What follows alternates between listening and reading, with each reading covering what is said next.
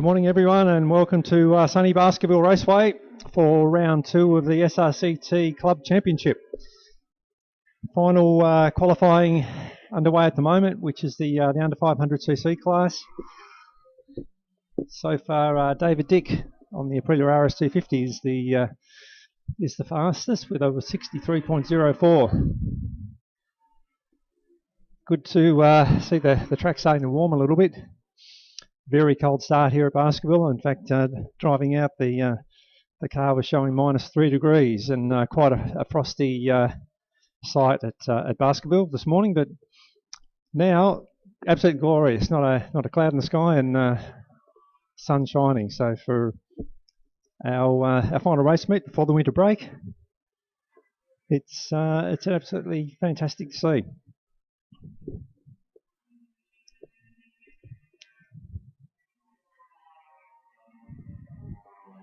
So far, as I say, David Dick quickest, 63.04. Chloe Honeychurch then on the Ninja 400, 64.93. And David Coward doing a great job on the KTM RC390, 66.9.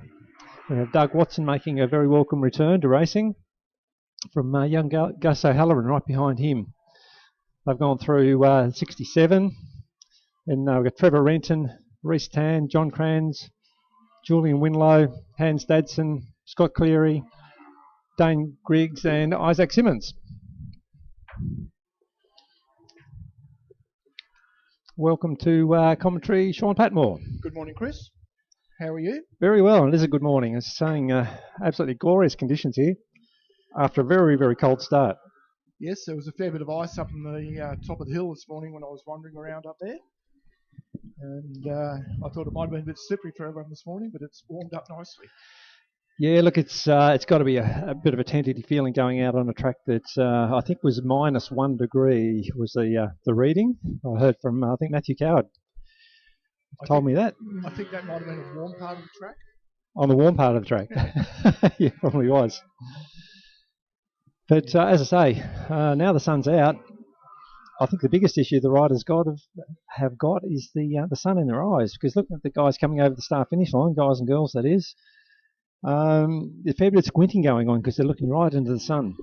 Yes, I noticed Isaac Simmons went past when I was coming up the stairs before, and he had one hand shading his eyes. Oh, really? As he was coming out of the sweeper, yeah. So. Yeah, well, it's probably changed from wiping off the condensation, yes, to shading your eyes from the sun. So it is a bit challenging, particularly winter in Tasmania, but like I was saying, the last one for the year before the winter break. It's good to see a good turnout here.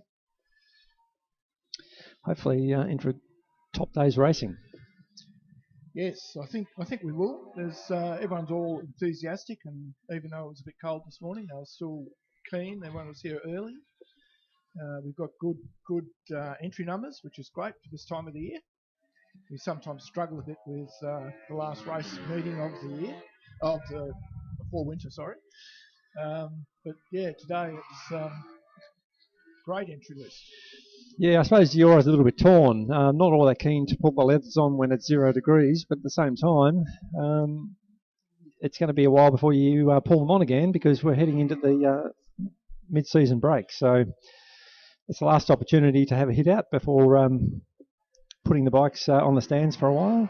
Just see Isaac Simmons coming into the pits, changing helmets. So right on cue with your comment there, Sean. I think Isaac's struggling with visibility, so his dad, Brett, helping change helmets for him. Yep. Brett not being particularly gentle when pulling the helmet up. I think Isaac Simmons would be... Oh, sorry, Isaac's ears would be burning right now. No, right. Not from talking about him, but from the helmet. Yes. We've only got a couple of minutes left in qualifying. Yeah, Reece Tan gone to the top. 61.97 from Julian Winlow on the Big Sour 500. 62.11. David Dick 62.4 relegated to third.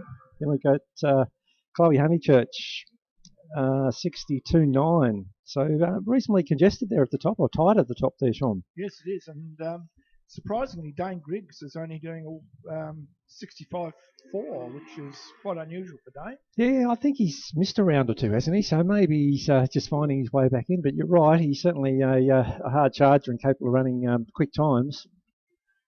Yeah, with the moment, David Coward, who's just stepped up from juniors, is running almost identical times to Dane, who last year was running at the point, or all this year has been running at the pointy end. Well, Dane just rolling over the start-finish line there at the moment. Certainly looking like he is just rolling around and not putting in. So, look, I don't know. Maybe he's just sorting something out with the bike. You don't know. He could be out there scrubbing a new set of tyres or brake pads or something. Yep. Isaac Simmons looking a little more comfortable now over the start-finish line. I don't know if he had a dark visor on before, but he certainly does now. It's these conditions. It's usually a fogging visor that causes problems because, as we often say, riders out there are actually working quite hard. So you are breathing reasonably hard, and when you have the air temperature is 1 degree. Yes, I noticed David Dick was popping his visor open as he came across the start line just about every lap as well, trying to unfog it. Yeah, not a very nice thing to have to do. And you certainly don't want to go around with the visor up. No. Because visibility is a very important thing when you're trying to race a motorcycle. Checkered flag time, so that's going to wrap up our morning qualifying sessions. So it looks like at this stage, with there's still a few bikes to cross the line, Reece Tan is going to be the quickest. Isaac Simmons is going through in 5th, so he's clocked up his best time on the last lap, so that visor seems to work for him. Yep. Oh, look at Chloe Honeychurch looking around and runs off onto the grass as she comes down the pit lane. I don't know what she's looking for.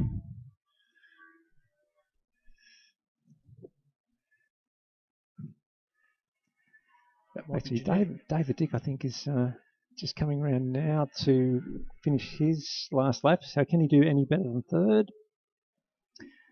No. Nope, he can't. So it does look like it. Well, timing showing Gus O'Halloran at the top, but that's a mistake. Reece Tan now is at the top. It's been corrected. So 61.97 for Reece from David Dick, 62 flat. So he did actually improve there. Oh no, it wasn't. It was almost his best time. It was 1/10 slower from David. And then Julian Winlow 3rd. So that's going to be a really interesting one. I think the big CR500 of Julian Winlow usually gets off the line reasonably well.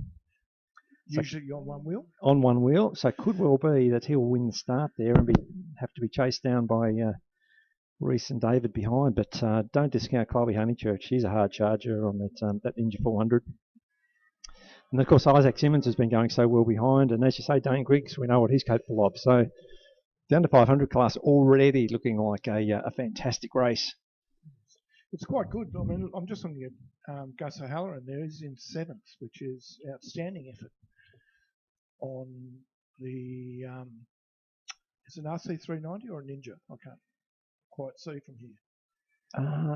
It's a good question. I'm not sure. I think it's a Ninja. Pretty sure. Yes, it is. Absolutely is. I recall a conversation yesterday where we were discussing that very thing. So, yep, it is a Ninja. And look, he's doing so well. Given, when he started on that little KO 150. Yes. KO, was it? What are they called? I think it's a KO, yeah. Or am I getting confused with the live streaming sport? I don't know. I'm sure everyone knows what I'm trying to say. He was going around well, but from those days, he just progressed so quickly. It's absolutely fantastic to see. I'm still not quite sure how his feet touched the ground on the Ninja, though. Because they barely hit on the little bike. Well, there's been plenty of short riders go before him who have done very, very well. You probably remember Buster Saunders. I do. He's probably half of Gus's height. Yes. I've actually been in a race or two with Buster a long, long time ago. Typically production 250, I think. But certainly one of the elites of production racing in Australia over the last few decades. Yes, it was always funny to see him on his tippy toes on an RZ350. Yep. Just touching the ground.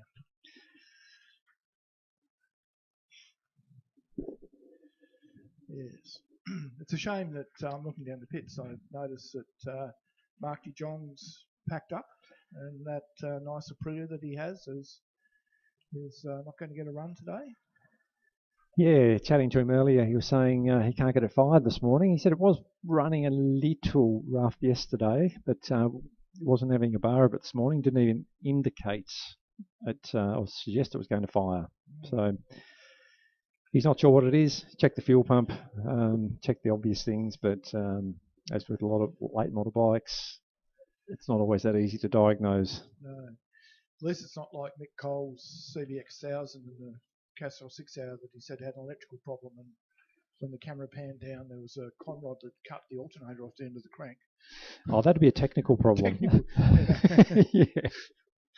The old go-to for the MotoGP team manager. Oh, we had a technical problem. I remember just filling in while bikes roll out for race one.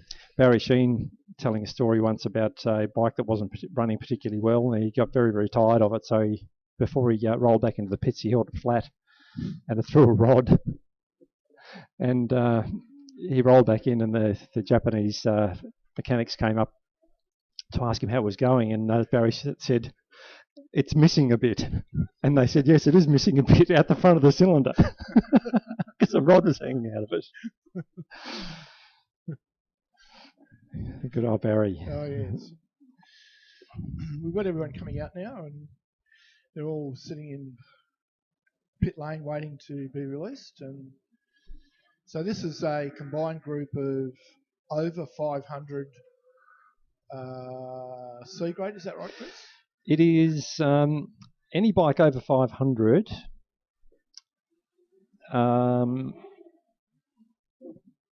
But it includes Superbike and Supersport only for C graders. C grade. Yeah. So in other words, anyone with an over 500 can go in it, but a Superbike or Supersport bike can't go in there with a B grade or A grade rider. Right. So typically what you're going to see is any Supersport or Superbike eligible bike will only have a C grader on it. Any older bike can have A, B or C grader on it, and It's actually working really well. And just looking at the morning warm-up, we've had some really competitive times already. Juhu Lee actually cleaned up round one on the Ducati Panigale, but we have Jeremy Huddleston, last year's basketball, Michelin Motorworks. God, I'm tongue-tied this morning. 2-hour winner. He's an A grader, but he's riding a pre-modern bike, so he's eligible. Who else? Nick Williams was riding around really well. He's a C grader on a superbike. And I would have thought we also have Oscar O'Donovan. Yes, he's rolling around now, is he? I thought he would have been in this. I know he had problems getting his bike started this morning. Yeah. But he would have been a real chance in this one as well. And then you've got Dale Madden there on the SV650, not far behind them. He was going really well round one, getting down into the low 59s. A bit of confusion on the start line there. A couple of people going to the wrong spots. Yeah. Everyone seems to be set now. Yeah, so the red flag's in. We're waiting for the red light to come on. It will be extinguished and then they're away. So red light is on. And away racing. The Ducati gets away to a shocker, really. He's way back midfield. So poor old Juhu, the winner from round one, he's back in about 10th place. It's Nick Williams who will pick up the lead as they come down through the S's for the first time. I think that's who's behind? Oh, that's Jeremy Huddleston getting away on nicely on the older Yamaha R1. That's going to be a really interesting dice between those two. And that's Dale Madden behind them. Yeah, those SV650s really launch well. They do. It's Juhu's coming up the inside, going to the top of the hill there. trying to pick up some places. Yeah, you need to be a bit careful. He's got some traffic in front of him. You don't need to win the race on the first lap, as they say. But Nick Williams enjoying the benefits of a late model R1, but again, he's a SRCT grade rider, so absolutely eligible for this class. Jeremy Huddleston now tucking in and settling into the older R1. We know what a capable rider Jeremy is. Dale Madden into third. Juhu Lee now coming through on the Ducati. He'll probably make short work of the poor old SV650 in front of him. Yes, he's catching pretty quick through the S's. I think he might even get him going up the hill. I expect well, I don't know. Far away. I think you're probably right, but there's a big gap there at the moment. Yeah. Look at the look at the horsepower difference, but it doesn't quite get to him before the top of the hill. No doubt down the back straight this time. Make short work of the smaller capacity machine in front of him. But Nick Williams is doing the job out front. It's going to be very interesting to see race 2 if Juhu gets away to a clean start. Juhu's gone past Dale before they got to the hump on the back straight, so just looking at lap times, we've got 57 flat from Nick Williams, Jeremy Huddleston 59.19, so that's not really what we expected from Jezza. He might have a little bit of an issue. Juhu Lee 57.99, so Nick Williams not only leading but also setting the pace at this stage.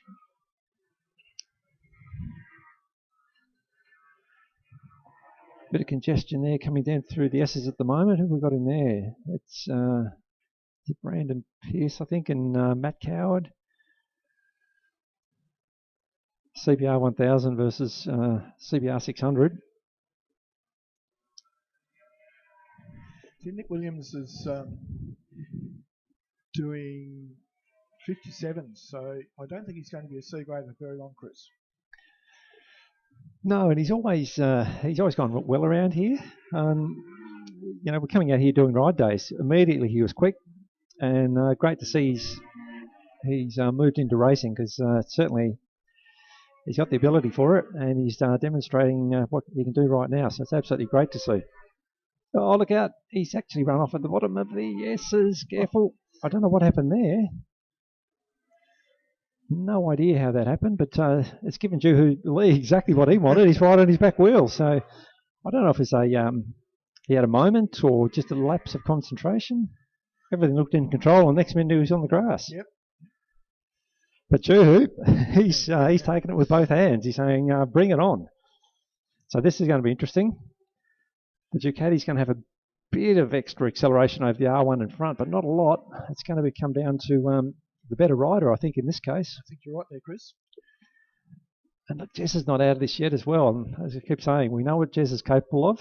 I know he's on the older machine of the three, but he's the A grade amongst them. Looks like Nick's having a bit of a rear tyre issue there, or he's lighting it up. Maybe that's what's happened to him in the S's. Look, I don't know. In his favour is that he's still got the fastest lap, so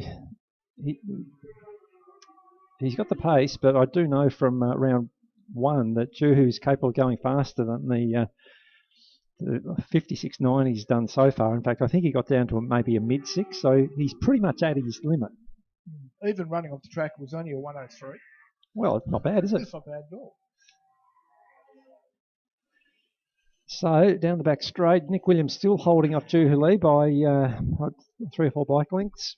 There's really not much in it.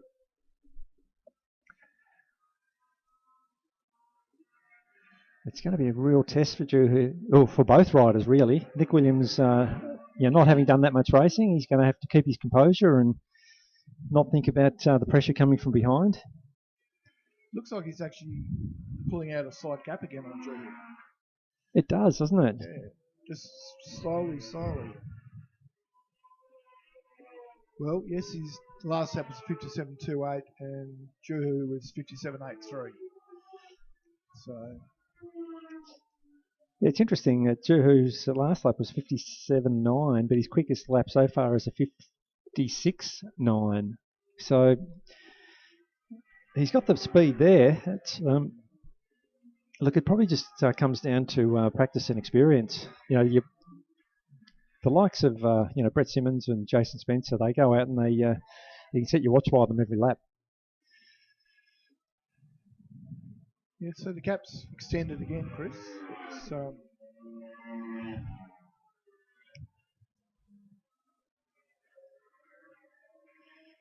Yeah, well, so far Nick's doing what he needs to do. He's, other than that little run off at the bottom of the hill, he's keeping it together. And actually, I think you're right, Sean. He's a second lap past her. Good contest here further back between that's Jaden Davey Bodell and Ollie Skinner, is it? It is Ollie, yeah. That's great to see these guys going head to head. And then I think we've got Matty Coward and Brandon Pearce. Yeah, they're the two I mentioned earlier. CBR 600 versus CBR 1000.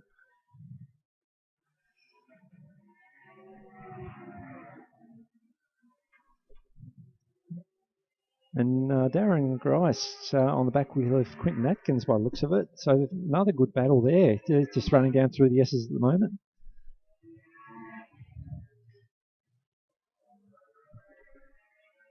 Good to see Richard Reid having his first run here at Baskerville on the SV 1000. Don't see many of those around. I don't think they last very long. I think a lot of them had that problem you were talking about with Barry Sheen before. But also Toby Schuring, I think that's how his surname is pronounced. He's having his first race meeting ever here at Baskerville. Chatting to him yesterday, he was a little bit anxious and nervous, as you'd expect. I think every ride having their first race meeting can relate to that. But so far, he's keeping on the black stuff and doing exactly what he needs to do.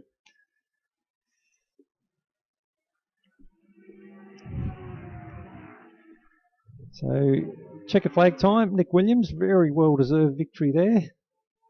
But Juhu Lee just getting caught up in a bit of traffic, but he'll come through, pick up second. So that was quite interesting. That I was actually thinking that Juhu might have had a chance there, except for his bad start. But he had every opportunity. Nick gave him every opportunity, and Nick still got the better of him. So Juhu's going to have to turn that around for race 2. Juhu was like 3 seconds slower on that last lap. I know he's caught up in a bit of traffic, but he may have been having some tyre troubles as well. Looks like Ollie Skinner's just got past Matty Coward at the line from Brandon Pearce. Peter Bellchambers, how many laps has he done around here now? Still, every time you see him, he's got a big grin on his face. Yes, and I think he's looking forward to the historics, Chris, because I think he might have a bit of an ace up his sleeves, having done so many laps around here on that Suzuki 750. Oh, that'd be great to see, wouldn't it?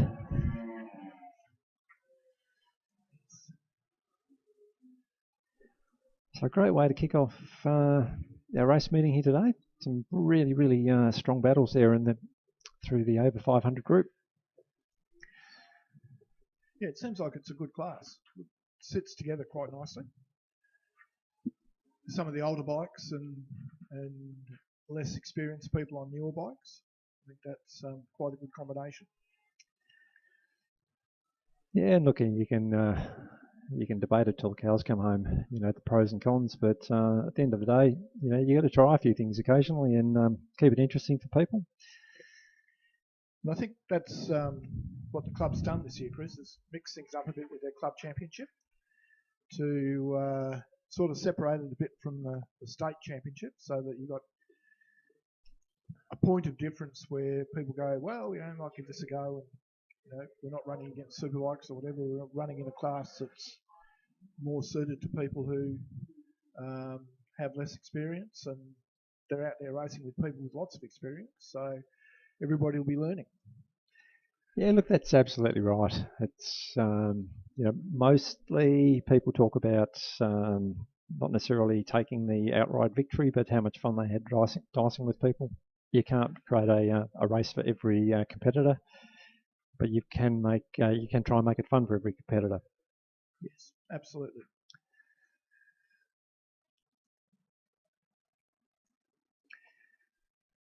So Next race up is our combined Superbike and Supersport. Always one to look forward to. And typically, we haven't seen the Superbike and Supersport combined. Well, for some time. They used to run together some years ago, but here at basketball, particularly in the state championship, they're separated.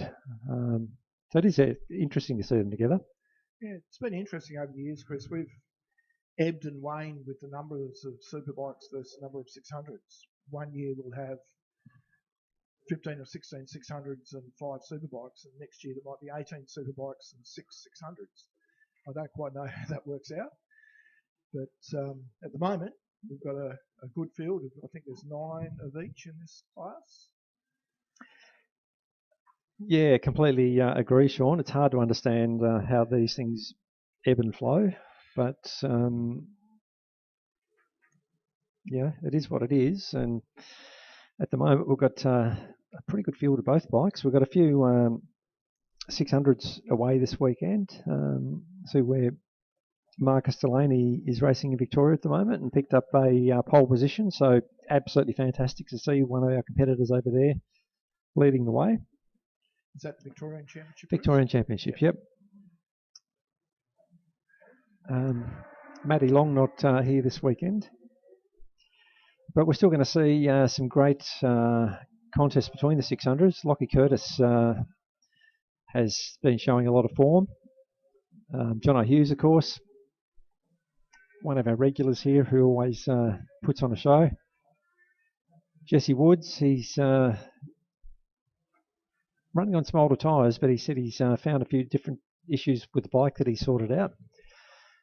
And we know what Jesse's capable of. So, you know, the 600s are going to be getting it on. And, of course, in the 1,000 class, Brett Simmons out there last time out lowered the lap record again to, what was it, almost a flat 52 or something, wasn't it? Yeah, very close to that. I can't remember what the actual number, but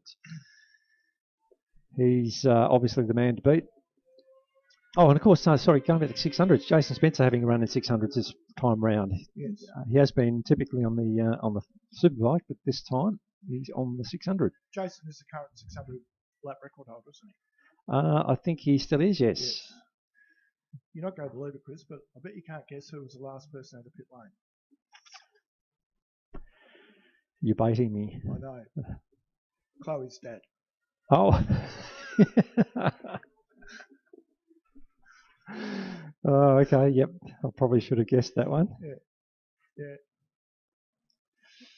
So look at that, a 600 on front row, splitting to, well, actually, 2 600s with Jesse Woods there as well. I actually thought Brad Hughes in P4 was on the front row, but obviously not. So good work from both those 600 riders. It goes to show that basketball does lend itself to a 600. Yep, definitely. So this will be interesting. Particularly the 1,000 of Brad Hughes behind and Oscar O'Donovan, what they can do with the 600s in front. We're about to find out because the red light is on. Racing. Oh, Jesse Woods getting very close to Jason Spencer there off the line. Brett Simmons is the man, as per usual, picks up the lead. Pretty tight to turn one there, Chris. It is getting pretty tight. You have to pay. There's plenty of bikes just shuffling their way around through the S's at the moment. Not a lot of room, but all through there cleanly at this stage. So Brett Simmons from Jason Spencer. Jason getting a better start on the 600 than he typically does on the 1,000. He's usually backed in about 5th position on the 1,000. And then I think it is Jesse Woods right behind Jason Spencer. Then it's probably Brad Hughes, is it? They're about to come down the straight, so we'll find out. Brett Simmons leading the way. Oh, it's Brad Hughes behind Jason Spencer. So he's used that horsepower of the 1,000 to get up on his back wheel. Where's Jesse Woods, though? He got tied up in turn 1 a little bit. Yes. A bit tight, and he's back in about 6, I think, 7. Oh, way back. Okay, there's Lockie Curtis behind Scott Honeychurch. Yeah, so I don't know what happened with Jesse there, but he's right back in about 8th position. So you won't be happy about that, having started on the front row.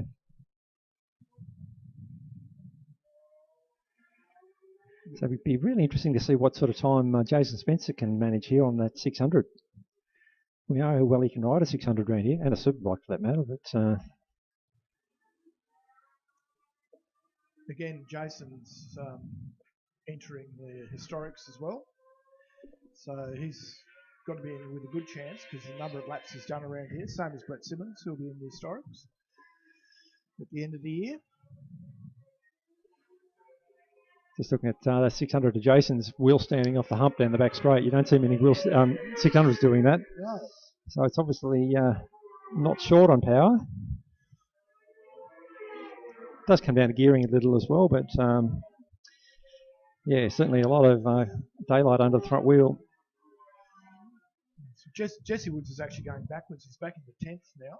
Wow. So he must be having a few issues out there. Yeah. But your race order at the moment: Brett Simmons from Jason Spencer, Brad Hughes, Scott Honeychurch, Oscar Donovan, Lockie Curtis, fair way back there in 6th, Chris McGrath, Chad Wiley, Jeremy Huddleston, Jesse Woods, Jason Wiley, Jonathan Hughes, Todd Tatnell, Wade Schrader, and Matty Coward. So Brett Simmons just about to cross the line. Previous lap 53.78, this one a 53.62. Jason Spencer 54.5. Without knowing what the lap record is, so I don't know how close he is to breaking it, but he's got to be knocking on the door there at a 54.5.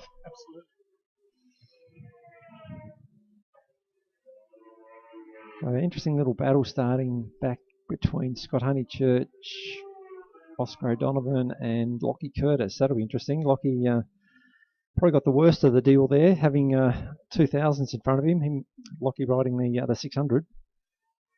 But at the same time, he can use that as a bit of a carrot or a challenge. Yes, it looks like it's going to be fairly difficult for Oscar to get past Scotty Honeychurch. I just noticed going down towards Calvin's, Scotty Honeychurch pulled about 3 bike lengths on him.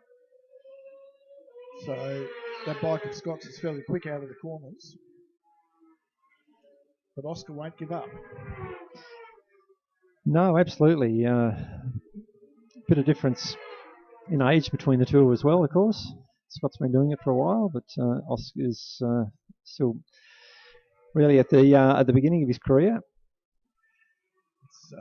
That nearly ended in tears just there at the top of the Ursus, Chris, when Oscar nearly ran into the back of Scotty Honeychurch. Yeah, it certainly pulls a bit of gap, doesn't it? I was just looking at Scott's up the hill.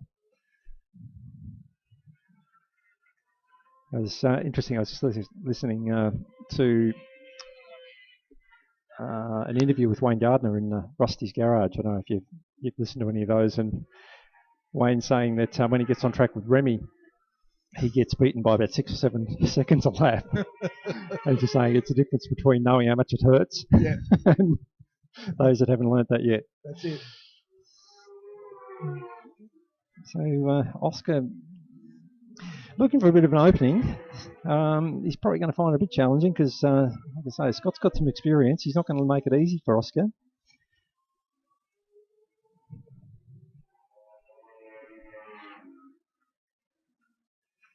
I think that was just looking at Jeremy Huddleston going through on Chris McGrath. And then it's Jesse Woods behind them. How's Jesse going now? He settled into 9th position. So, look, it may well have been just a bad start, and then he got caught up with some thousands that shuffled him back down the straight. Yes. I mean, even though he's back in 9th, he's still doing 56-second laps, which is the increase in pace of all the 600 and 1,000 riders over the last 12 months has been astounding. So quickest lap so far from Brett Simmons, 53.98. Well and truly outside the lap record he set at round 1, but track temperature's probably got a bit to do with that.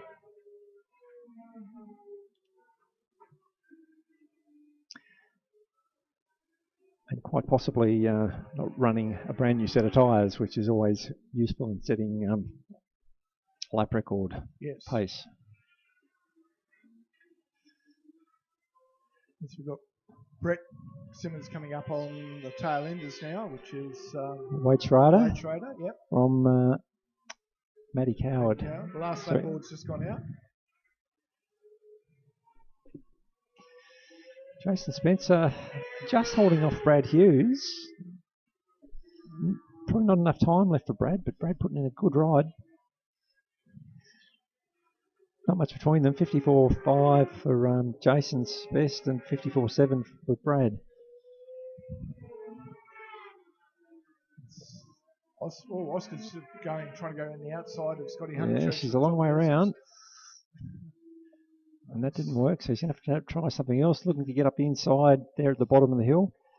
Frustrating because this is where Scott is probably gearing just by the looks of that. It does jump away at the bottom of the hill well, so it could just be that it's getting into the power earlier. Or grip, one of those two. Yep. Our race leader, Brett Simmons, just about to cross the line. He'll pick up the checkered flag for another well-deserved victory.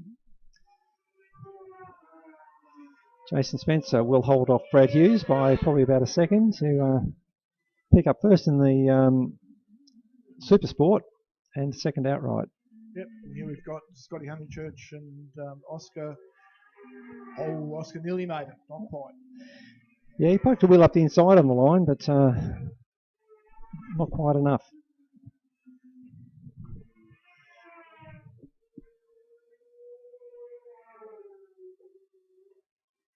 Yeah, the lap times have almost been identical for Scott and Oscar. Notice Jason and Chad Wiley dicing together on track. You don't often see dad and son not only racing together, but also dicing together.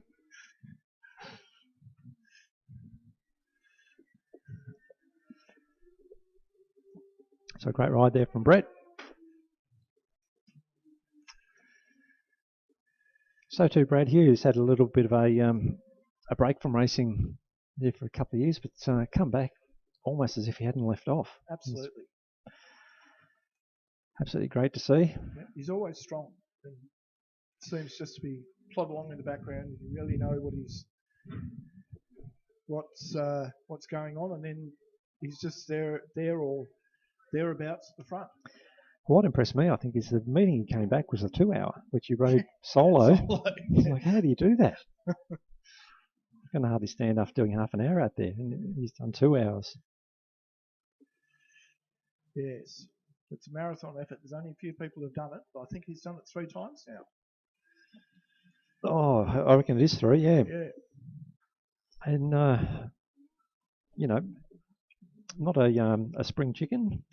I'm sure Brad would agree that he's heading towards the twilight of his career. So unlike fresh legs, it does hurt a bit more as you get older.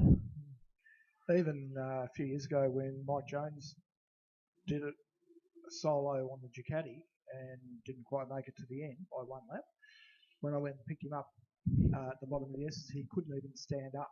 He was that tired, and he's probably the fittest person I know. Yeah, like absolutely, and he still talks about that. But at the same time, I think the pegs were probably about 10 centimetres under the seat pad. So, Yes. But certainly one of the most impressive things we've seen here at basketball in recent memory. Sorry about that, Chris. Those that were here still talk about that absolutely amazing ride from Mike on the old 916, wasn't it? Yes. I think it was a 916. Yep. Anyway, the Bob Sellers prepared machine, and yeah, surprised everyone with not only the pace he set, but the sustained pace, and was looking like actually winning the race until it ran out of fuel on the last lap. It's a bit unfortunate. Just incredible. It really showed what a talented rider Mike is. Yeah, it's one thing to see him punting a superbike around here, but getting the best out of that old Ducati was just something else. So I have a bit of an invitational race here at the moment for our current and previous juniors. Just give them the opportunity to get out on track without having the bigger bikes around them. So all of our juniors now have senior licenses. They've all turned 16, or they have riding with seniors. Actually, sorry, I think they're all have senior licenses now. So this is the first race meeting where 3 of them, I think, are actually on larger motorcycles. They're on, instead of 150s, they're on 250s. So this gives them a good opportunity to get out there and work out how to ride these bigger bikes and not have the 500s or up to 500s going a bit quicker than what they can, getting in their way. Yeah, look, absolutely. And we've all said it time and time again how successful this class has been. There have been so many good riders come out of it that are now racing competitively in the larger classes. Yep. The unfortunate thing about juniors is that more people graduate from it than enter it. And, we need people coming through. We do want to continue to run the class, but of course it's very, very hard to have regular junior racing with only 2 or 3 riders. So a bit of a challenge for the clubs. We don't want to lose it. We want to actually try and encourage more kids into it. But as you say, this is the opportunity to pull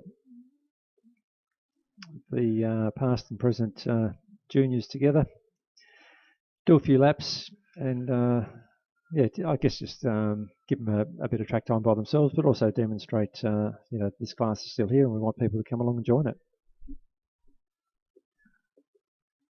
Looks like Ava may have a problem on the start line.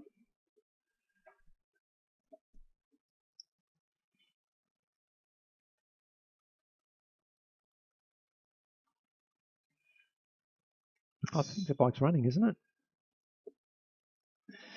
Just speaking to our starter, Leah Renton at the moment, so they'll sort that out, hopefully.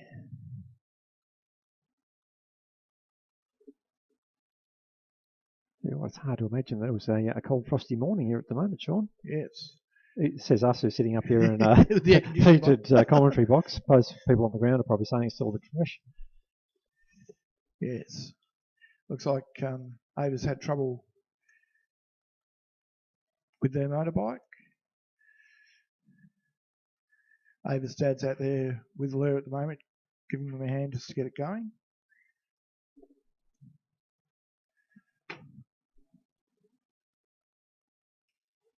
Yeah, looks like they've got a bigger issue there.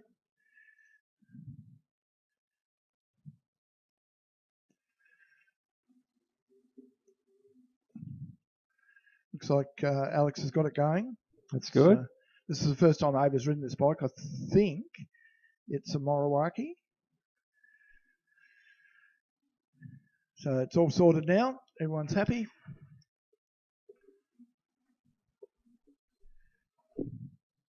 And ready for a start. So the red light's on. Racing. So. Oh, Ava! That was a big wheel stand. I think that's. Yep. Yeah, it's a red flag. It's big wheel stand from Ava, and then she went over the front.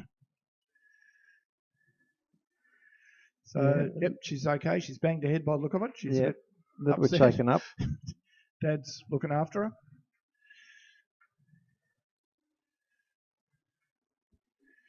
Yeah, so I think they're going to red flag it, are they? Yes, it's been red flagged. Okay. Just looking at the top of the hill, yep, red flags are out everywhere. All right, well, just while they deal with this situation, why don't we just have a really quick break, Sean? Yep. We'll come back as soon as we're ready for another start. No problems.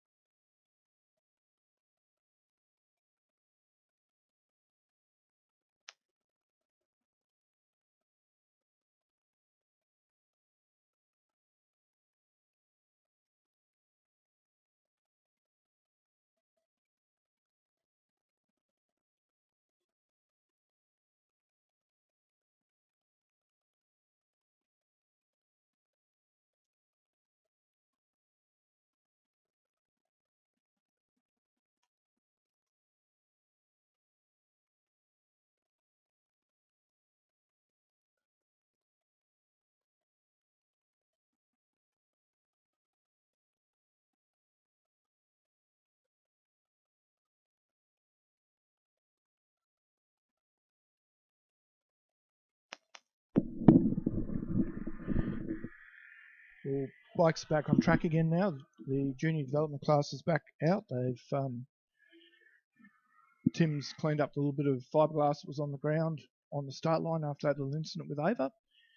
And so now we've got 3 bikes in the field coming around to start the race.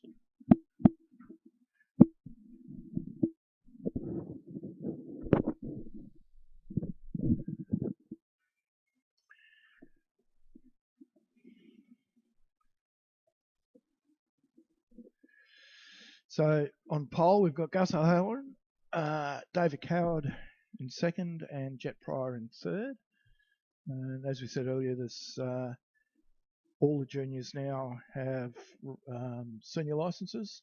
So if there are any juniors out there that want to come racing, now's the time. We need to keep developing the junior racing because that's the lifeblood of the sport. If the kids don't come through, then eventually all the old blokes stop racing, and that'll be a sad day. So we've got Gus and David Coward coming up to the start line now. Yeah, just waiting for Jet to get there. He's on the way through the sweeper now. We've got Leah out on the start line holding the red flag, and just waiting for Jet to line up. He's riding a CBR 250 now, which he's pretty comfortable on, I think. So red flags come in, waiting for a start, and red lights on, red lights off, and they're away. And Gus has gone straight into the lead on the Ninja, with David right behind him on the RC 390.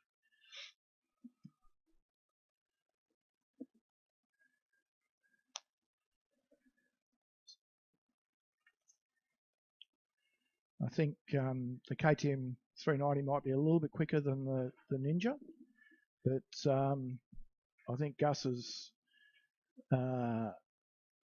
lower mass might help him.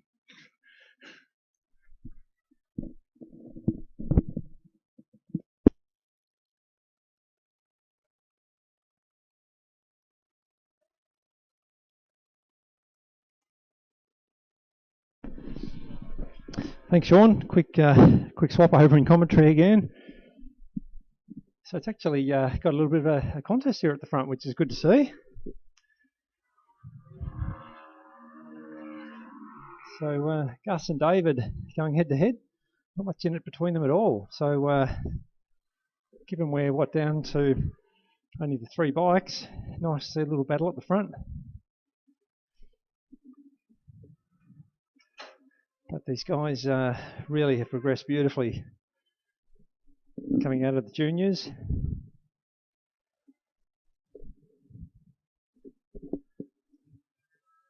Ninja 400 in front from a KTM RC 390, so interesting to see what the difference is down the back straight here. It's running down the hill at the moment towards Calvin, so about to open the taps. It'd be good to actually see what the difference is.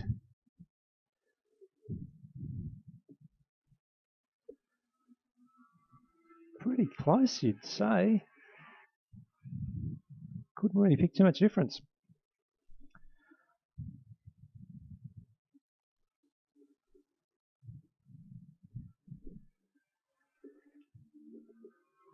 So David now leading Gus. I'm sure Gus won't take that lying down.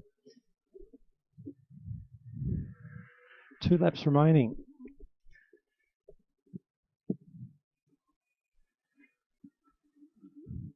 David looks to be pulling out a little bit through the S's. He's riding that section of the track really well. I think he has maybe opened up the gap by a bike length or so, but it's hard to say Gus can't pull it back over the back of the circuit. Most riders have their strengths and weaknesses around the track. In fact, already it looks like Gus has made up a little bit of that ground. So, as I say, that might be Gus's preference. So down the back straight again, over the hump. And Gus is actually pulling up. There you go. The bike does actually have a bit more straight line speed, goes past under brakes.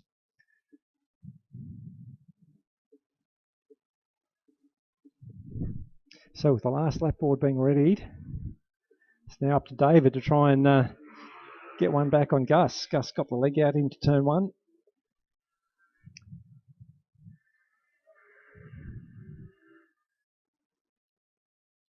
I'd say, given that little bit difference in straight line speed, that David's going to have his work cut out here. He's going to have to maybe get a move on. Oh, Gus is down. Gus is down. He's lost the front into the turn at the bottom of the hill. Certainly pushing hard. It'd be good to see Gus get on his feet.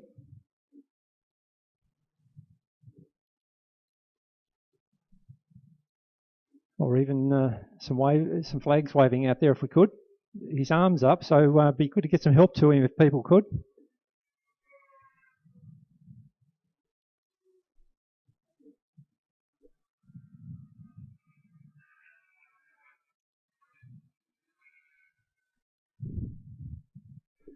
Once again, I don't think Gus is up yet. It'd be nice to get some help over there to him if we could.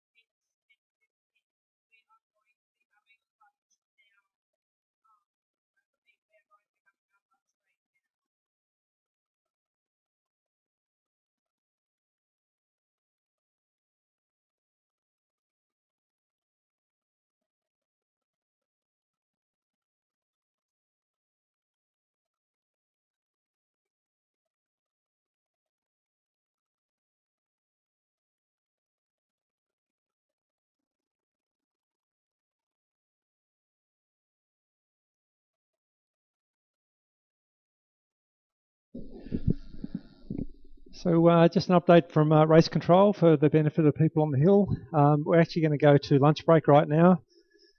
Just given the delay with that previous race and the accident, it's better we go to lunch now and resume racing straight after that. So there is a canteen down here. Please feel free to come down and wander around the pits, get some lunch. We should be up and running in about half an hour.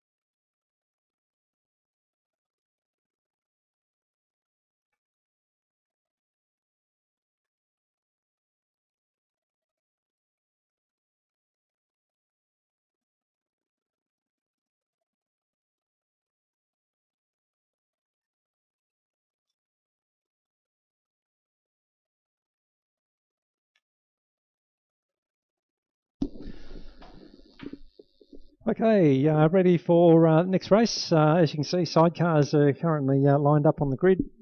We have Lindsay Seabrook on outfit number 7 on the front row, from Terry Brooks on the blue number 6 machine, back to Tom Davis on the black number 13 machine. So slightly depleted field this weekend, and welcome to the commentary, Rod Garrett, for the first time today. Yeah, g'day Chris, g'day everybody. Hopefully you can hear me. I'm trying to get this microphone sorted. I can hear you, but bike's away, so as you'd expect, a bit of a separation between them given the different distances between them on the start grid. So Lindsay Seabrook's first man away, coming down through the S's at the moment. I think this race is actually reduced to 4 laps. It is. The guys got together and said, given the depleted field, they were comfortable with the 6 laps. And on all accounts, pretty tiring as well. You probably heard the same thing, Rod, that getting these machines around takes a fair bit of effort. Look, I'm sure it's harder than it looks, especially for definitely the passenger who's swinging from side to side. Can't be an easy thing to do to combat against the G-forces. No, I'm sure if you get it right, it feels great, but when it doesn't go right, I can imagine it's pretty terrifying. But always entertaining to watch. The numbers have been building, so we're looking forward to having a reasonable sized grid this weekend, and all part of a lead up to having the National Historic Championships later in the year, where we should see hopefully quite a few sidecars on the grid, and that'll be something to behold. You probably remember back in 2011, I think, Rod, we had a historic meet here and sidecars out, and my God, wasn't that something to watch? Yes, it was. I do remember being enthralled by the action of the sidecars back in 2011, and I think it was the Bayliss outfit. No relation to Troy, I don't think, but they, from memory, Chris, were leaving a large trail of smoke between turn 1 and turn 2 as they were putting the power on, and they were very loose on the corners. Lots of sliding and lots of movement from side to side in the cart, and it was very exciting to watch at the time. Yeah, it was absolutely unbelievable. Absolutely fearless. It would appear from where we were. I'm sure they felt like things were under control, and look, they kept it in. They kept it on the black stuff. It looks like we've got a retirement already.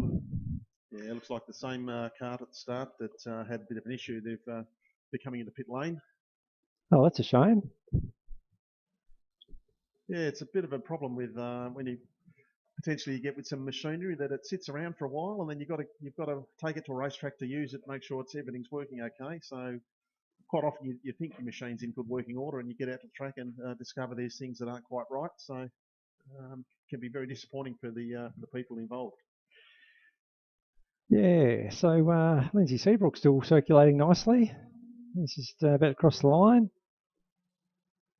Not really under any pressure. In fact, he's bit of a demonstration lap.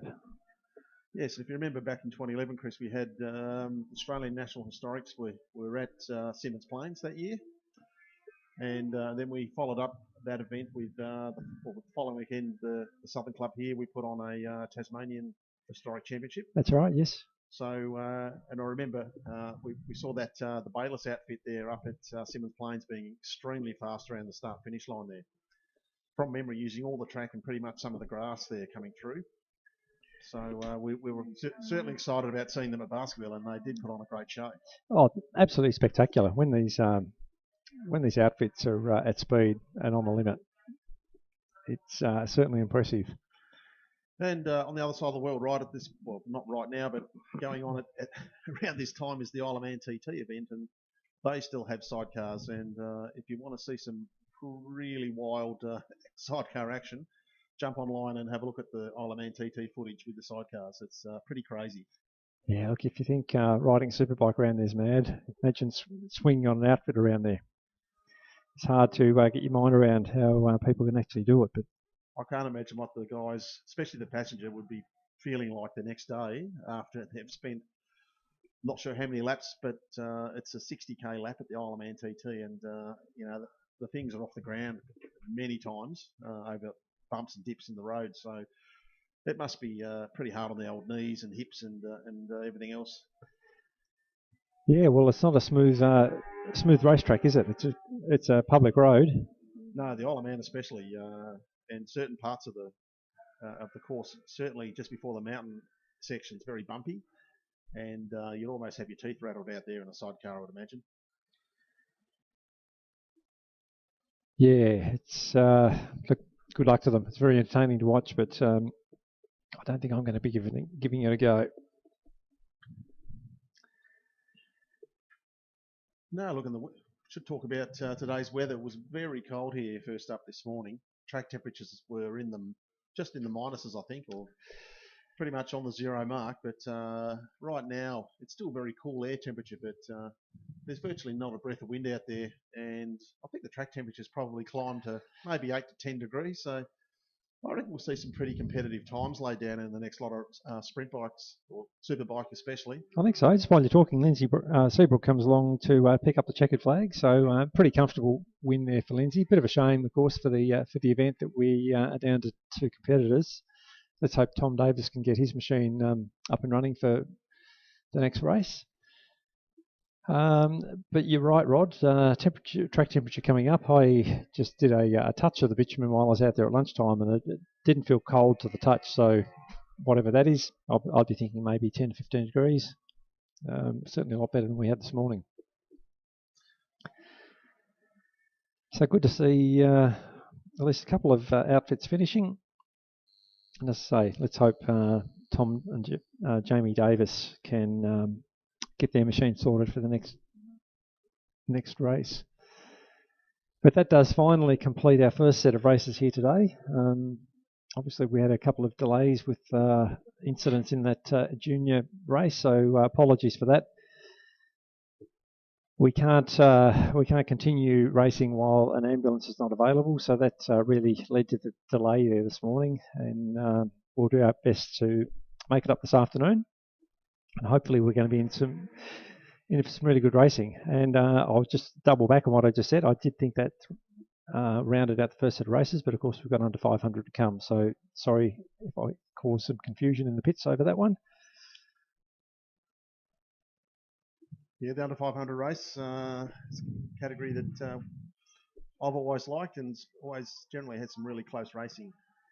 We see a mix of Grand Prix bikes and production-based bikes, 2-stroke, 4-stroke engines, so it's always a class that puts it on generally, and a great mix of different machinery. Yeah, and of course for people who aren't regulars out here, the SRCT Championship is actually running trialling a new format this year. So we sort of condensed a few classes into one to bolster up the grids and make it a bit more enjoyable for people to have somebody to race against. So there's a few classes merged into the under 500 class, and similarly with the over 500 class, a few of the state championship classes all merged into one. And look, just walking around the pits here at lunchtime, talking to people, they're really enjoying it. So far, like I say, it's a bit of a trial, but seems to be working okay. And as you say, Rod, the smaller capacity bikes are always entertaining. They typically ride the corners harder, less, I guess, reliance on that horsepower down the back straight. You do see quite a few good battles. Yeah, and it's basketball, the natural layout of this circuit. It really does lend itself to being an entertaining racetrack for these little bikes. Having not raced, but certainly ridden some smaller capacity bikes around here, they're a lot of fun. From turn 1 through to coming onto the straight, they're a lot of fun. So you know that you can't beat the bigger bikes certainly for the thrill up the hill and down the back straight with the horsepower, but little bikes, you get them, they're typically a lot easier to get on the power off a corner, and they carry corner speed, so a lot of fun. Well, we had some really close qualifying in this class. I think it was Julian Winlow on the CR500 motard bike that picked up pole. No, sorry, I take that back. Reece Tan, GP bike, Moto 3. He actually pipped Julian at the end. David Dick in there on the Aprilia RS250. He's P2. Dane Griggs, one of the front runners in the production class, he's in the mix. So I think we're in for a really entertaining race here, Rod. Yeah. It's always entertaining when I see Julian Winlow on the motard here. That's always fun to watch. Usually spends more time on the front wheel in the air than on the racetrack. Not sure which bike he's on today. I'm assuming it's a CR500. Well, it's certainly entered as a CR500. Okay. It's definitely a two-stroke. We can see the smoke coming out of the back of it. Definitely a two-stroke for sure. It's definitely a single, and it's got a massive expansion chamber on it. So I think there's every chance it's a 500 two-stroke. Now, you've owned a CR500 in the past, I believe, Chris? I did. It advanced my age by about 10 years. Okay, so they're that much fun to ride then? Oh, look. I've never ridden one. I've only ever ridden a two-stroke 250, and they're a lot of fun, so I can't imagine how much joy you'd have out of a big 500. I think the first thing I learned is they accelerate better than they brake. But no doubt they've got plenty of mumbo and probably got lots of mid-range compared to the little bikes. Look, for those that have ridden an early model two-stroke motocrosser, particularly 250s like you're referring to, they had a really wicked top end in them. The 500 is a lot more linear, a bit more of a tractor, but still stupidly fast. Yeah, I found the 250, namely, I think I've been on a CR and a YZ, but the 250 two-strokes, when they come on that power band, they really do boogie. Yeah. And I'm going back to bikes built maybe in the 80s, so I'm sure the two-stroke bikes of the modern era are a lot more progressive and nicer to ride than the early ones. But I think, like we said before, that a lot of these old motocross bikes in the day were converted for road racing, and they really were very popular and a good way for people to start racing. All right, well, talking about racing, here we go. The under 500 class is lining up. We've got missing someone from the front row. Yeah, well, that's Reece Tan. That's a shame. Okay, so anyway, we're going to be in the starter's hands very shortly. Red flag about to come in. So the battle for the race to the first corner is going to be between Julian Winlow and David Dick. So this is going to be interesting. And you watch yourself up off the start here. Usually lots of power wheelies. Oh, Isaac Simmons, a shocker of a start. And it looks like Julian Winlow on the CR500. No, it's Chloe Honeychurch who rounds him up. So it's Chloe Honeychurch from Julian Winlow. That was a great start. That's from Chloe. One of the KTMs in there. Who's that? Looks like Dane Griggs here around the outside. He didn't quite get the start he wanted. So David Dick's come through for third. Isaac Simmons has hit. Oh, who's that? Gone right up the back of. I can't quite pick who that is. I think it might be David Coward, I think. Looks like Suzuki Leathers. I think you might be right. I think it is David. It is. No idea what happened there. Isaac's just ridden flat out into the back of him. Not a good way to start the race, but let's hope both riders are okay. We're under yellow flag conditions at the bottom of the hill. So it's back to the leaders, just coming around the start finish now. Julian Winlow's moved into the lead here on the big 500. David Dick around the outside of Chloe Honeychurch, almost in the dirt. Chloe, is she going to back out of it? She has to. No, good move from David there. Julian Winlow there, Chris. I'm not sure whether he's clamped eyes on him through around the sweeper, but he looked like he was going to end up in the dirt, and I thought he had the perfect bike to go into the dirt on. But he was definitely on the money. So this is going to be interesting to see if David can chase down Julian, because the lap times look, well, on track they look pretty similar. And Chloe Honeychurch, look at the ride she's putting in. Yeah, it's definitely going to be a good Julian Winlow there, sorry. A big power wheelie down into Calvin's, the typical of the mid-range torque of the big CR500. Not very aerodynamic though, of course. So right now, even though it might have a bit of power, it's struggling to push it through that air. And as you can see, David Dick probably closing up there a little bit, Rod. I think he has. David's looking very strong there. Don't discount Chloe Honeychurch here either. He's got a very large carrot in front of him on the CR500. And we're back to Dane Griggs, and I think it must be Trevor Ranton behind Dane. It is. So RC 390 versus VFR 400. Welcome return to the racing for Doug Watson on bike 5. Yeah, great to see Doug back. Looking at David Dick there, Chris. He's done the fastest lap of the race there on lap 2, and he's definitely got the win in his eyes here if he can get past Julian Winlow. Yeah. Where do you even start trying to get past the CR500? It's not going to be easy. Once again, big power wheelie from Julian Winlow, wasting time. Like it's not the fastest way down into Calvin's. I'm sure David Dick in position 2 there would have his would be looking at that with glee, thinking that's a slow way to get along the racetrack. Oh, look at David Dick now. He's all over the back of Julian Winlow. So still with plenty of time remaining. Definitely has to be a challenge coming here. Well, I reckon I'm going to put my money on it. End of the straight, he's definitely stronger on the brakes. And I think Julian will hold him through the corners. Yeah, I think you're right, Rod. But I think next lap around, end of the straight, there's every chance that David's going to be in a position to challenge for moving into the lead. Well, a yellow flag out there at the bottom of the hill, so that's going to, assuming that stays out. That'll stay out all race. We've had someone look like they've run off at between 1 and 2 there. Is that Dane Griggs? Or Doug Watson? It could be Doug. Looks a bit like Dane, actually.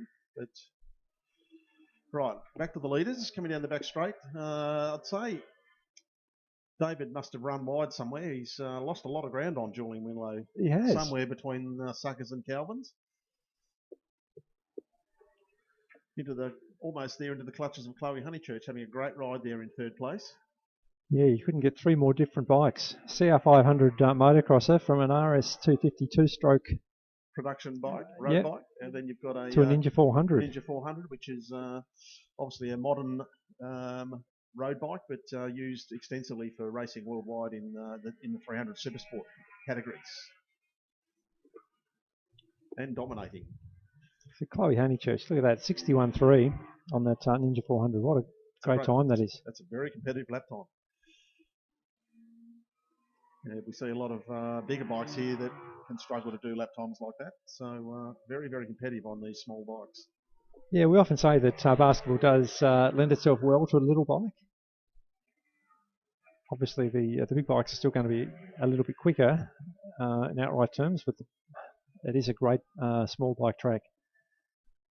Yes, I'm not sure what happened with David, but looking this lap around, he's definitely lost that momentum or that carrot that he had in front of him with Julian. Yeah, look, agreed. I don't know if he had a bit of a scare somewhere, but he looked like he was all over the back of Julian. I don't think Julian's up the pace, has he? Well, maybe. There you go. Last lap was the quickest lap, okay. 60.87. So maybe he stopped the wheelies and put his head down. Maybe he did. So, yep, past the lap of the race, but I'm sort of tipping that David must have ran wide at Suckers, and we were not quite could see it through where the marshal there is, the marshal box sort of blanks the corner a little bit. Julian Winlow again, another big power wheelie as he heads down into Calvin's.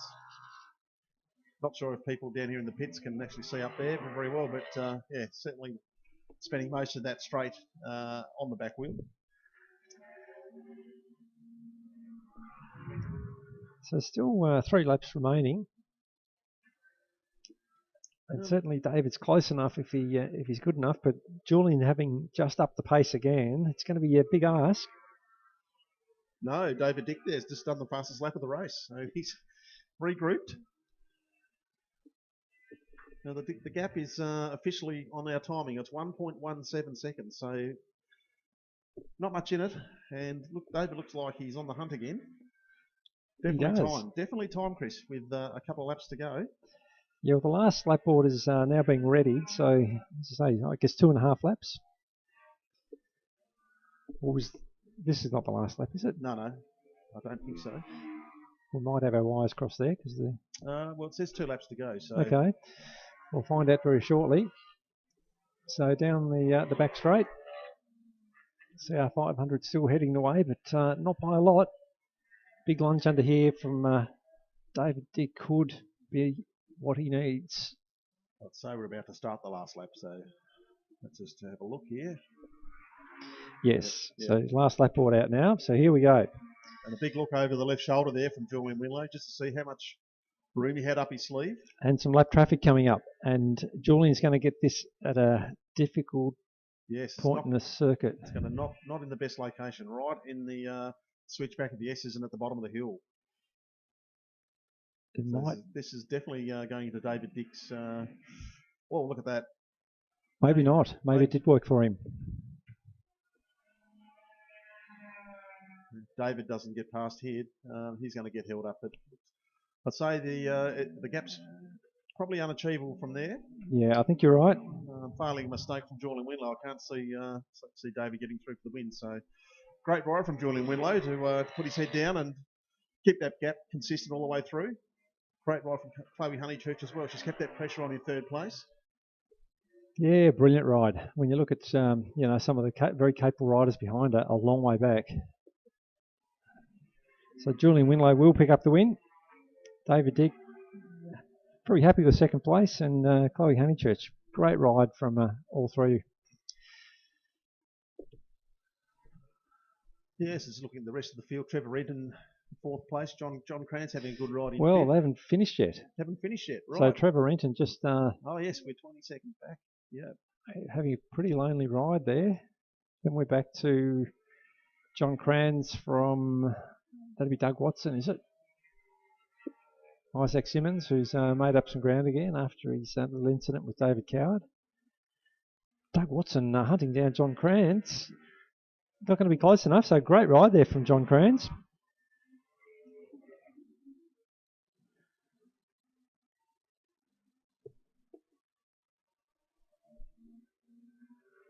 Yeah, not sure what's happened with Dane Griggs. Yeah, I'm just trying to find Dane on the timing, but... Yeah, we know what Dane's capable of, and it's much better than a 66, so I can only assume there's some machine issues there. Yeah, Dane's normally around around the flat minute mark. And so too Scott Cleary. I wonder if there's issues there. 69. We've seen Scott certainly towards the pointy end previously, but absolutely brilliant ride from the lead three there. Put on a great show for us.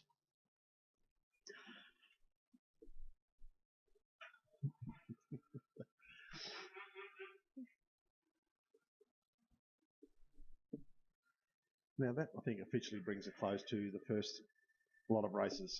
Yes, I think you're right. Not having a program up here, I'm just going from memory. But yeah, pretty sure it does, which brings us back to... Must be the over 500. I think it is the over 500, but I'd rather race control make that call than you and I. I don't want to upset the program. We don't have a program up here today? No, not today.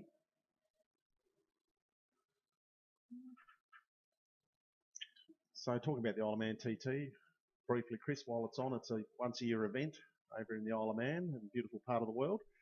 Have you caught any of the practice or practice week? No, I haven't. I've seen a few of the results, but I haven't actually managed to watch any yet.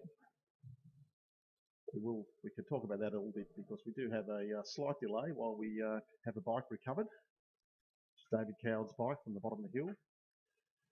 So yes, I normally do watch it. Chris, I haven't caught any of it so far this year, but I did read that Michael Dunlop set the new outright lap record there. So I believe in the 135 something mile an hour for average speed. So certainly very, very fast. Yeah, look, every time I look at it, it just blows my mind how they do it. The onboard, I remember the very first onboard I ever saw, and you probably remember this. I think it was on board with Joey Dunlop. Oh, back on the RC30, was it? No, way before that. Way before I think it was like a VF860 back in the 80s. Right. And he had a massive video camera strapped to the tank between his arms. Right. But it's the first time anyone had ever had some perspective of what the speed looks and feels like on a bike, and everyone was absolutely blown away by it. I'm sure the quality of footage and filming's changed a lot since those days. Certainly the modern footage is pretty amazing. Oh, look, absolutely. But I think I have seen a part of that footage that you're talking about from the legendary Joey Dunlop. Yes, he's watching it back and with whoever's doing the production, and he's commentating on it, and it's just like, oh yeah, here I do this, completely relaxed, and everyone's looking at it going, what? That is just nuts. And nothing ever changes. Every time I look at it, it's just like, I can't believe you guys do that. Yeah, I've had the everyone who may know Cameron Donald, who well-known Australian rider from Victoria, who spent many years racing the Irish Road Racing Series in the 2000s and in the early 2010s. He was, I think, the last Australian to win a TT race, but certainly have had the privilege to watch watch an onboard lap with Cameron, with him sitting there narrating exactly what's going on, and yeah, all very calm and collective, and you know, the things they look for around the circuits, their memory of the track, and things like manhole covers or a particular driveway or a building or something. Certainly around the towns, they use that to their advantage, but it's apparently much harder for them when they get up into the mountain part of the course, because there's reference points are virtually non-existent. There's just open paddocks and picket fences. So, and that typically is part of the some of the fastest parts of the course. So with speeds of over 300 kilometres an hour. So it can't be an easy thing to do. Yeah, I remember the first question I asked after meeting Cameron was, do you ride the TT course as hard as you ride a short circuit? And he said, yeah, every bit as hard. And that really blew my mind. I just can't imagine how you do that over 30 kilometres with those, you know, at those speeds, and be as committed as you would be on a little circuit like this at Baskerville. But he said, yep, they absolutely are. They're committed. Yeah, they'd have to be incredibly fit to do it as well. The TT senior race is 6 laps. That's 60 k's a lap. So you imagine riding a bike for 60 kilometres full lick and then do it 6 times. So it's an incredible feat to think what those guys put their bodies through. I remember Cameron saying that, talking about the benefit of experience, and he was saying one of his earlier TTs where he was riding a lot of courage, not necessarily experience, and he was running around with the leaders, one being John McGuinness. And John rolled out of it, and Cameron thought he might have had a problem, and sort of buttoned off a little bit as well. And I can't remember who they were with, but somebody up the track a bit further suddenly lost the front and had a huge moment, because there was actually some light misty rain up ahead, and the track was a bit damp. Yep. And Cameron said to McGuinness later on, did you have a problem back there? And he said, no, I could smell garlic. What do you mean? He said, whenever it rains up there, you can smell garlic from the farms. Right. So he knew from experience that that meant the track was wet, and therefore he rolled out of it, and somebody else didn't, and they lost the front and had a massive crash. So, wow, that's local knowledge you can only get by living there or spending a lot of time at the TT. That's right, and that's what Cameron would say, that you can be as talented or as brave as you want, but it's the guys with experience who do the fast laps because they know it's such a complicated circuit. Yeah. They know every bit of it, and they know what creates a fast lap and when to back off and when to go hard. Yeah, look, you know, to anyone who watches like us and everyone in the pits and on the hill today, but if you watch footage of the TT, you immediately think you got to be mad. And yes, it's been a lot of people killed there, unfortunately. But you know, then when you talk to a guy like Cameron Donald, and he explains to you how methodical and the approach he takes to racing, nothing's left for chance. There's not just jumping on the bike and screwing it on the throttle stop and expecting to get around the track. You know, Cameron will take the time. He'll take the team up, or a few of the guys out of the pit. They'll go up to a certain part of the racetrack. They'll take photos. They'll take notebooks. They'll even take tape measures. They'll make a whole lot of reference notes about a particular part of the track that he might be struggling on or needing a bit of reference. So, you know, that's the sort of preparation that he puts into the TT to make sure that A, he's successful, and B, he doesn't have an incident. And let's face it, you don't want to be having an incident at the TT because it's not the sort of place that you can easily walk away from.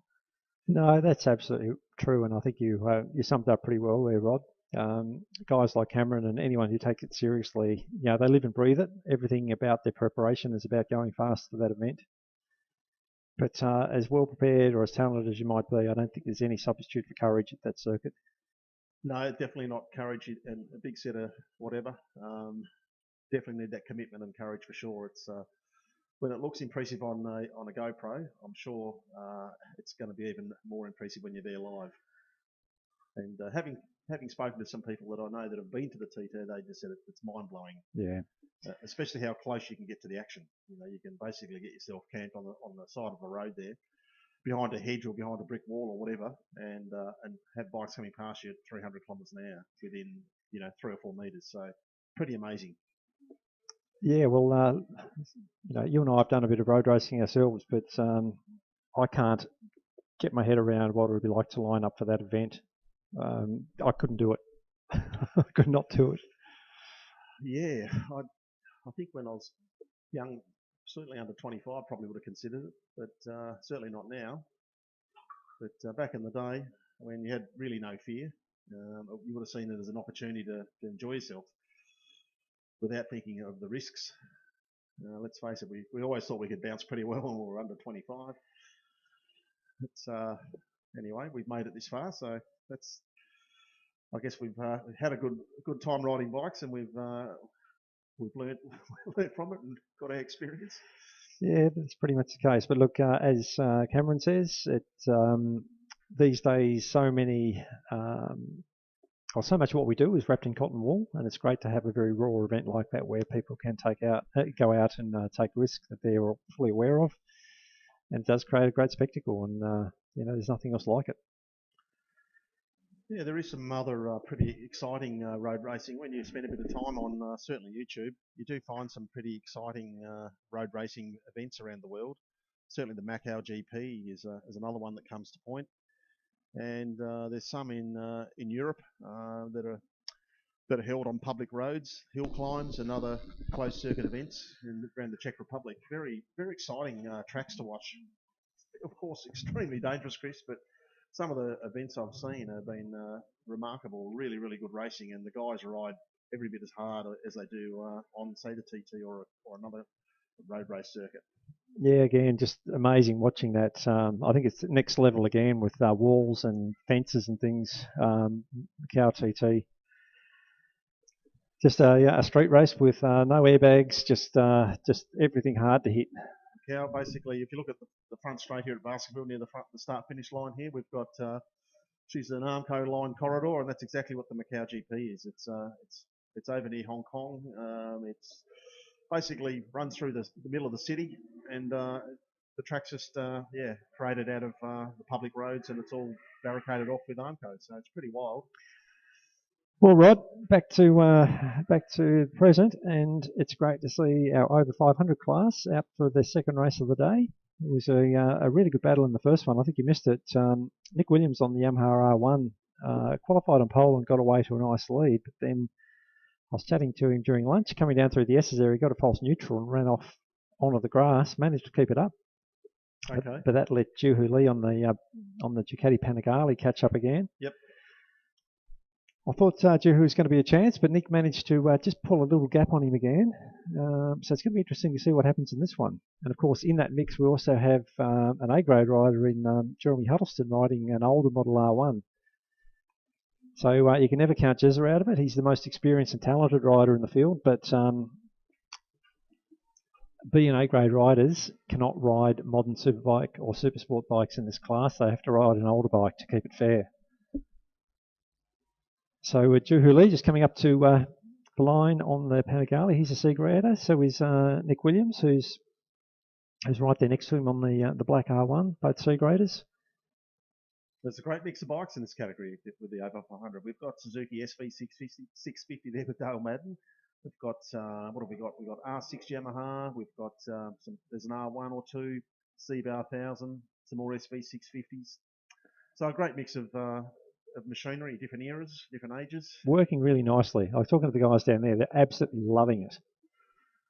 All right. Well, we're in the starters' hands. We've got the last bike forming up on the grid. Not quite in the right grid position there, that last row, but anyway, I'm sure they'll overlook that. And we've had a terrible start there from Juhu Lee, but Nick Williams away well. In fact, it's probably a better start for Juhu Lee than race one, where he was back in about 10th. Now he's into third. Jeremy Huddleston away well enough in second place, but Nick Williams has been the man. He's got away very nicely. So what happened with the start there? I don't know. It's like somebody jumped and then everyone looked at each other. I don't know if there were any jump starts there. I wasn't really watching the light. I was watching the grid. But that's up to race control to consider. Look at the big pack of bikes going into suckers there at the moment. We've got about 5 or 6 of them shuffling for position. But at the front, Nick Williams coming onto the back straight, opens taps on the big R1.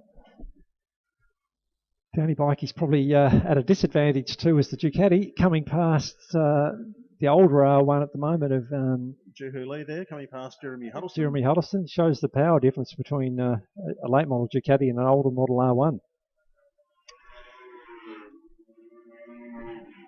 So it will be interesting to see what Juhu can do here. He did do a mid-6, I think, at round 1, but Nick Williams has almost matched that today. So I think Juhu, if he gets on the back wheel, what's happened to Nick Williams? Maybe another false neutral. Yeah, definitely looked like a jump out of gear there coming down through turn 2. He had a bit of a moment up out of the seat there and looked like he was struggling then to get it into gear. So not a good sign, not something you want to have happen multiple times on your day.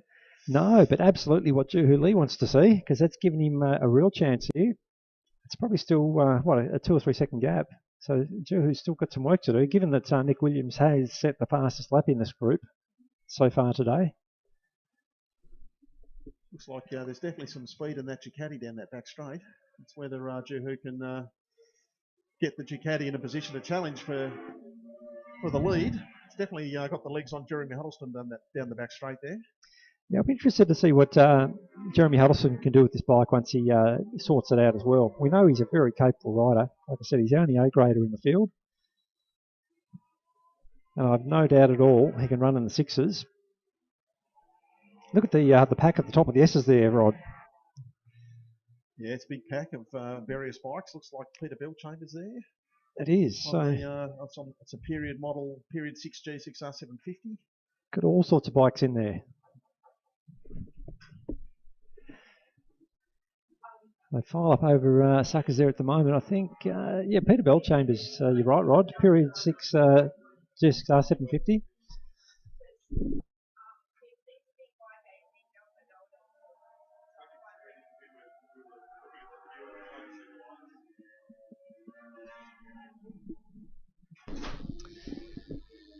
Sorry about the break there. We're just talking to race control about the start and whether or not there may have been an issue, but as we said, we didn't really get a better view of it than anyone else, I don't think. But you're looking at this big field, this pack of bikes going to turn 1, Rod. Tell me this class doesn't work. Looks like a great place to be there. Looks like a great place to be there at the moment in that group. Lots of cutting each other's lunches. You got diving up the inside and round the outside, and looks like is that Peter Bellchambers there at the front there? It is. So you got a period 6 G6R750. Something going past on the back wheel, which was obviously a late model 1000, but barely. Todd Tatmar, I think that would be. Oh, it's an R1, yes. So mixing it up with a period 6 bike, then you've got Matty Coward in there on a pre-modern CBR 600. Oliver Skinner as well on a R6. It's a new acquisition to their family. It's like Dale Madden has got a clean set pair of heels to the rest of the field here. Showing his class on that SV650, Chris. A flat 60 for Dale almost, a 60.32. And Brandon Pearce bringing up that group as well on the CBR 1000. So once again, I guess demonstrating the Hero Basketball, the riders really are making the difference. It's not so much I'm on a new R6 or I'm on an old R6.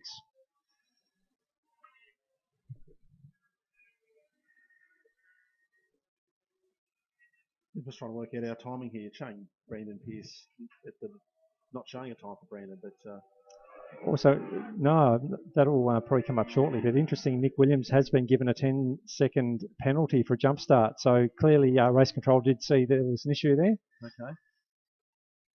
So that answers your question, Rod, why everyone was sort of looking around, because I think Nick must have jumped before the light went out. So where does that put us? He's currently got only a 2.3 second lead, so that actually puts him back into 3rd place because Jeremy Huddleston is only 7.3 seconds in arrears. Yep. So Matty Coward all over the back of Peter Bellchambers now, looking for a way through. That's a good contest, a later model 600 against an earlier model 750. A contest you've experienced yourself many times, Chris. Yeah, I've punted an older model 750 around here several times. And look, they are a very capable bike. They're a good handler of those old 750s. Yeah, certainly are. Just checking with Nick Williams.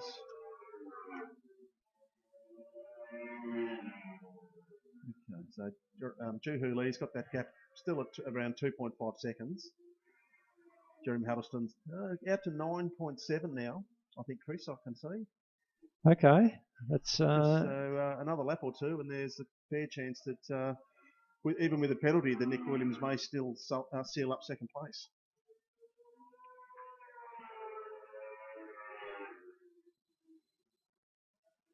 What will no doubt getting through a bit of traffic there, the boys. So that could make or break the 10-second penalty for Nick Williams. Brandon Pearce going down the inside of Peter Bellchambers into the top of the S's, so he's got past both, running a bit wide, both Matty Coward and Peter Bellchambers. Riding very nicely, actually. I would have said he's maybe using the horsepower of the Big 1000, but he's got round him through the S's, so good work. As you can see, the leaders there just going through turn 1 into turn 2, so quite a bit of lap traffic to contend with. Nick Williams cleanly passed, had a little bit of an issue around the start-finish, but got through cleanly. Juhu Lee here, that's certainly has not helped his chances of trying to catch up to behind Nick, even though he is technically leading the race, but he doesn't want to be held up too long here behind these back markers. We must have, we're down to the last lap, so what's that gap out to Jeremy Huddleston? Well, it looks like unless Jeremy can find some time, Chris, he's going to... 10.4, I think. So it looks like it's going to, at this point, half a second advantage with the penalty for Nick Williams to seal up second place. And of course, Jeremy's got no idea about the penalty that Nick Williams has, so there's no reason for him to dig deep. And here he comes for the checker flag for Nick Williams. Juhu Lee, who will take the win. Now all eyes on Jeremy Huddleston to see if he's had a clean run through the traffic. He's just coming around now, around the start finish, and no, it's 11.7 seconds at the line, so that'll, with the penalty for Nick Williams, that will push him back to second place, and Jeremy Huddleston will stay in third. Give Juhu Lee the win. Dale Madden, another great ride on that SV650. He's doing so well on that. Yes, very well. Dale Madden fourth. Battle here between Matty Coward and Brandon Pearce. I don't know where Matty got Brandon back, because Brandon was often racing, but Matty Coward has done the business, got back past the big CBR 1000. How he did that, I don't know, but maybe Brandon had a moment somewhere. That must have been intense. Yeah, not sure what's going on with the timing, but still showing Brandon at the back of the field there, so he is on the timing now, but must have had an issue with the transponder. Yeah, I'm sure they'll fix that, but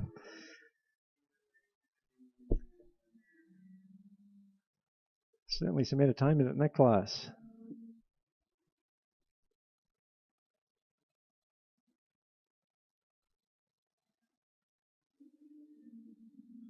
All right. Well, that brings us to... That's a good question without a program. What is it, Rod? What does it bring us to? Is it open at 600? It's the Superbike and Supersport, I believe. But we'll again wait for the race control to call that.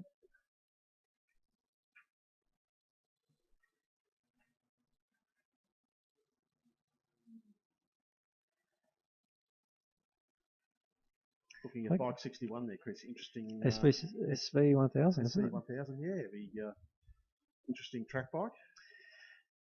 Just looking, Rod, in this over 500 class, how many thousands are coming out in this class that aren't racing in Tas Superbike? It shows you it's a great step into the bigger class without having to be running with the best in the state. And I think that the state's been looking for something like that for a while to create that middle step where you can be racing competitively without having to feel like you're at the tail of the fastest group in the state. Yeah, it certainly looked like the category's working. That was a really good race, and so far this year we've seen the category deliver some fantastic races. So several late model 1000s and 600s coming through there that will feed into the bigger class later. So exactly what we're wanting to see. Beginners on the larger bikes having somewhere to race without feeling like they're being getting in the way of some of the fast guys. So I hope it continues. Just looking at the next lot of bikes starting to peel out of the pit area into the pit lane. So looks like it will be the Open and 600, which is combined today. From memory, is that correct? It is combined, yes. So 2 classes combined into one. So running, I think we're running open rules for one category and 600 for the other. So no, it is TAS Superbike and TAS Supersport. As TAS Superbike, okay. Yep.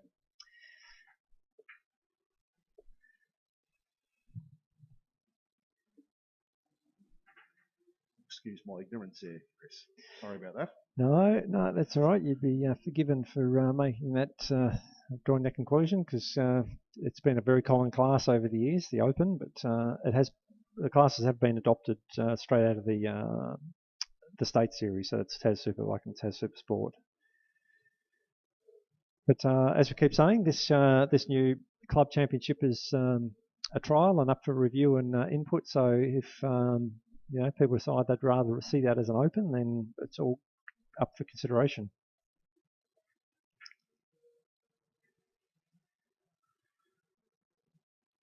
Interesting to see Jason Spencer back on the 600. Yeah, absolutely. Do you recall what the lap record is, Rod? Brett Simmons set the lap record. Sorry, 600 I mean. Oh, 600. No, I do not. I think it's a mid 54. Because he did a mid 54 in race 1. A 54.5, yeah. Okay, that's what he did in race 1. Yeah, I'm not sure what his actual lap record is. Well, with a bit more track temperature, this race, it'd be interesting to see what he manages to do. So while we're talking, I'll see if I can actually find that lap record, because that'll be interesting to compare to what he does in this race. I certainly know the Superbike lap record was set at the previous round here by Brett Simmons on the CBR 1000. That was a 52.48, which was the first time we've seen a motorcycle in the whole history of Basketball Raceway lap under a 53-second time. Well, I can answer that question. Mm-hmm. The lap record coming in for a 600 was a 54.65, held by Jason Spencer. So he's already lowered that today, because I'm sure, as you agreed, he did a 54.5 in race 1. So it'd be interesting to see what he can produce in this one, given that was, as I say, quite a cold track for race 1. Yes. We'll certainly soon see. I'd imagine track temperatures will be somewhere between 10 and 15 degrees, I'm estimating. But I think pretty good conditions for a good lap time today. I think so. There's certainly some warmth in that sun. I mean, sitting here in the commentary box with the sun coming in, without the cold air around us, you can actually feel a fair bit of heat in it. Come on, guys. If you bring up the rear, it's always a little bit frustrating for the guys at the front who are sitting here waiting, feeling like their tyres are cooling off, while other people are still picking up their grid position. Okay, well, we're in the starter's hands. Look for the tower for the red lights. Under green, so let's see who gets the best start. Looks like great start from Brett Simmons. All right, contact there from Brad Hughes and Jason Spencer there as they head into turn 1. So. Yeah, it wasn't a lot, but it did get a bit close. It's, Brett Simmons is the man, as per usual. Does head the field down through the S's for the first time from Scott Honeychurch. Into third, Brad Hughes, I think it is, from Jason Spencer, and then probably Lockie Curtis, is it? It is Lockie Curtis. I know Brad Hughes is further back, so I don't know who that was. Okay. We'll find out shortly. It could have been Jesse Woods, because he's got the all-white fairing as well. Right, could have been Jesse for sure, and dark leathers. So, but we will find out shortly as they come down the straight for the first time. Watch for the wheels heading towards the sky. Right on cue, Brett Simmons launches the front, so to Scott Honeychurch. So Brad Hughes, I think, has got past Jesse Woods now. Oh, I tell you what, who's that coming down the inside? That's Lockie Curtis, is it? Down the inside of Jesse Woods. Jesse Woods over the line, so nice move there. Yeah, the gloves are off in the 600 class between the boys, that's absolutely. For sure. Now, Jason Spencer, how can he get past Scott Honeychurch? This will be an interesting one.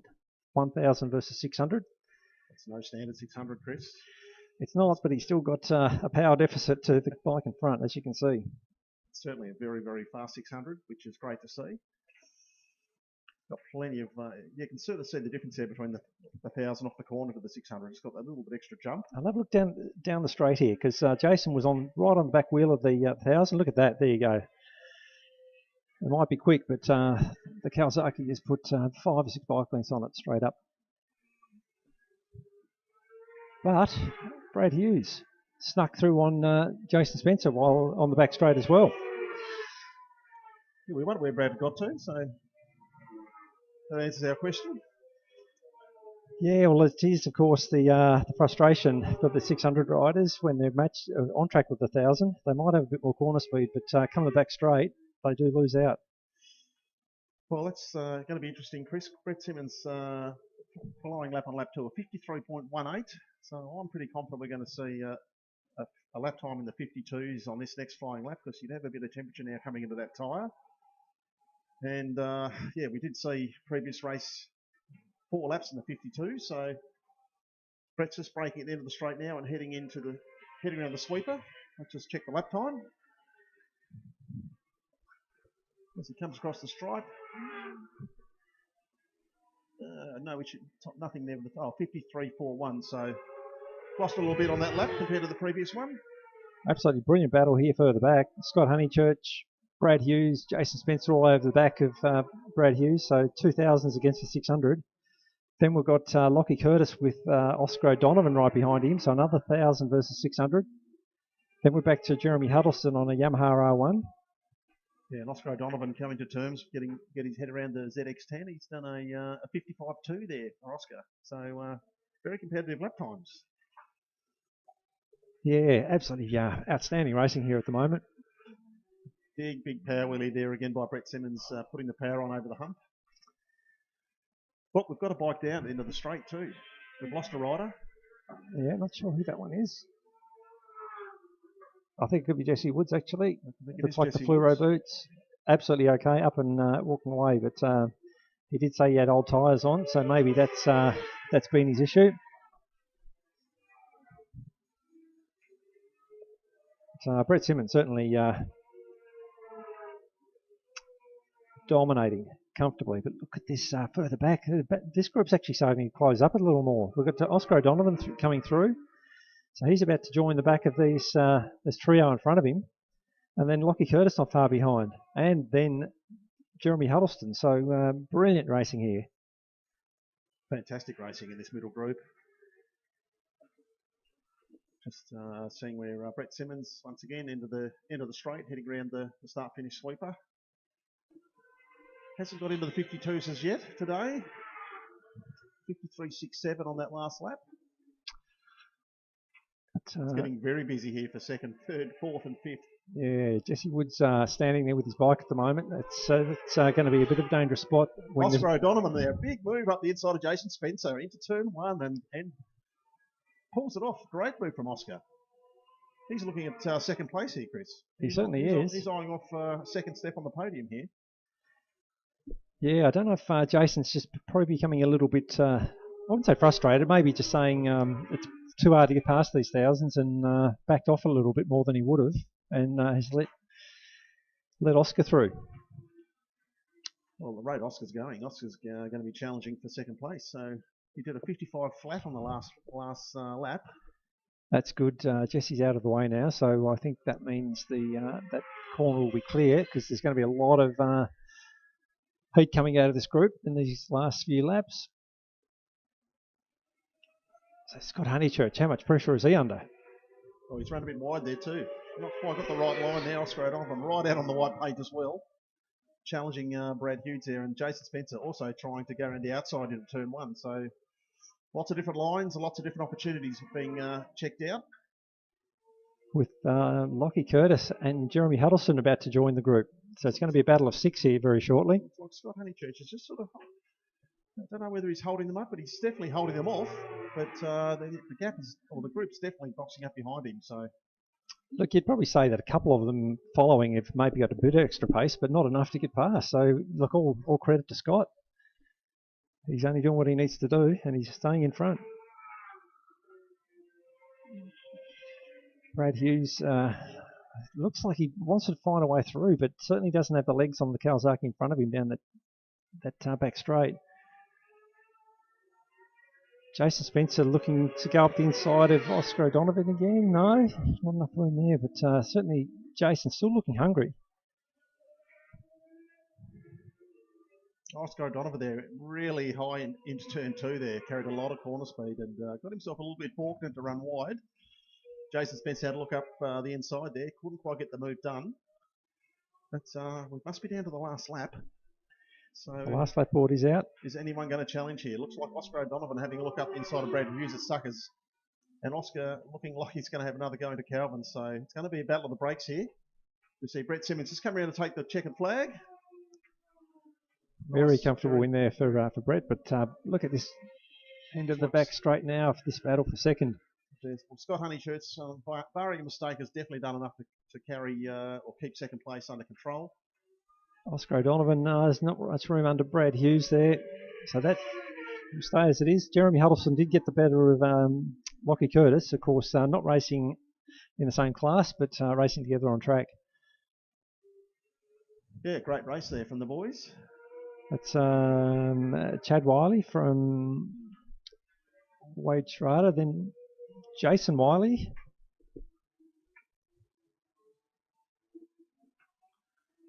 Who we've got coming around must be... That's Damien Folds on Chris McGrath's bike. Oh, that's Wade Schrader. So, and then Todd Tatnam. So, plenty going on that rod. Matty Coward. It was Jonathan Hughes. Jono Hughes, was it? Right. Yeah, Jono Hughes before, who we saw. Wow, what a race that was. Well, Chris, I'm going to be, it must be around 1 o'clock, so it's time for me to make tracks. I'll try and find Sean Patmore. Yeah, Sean will make his way back up and join me for afternoon's commentary, no doubt. And hopefully the rest of the day goes well for everybody. Well, if it goes as well as that race, then we're certainly in for a treat. All right, mate. Well, I'll see you later and wish everyone a good day for the rest of the day. And I'll go and find Sean for you. And send him All right. up. Thank you, Rod. Cheers, mate.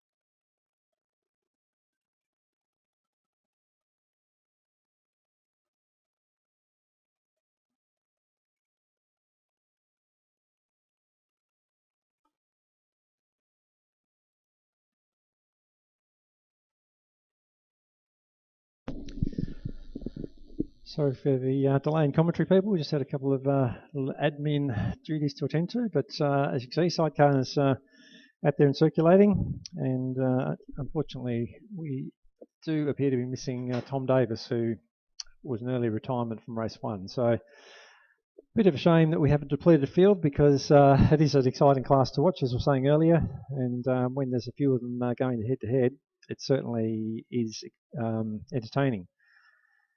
But it looks like we have Terry Brooks leading Lindsay Seabrook, coming around for a race finish, so I don't think there's going to be any change in the order.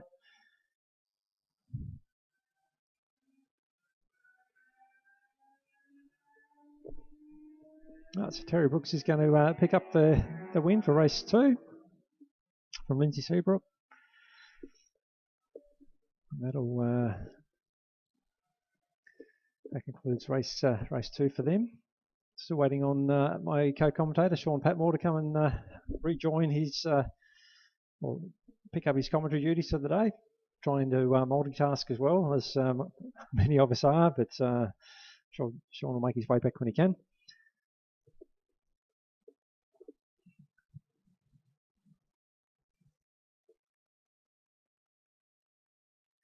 I've got to mention earlier as well that for anyone who is out here spectating and on the hill today, you are absolutely welcome to come down and into the pits and wander around, and feel free to have a talk to anyone and everyone. Most riders are more than happy to tell you about how their day's going, so don't be afraid, come and have a talk. It's a very, very welcoming community, and also if you're interested in getting involved in racing, then don't be afraid to come down and have a talk to people. There is also information on our website, people to contact, so by all means, reach out, because plenty of ways to go racing here at Baskerville, plenty of classes. There's even a junior class. We have gear and bikes available for people to borrow and lend, so if you're interested, give us a yell. Certainly very, very happy to help you get involved.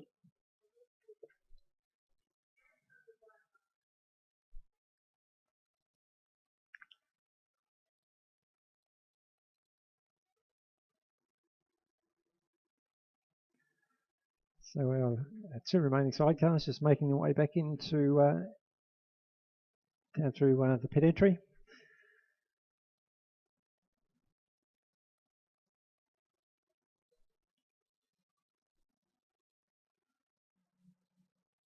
And then I believe the next race up is the under 500 by the looks of it. I think I can see Julian Winlow with his helmet on, race 1 winner.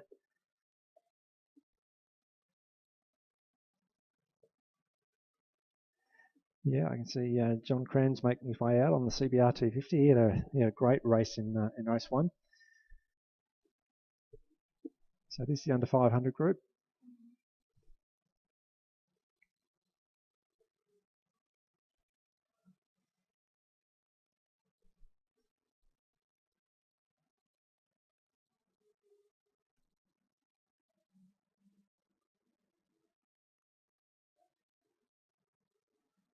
As Rod was saying earlier, quite a mixed machinery.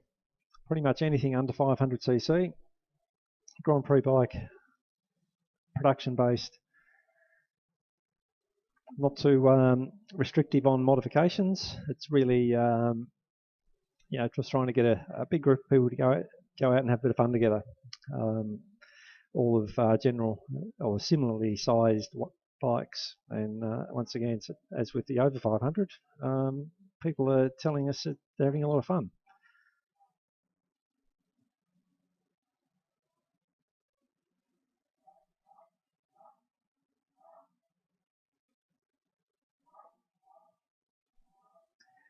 Good to see David Coward back out. He did have that little off at the bottom of the hill in the previous race, coming together with Isaac Simmons.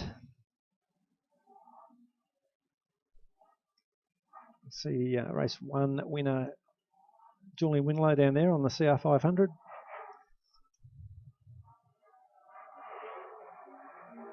And good to see Reece Tan. I don't know where he was in race 1 because he was absent on the front row. So it's going to be great to see Reece in there to see what he can do. That's a GP bike up against a motocross bike in the CR500. You've got Chloe Honeychurch on a Ninja 400. You've got David Dick in there on an Aprilia 252 stroke. So what a mix of bikes, all running around at similar lap times.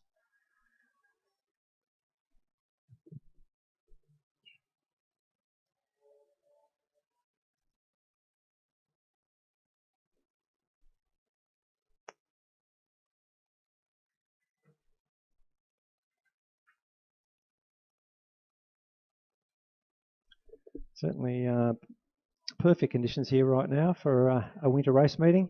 Really couldn't ask for much more other than the cold start we had. Still cloudless sky and reasonably warm sun coming through, albeit the air temperature still being a bit cool. But riding these bikes, as I was saying before, is pretty hard work, so you don't mind the air being a little bit cooler. Probably quite comfortable conditions for riding a bike at the moment. So Reece Tan's the first man to come through on bike 39. He will pick up his position in P1. David Dick to take up second position. And Julian Winlow on the CR500 with plate number 500 in P3.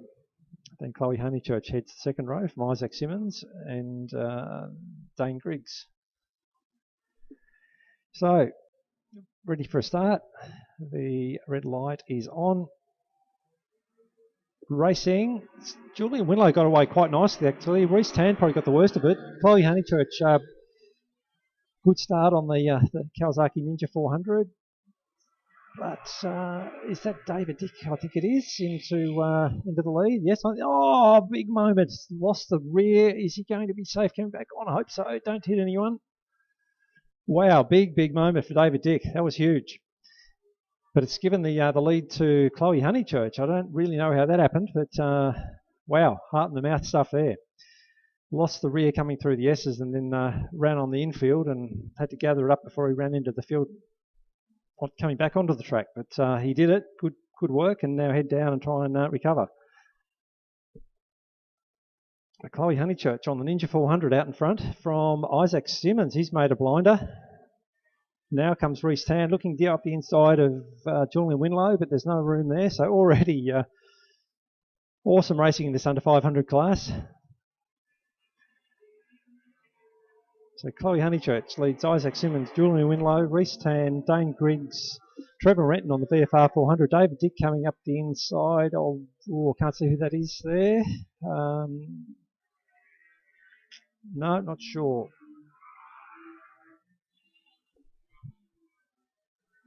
It's still Chloe Honeychurch. Actually got a little bit of a gap there. Oh, might have been Michael Regan in there, actually. He's got away to a good start if that's the case. But so far, it's Chloe Honeychurch showing a clean set of heels.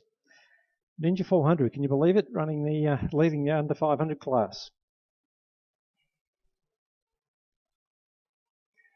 And Isaac Simmons doing a great job on the KTM RC390 in second. Now Reece Tan looking to get up the inside of Julian Winlow, but no room there. He's going to have to find another way. And then David Dick looking to get through on Trevor Renton. So that's a VFR 400 holding off an Aprilia RS250. Then, yes, Michael Regan was the man I was trying to find before. He's coming under pressure from Dane Griggs. Then I think it's possibly Hans Dadson in there with, a bit hard to tell from here. But back to the front. Chloe Honeychurch up over Suckers. Still got a nice handy gap over Isaac Simmons. In fact, I don't know if that gap has come down. It's 0.97 on our timing monitors. So to the naked eye, I'd say that that's not changing. Quickest lap, 61.8. Now, I think Chloe did a 61.5 in race 1, so she's possibly got a little bit left. Isaac Simmons has just lost second place to the bigger 500. Julian Winlow. Now it's Reece Tan behind Isaac Simmons. David Dick is through on Trevor Renton. Then we've got Michael Regan with, now who have we got here? That's Dane Griggs. Great ride again from John Kranz. Mixing it up with an RC390 and the similarly matched, I think, CBR 250 of Michael Regan. John Kranz looking to run down the inside of Michael. And then it must be Doug Watson behind that trio. It's over at Suckers. It looks like that gap's come down from Chloe Honeychurch back to Julian Winlow. Now Julian's opening the taps on the 500. He's got past Isaac Simmons. So what can Chloe do from here? Slowly that gap's coming down. There's still 5 laps remaining, so I think she's going to come under threat. But then what can Reece Tan in third place do?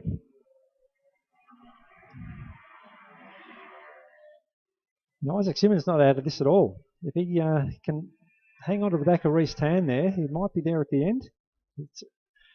As we've seen today, it's very easy for a rider to run wide or just get mixed up with somebody else and lose a little bit of track time.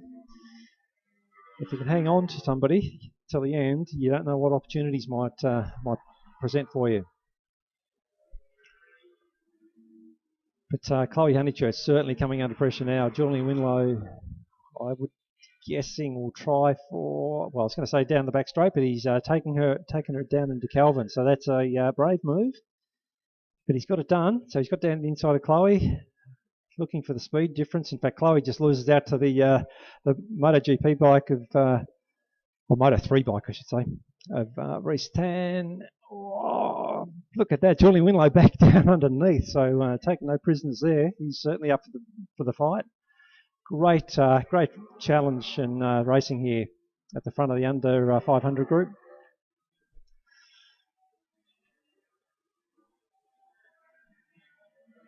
So Reece Tan certainly got some straight line speed. I'd be backing him for the win here, but Julian Winlow is thinking differently.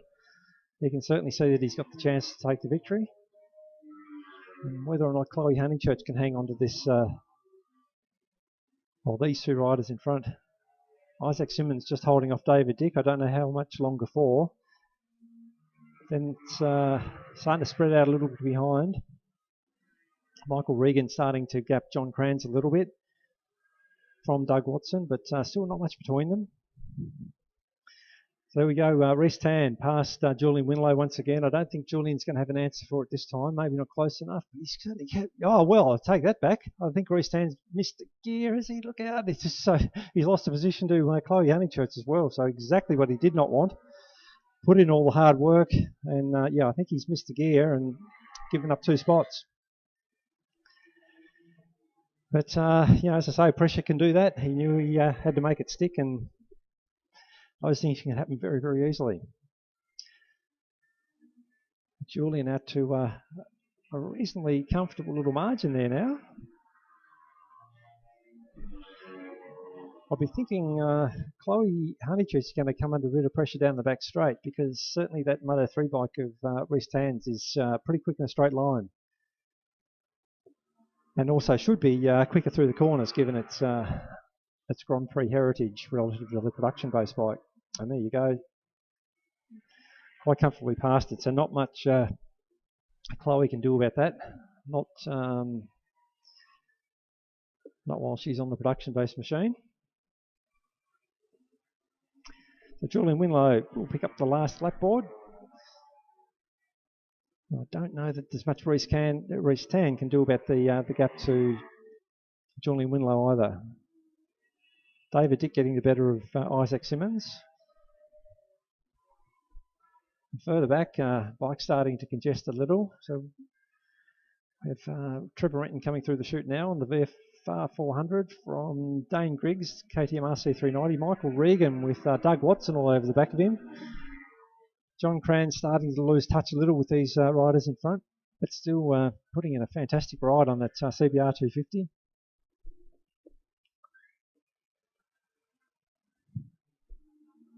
And David Cower just crossing the line. David, as I said before, unfortunately punted off in the junior race earlier, so it's good to see him back out, but maybe not riding at his best. But Julian Winlow is the man. He'll make it 2 from 2. Very nicely ridden. Reece Tan probably certainly had the opportunity, but whatever happened, be it a misgear or something down there, gave up that position again. But again, great riding from all three at the front. Great recovery from David Dick too after that huge moment coming down through the S's on the first lap. He's very lucky to hang on to that and not collect anyone as he came back onto track. So good ride back for David. A nice ride too from Isaac Simmons. Michael Regan holds off, it'll be Dane Griggs, I think. Just having a look at the timing monitor. Yes, it is. Michael Regan from Dane Griggs. So not a bad battle there further back.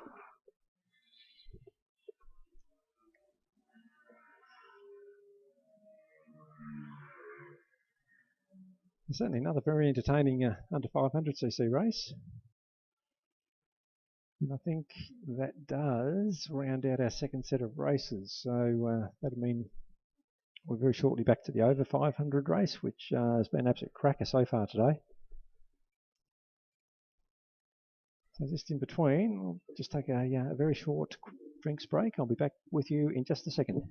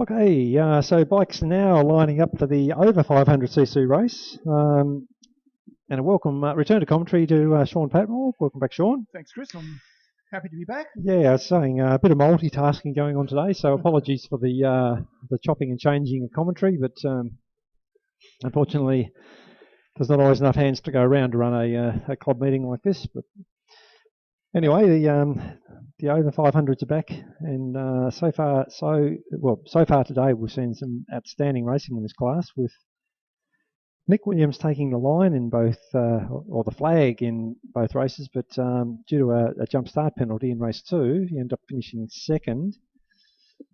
So I think what we've all been waiting for is a head-to-head between Juhu Lee on the Ducati Panigale and Nick Williams on the Yamaha R1. Yes, that would be pretty exciting. Yeah, look, I think they're pretty well matched. Nick's had a bit quicker pace today. But then, as I said earlier, we've also got Jeremy Huddleston, who's the only A-grade rider in the field, but he's on an older R1. He's certainly capable of mixing it up with these guys or beating them. So, you know, if Jezza puts his mind to it, once he gets his bike sorted, definitely a front runner in this group. It looks like he may have a new tyre in the back of it, Chris. I can't quite see. No, it's not. Oh, okay. But it doesn't look too bad. No. I was saying to Rod earlier how good it is to see a lot of up-and-coming riders on big capacity bikes. Yes. And I think that's where this class is really starting to help that development, because they don't have to go straight into the Premier class and feel like they've got to be on track with the quickest riders. That's right. And also, I mean, it's a fairly big step from a small motorbike to a R1 or a CBR or whatever in the superbike class, whereas this class lets you ride one of those style motorcycles, but without the pressure. Absolutely. Yeah. Absolutely. And I think the other thing, as I said today, just looking at this new format and how it's going, what we're seeing is a huge mixture of bikes, and they're so competitive. It's really, I said this earlier, basketball lends itself to, the riders can shine through and make up for a lot of, not inadequacy in the bike, but it's playing to its strengths and weaknesses, and that's what we're seeing. A big mix of different types of bikes, like in the last race, CR 500, Ninja 400, Yep. Aprilia 250, and they're all going around together and having a lot of fun. Yeah, even the SV 650s are reasonably competitive in this class.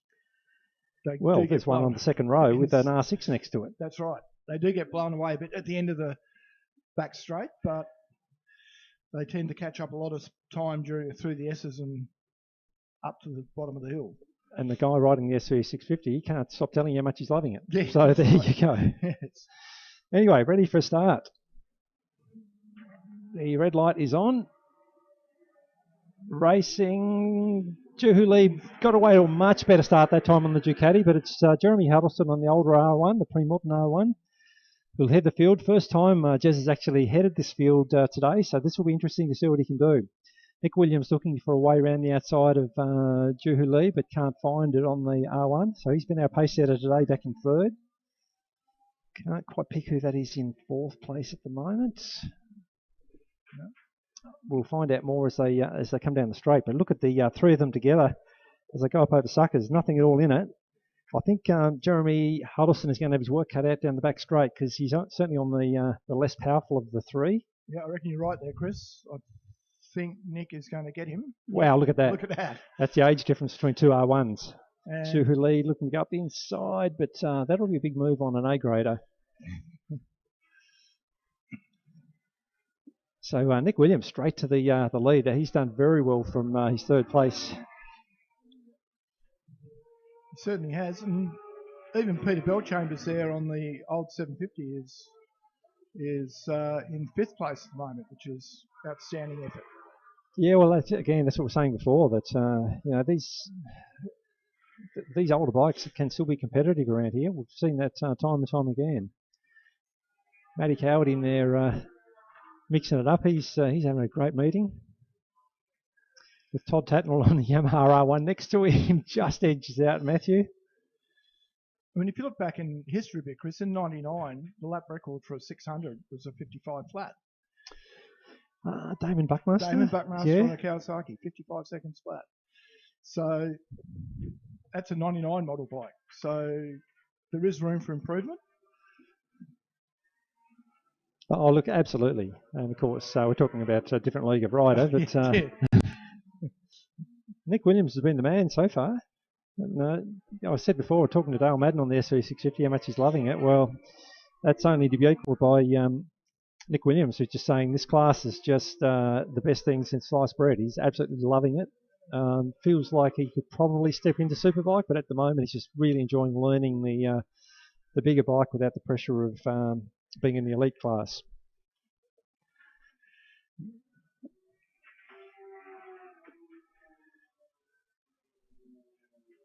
Yeah, that was Quentin Atkins coming across the line at the end of the field there. He had an absolute shocker of a start. The rest of the field was going up the hill when he got across the start line. And making up some ground by the looks of it. Yes. Now, Jeremy Huddleston, has he closed down on Nick Williams a little? It was 1 point... Yes, he's halved it. It was 1.6 seconds last time around, and now it's down to 0.7. Lap times 56.5 is the quickest for Nick, but last time through 58.2. I wonder if he's had a moment. He's had a couple of gear selection issues, but look at this. Jezza all over the back of Nick Williams now. He's closed right up on him, Chris. This will be interesting. You want to be careful about giving someone like Jeremy Huddleston a sniff. Half a chance and you'll take... That's right. Take both your feet off. And actually dropping off Juhu Lee, which is interesting because he's shown some early pace. Now, his best is only a 57.9. Now, he was in the sixes earlier in the day. Big wheelie there from Nick Williams. But what's interesting is behind him. I think Jeremy Huddleston's every chance here. Yep, I think you're right, Chris. He's closing up even more this time round. The only thing we know is a problem is his straight line speed. The older Yamaha R1 can't match the pace of the newer one, but this is where an A grader should show their experience through the back end of the circuit. Yeah. Jeremy Huddleston was half a second quicker that time round than Nick Williams. And look, Nick Williams is no stranger to basketball. He's done plenty of laps out here on R1s on ride days, but he was saying that he was surprised by how quickly his times came down as soon as he started racing, which so many people say.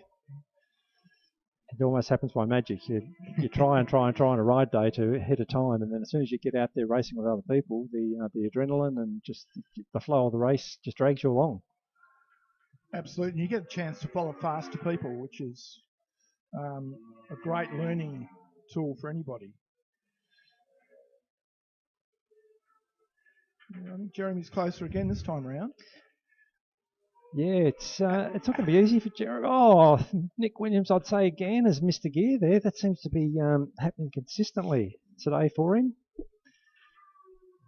He's going to be so frustrated by that. But look, it's let Jeremy through, and Nick Williams has still every chance here because he does have the straight line speed on the older R1 in front of him. So it's going to be very interesting to see. We've got 3 laps remaining. So down the back straight that come, Jeremy Huddleston just holding off the R1 of Nick Williams. Nick up the inside, so that's a strong move to put a braking move on Jeremy Huddleston there. Just goes to show how much extra power that R1's got of Nick Williams. It's quite astounding. It is. They might need to get that bike of Jez's on the dyno. But lap traffic here is going to make a difference as well. So that's Quentin Atkins, is it? They're just coming past, and that's not done Jeremy Huddleston any favours. He's through now, but I don't think it's going to be too much of a problem. And then we've got, I think that's Richard Reed. Yep. So they're having a good little battle there between Quentin Atkins and Richard Reed too, by the looks of it. There's action going on all over the track, Chris. It's really hard. It's a bit hard. It's hard to follow it, isn't it? You don't know where to look. That's where a few cameras around the track must make MotoGP commentating that much easier. I reckon. You look at where the cameras are pointing. But look, Jez has not given up. I'd say, how many laps have we got left? This last lap board now. So Jez is going to have to pull something big out. Juhu Lee up the inside of Quentin Atkins. Yeah, that's safe enough, I think, yes. He sort of thought about that for a while, but he's through now. Is that Todd Tatnell and Jaden David Bodell? They're having a great battle for 4th and 5th too. As you said, Sean, everywhere you look, there's people going at it. It's absolutely brilliant racing.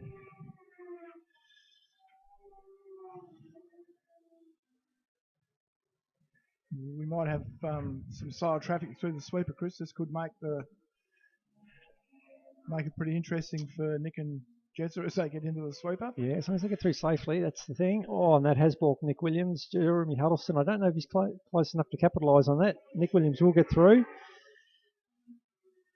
So, nice ride there from Nick. I know he'll certainly want to sort out that gearbox issue, if that's what it was.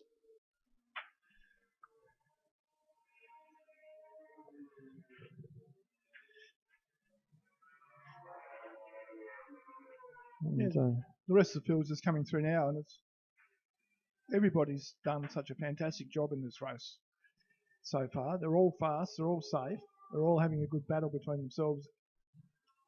Different times as you go back through the pack, but they seem to be grouped up nicely and having some good, hard, close racing. Yes, it's always what we want to see, particularly as organisers of the racing here at Baskerville. Not only does it make our day a bit easier, but we certainly want people to go home, safe with a smile on their face. That's it. And races like the one we just looked at are exactly what we want. Yes, definitely. Well, Chris, while you were calling out to find out where I was before, I was actually down conspiring with the sidecar guys. Conspiring. I don't like the idea of that. We've convinced one of the guys that's been racing today to get his sidecar logbooked for the historics. It fits in period 6, which is sensational. And there's a rumour that there may be another sidecar that's just been purchased from the mainland will be here in period 5 as well. Wow. So the class is growing and growing in Tassie. We had, and I apologise, I can't remember the team's name, purchased a sidecar off one of the other teams. They were here racing today. Unfortunately, they had a few gearbox issues and they've packed up. But again, that's another team on the grid. And of course, we're missing John Wilmore today, who's not in the state, but he's one of the organisers and promoters of this class. So when John's here, it's always pretty special as well. So, as you say, they're certainly they're growing, which is what we want to see. Absolutely. And all we have to do now, Chris, is get more juniors involved. And again, if anybody knows any kids that would love to come racing that are sick of motocross or whatever. Sorry, Sean. I've paid you back there. Paid me back. Sorry, everyone. I just managed to hit the microphone with my hand. That's woken everyone up. Yes. It's okay, Chris. After 20 years of rock and roll, I'm fairly deaf anyway. It sounded like just a little tap. So I mean, if anyone has any kids in mind that you think should come out and have a go, there's plenty of opportunities for them. There's a mini Kana that's being organised by Motorcycling Tasmania, and I can't quite recall the date. I think it's the end of next month. Oh, you put me on the spot there, and I can't recall it either. But yeah, anybody's interested in bringing the kids out from mini Kana, which is basically dirt bikes around witches' hats in the grassed area below the S's over there. It'll be sensational. There's also a road race clinic run by Levi Day that's being organised for the same day. Yeah, Levi being a very experienced Australian road racer who's been racing in the UK for the last few years. Yeah, racing BSB. Friend of Baskerville Raceway as well, and our club down here. He's been down to race previously and always remains in touch with us. So you're right, Sean. That's on the cards that he will hopefully be coming down to conduct a coaching course together with Josh Waters, who's a front runner in the Australian Superbike Championship. Yep. And Dave Johnson as well, I believe. Dave's over racing the TT at the moment, so I don't know that he'll be able to make it, but he's a possibility. Yes. So that'd be a clinic for I'm going to say experienced racers, but not necessarily. Well, no, I don't think so. I think it's any up and coming. I think Levi caters for all levels, and I think that's the important thing. It's not just for the fast guys. Yeah. In fact, you could argue that the slower guys probably have the most to benefit. Yeah. It gets harder as you get faster because there's less area left to improve in. Yes, you're right there, Chris. I probably should have said for people who want more experience and coaching on how to go faster. That'd be a fair summation, I think, Sean. Yeah. Next group of bikes heading out, Tas Superbike and Tas Supersport combined. Absolute crack of a race in race 2. Brett Simmons, in typical dominating fashion, took the victory quite comfortably. But behind that, we had about I think 6 or 7 bikes all contesting second place. That was headed up by Scott Honeychurch on the Kawasaki ZX10. We had Brad Hughes in there. We had Jason Spencer on the CBR 600. Lockie Curtis on the GSX-R 600. Unfortunately, Jesse Woods lost the front down there at the end of the back straight, but he was up there until then. Oscar O'Donovan in there on the ZX10. It was going off everywhere. So hopefully we're going to see a repeat of that. I don't know if Jesse's back out there. It didn't. He certainly rode back to the pits. I'm not sure what sort of state the bike was in. So he was obviously running. I did see him after he popped into the ambulance to have a bit of a check-up. I'm just checking. The bike's still down there in the carport. Looks like without fairings and. Well, it's a bit of a shame, but I'm sure those that are out there are still going to put on a big show for us. We had Jeremy Huddleston in that group as well. So he was out in the previous race. Now he's on the later Model R1, the one that he and Mike Jones shared in last year's Motorworks Michelin 2 Hour to take the victory in record time. So we know what Jez is capable of on that bike. Would that be a record number of laps, Chris? I believe it was a record number of laps, yeah. And it's all about the same time normally, about 2 hours. Yes, good one. Good one. Thanks for picking me up on that. So ready for a start. Brett Simmons, launched very nicely. Jason Spencer, big wheel stand. But Brett Simmons from Brad Hughes, I think it is. Is it Scott Honeychurch? Yes, it is Scott Honeychurch away in third. Then we have, I think it's Lockie Curtis, yes. Jason Spencer. Oscar O'Donovan, Jeremy Huddleston. Can't pick up. It might be Chris McGrath after that, but we're going to know more very shortly. Had to come down the back straight. So first time for the big bikes to open the taps. Brett Simmons typically leading the field. Look at is that Scott Honeychurch behind? Yeah. Gee, big lunge under brakes there on Brad Hughes. Very inspired for the old guy. You might have just forgotten, Chris. But he does ride very well, Scott Honeychurch. He does. Very well. Looks lovely on a motorcycle. Has a beautiful style. That's not a bit of man love there, is it, Chris? No, not with the pictures I've seen of Scott without leathers on. Sorry, Scott. I'm sure he'd be the first to laugh at that one. Absolutely. Well, Brett Simmons in the standing start did a 58-second lap, which is... Yeah, it's pretty impressive, isn't it? It is. And that makes it so hard for everyone else. If you go to the, say, Matt Coward at the end, it was a 1:07, so 67-second lap. He's already 9 seconds behind Brett. Well, yeah. Without going anywhere. And before you even compare riders, you've got a massive difference in the bikes as well. You know, 600 versus 1,000. One's new, one's old. That's it. But here we've got this contest starting again. Not for second this time, but third. Brad Hughes holding down a very comfortable second place. And Oscar O'Donovan probably in the best position to get past Scott Honeychurch. Look, He's having a go at the top of the S's. he tried that last time. He does run in a bit deep there. Oh, Oh. manages to do it this time. That's a nice move around the outside. It's very hard to do. Inspired move, I think we call that one, Chris. Yeah, so is that going to fire Scott Honeychurch up? He's got good speed up there, but he seems to lose out to Oscar around the front part of the circuit. Yep. That's a great move from Oscar. As I said, it's a hard thing to pull up 1,000 running in deep and then make the move stick.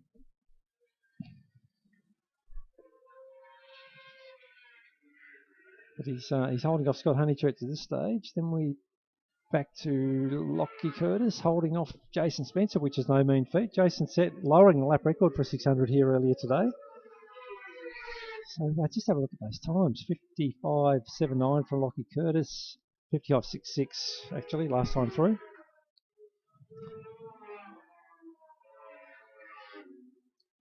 So Jason Spencer capable of running a bit faster, but probably just struggling to get past these guys in front.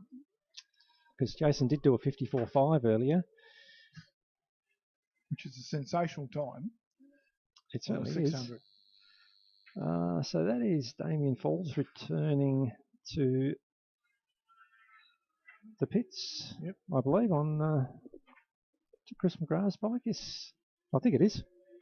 Hasn't got the number on it, so not really sure. But anyway, back to the racing. Brett Simmons crossing the line out to a pretty comfortable 5-second gap over Brad Hughes.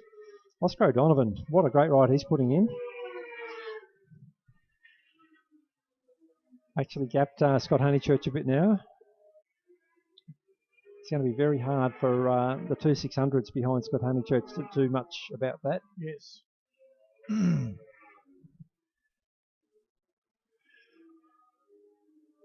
Unless Scott manages to make a little error somewhere. Well, Oscar was over a second, nearly a second faster that lap than Scott Honeychurch as well. So. Well, he's also faster than Brad Hughes in front. So with 4 laps remaining, I wouldn't rule this out that Oscar could challenge Brad Hughes. In fact, I think it's every chance. I think so. He's catching quite quickly. And Brad may not be aware of how close Oscar is and the fact that Oscar is closing it down. Mm.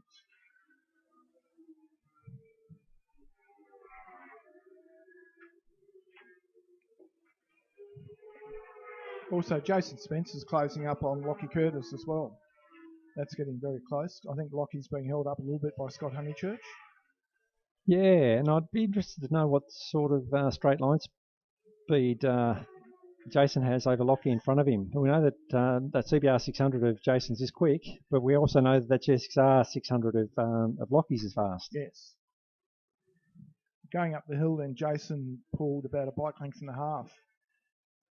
Closed up on Lockie, which is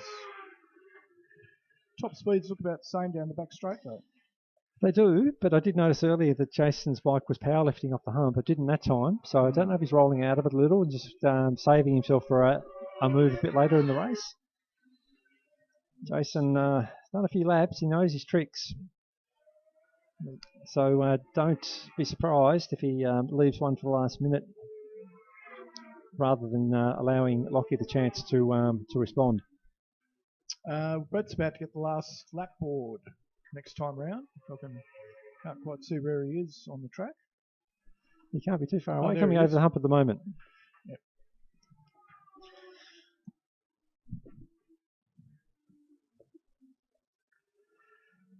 Yes, last lap board now being readied for Brett Simmons. So 1 lap to go for Brett. Now Brad Hughes only just holding off Oscar O'Donovan. I think Brad might be safe with 1 lap to go, but you never know. I'll be watching Jason Spencer on the red CBR 600. I wouldn't be surprised if he slipstreams Lockie Curtis down the back straight and maybe challenges under brakes. Lockie and Jason are doing almost identical lap times. So. Well, that's probably being governed by Scott Honeychurch in front of them. That's right. Look, Yeah, like I'd be saying that Jason's going to put a move on here. I'd be very surprised if he doesn't. Just keep an eye on him about to come down the back straight. Also on, no, I don't think Oscar O'Donovan's close enough to Brad Hughes. So here we go down the back straight. Jason Spencer is going to go past. No, he's made a liar of me. I thought he was going to challenge there.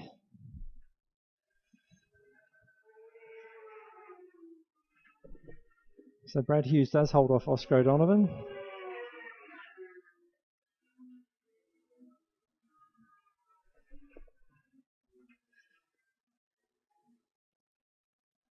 Jeremy Huddleston next through from, that's Chris McGrath, I think, from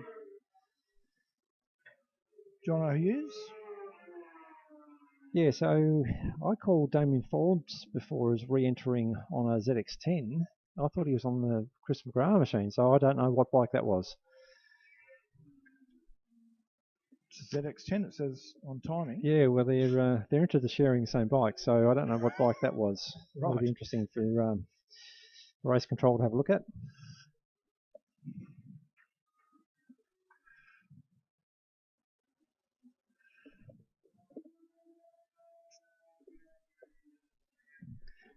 So just thinking, Sean, we're into the third set of races.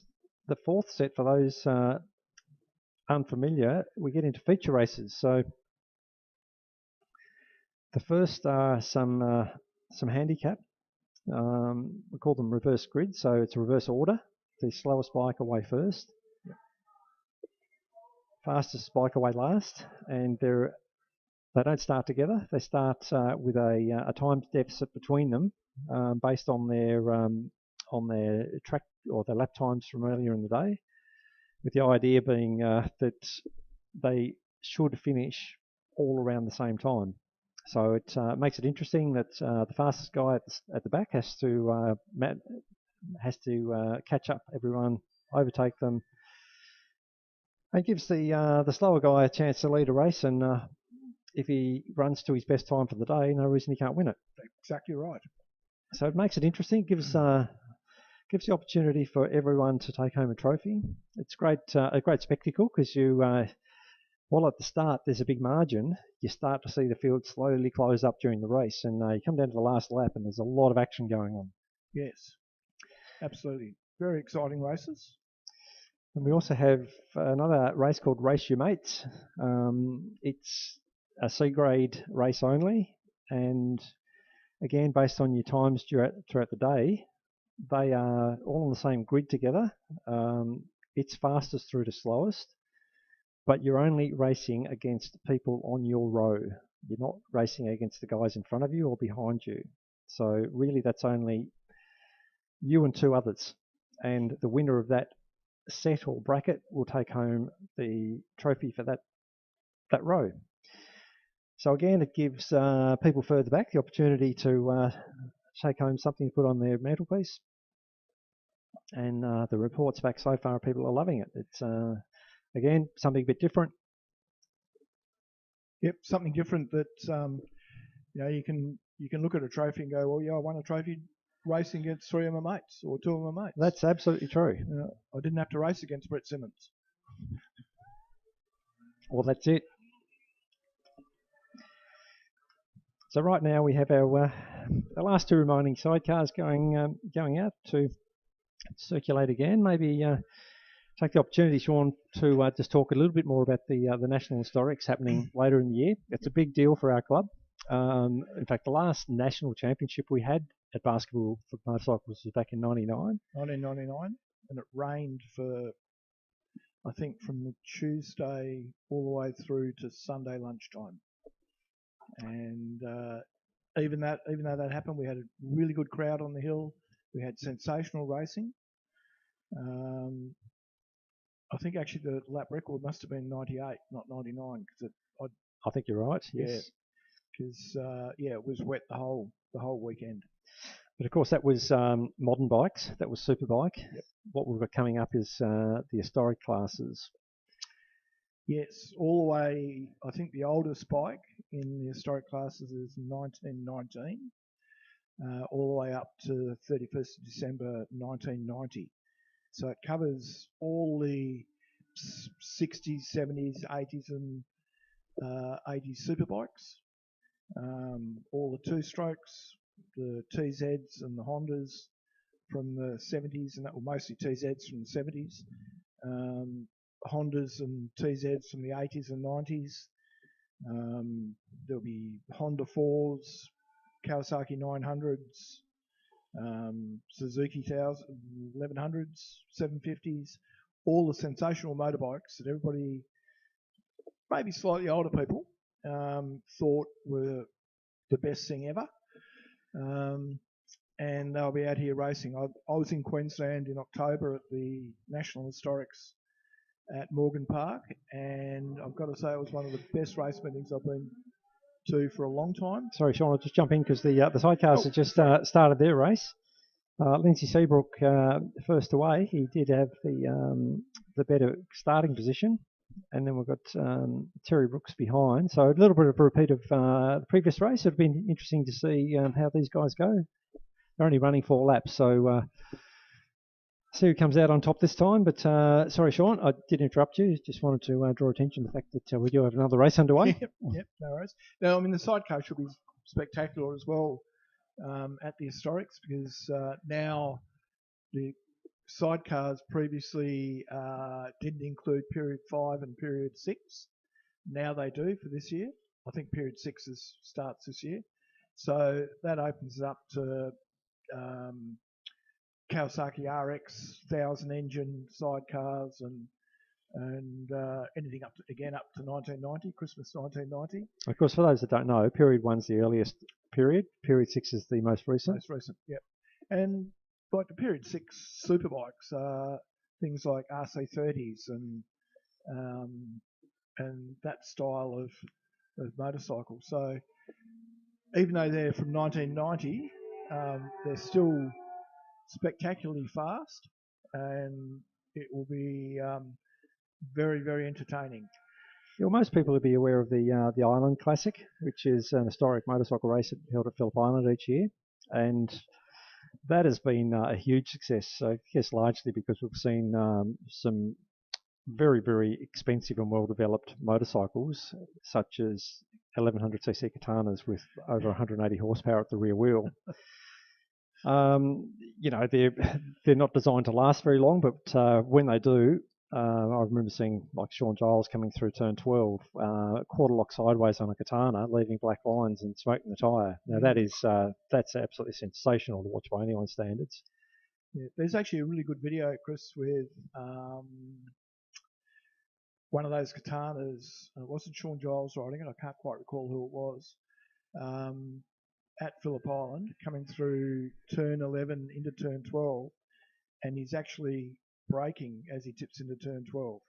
Ever so slightly braking, just squatting the thing down. And it's like the thing is so fast. Yep. Just insanely fast. They are fairly special motorcycles.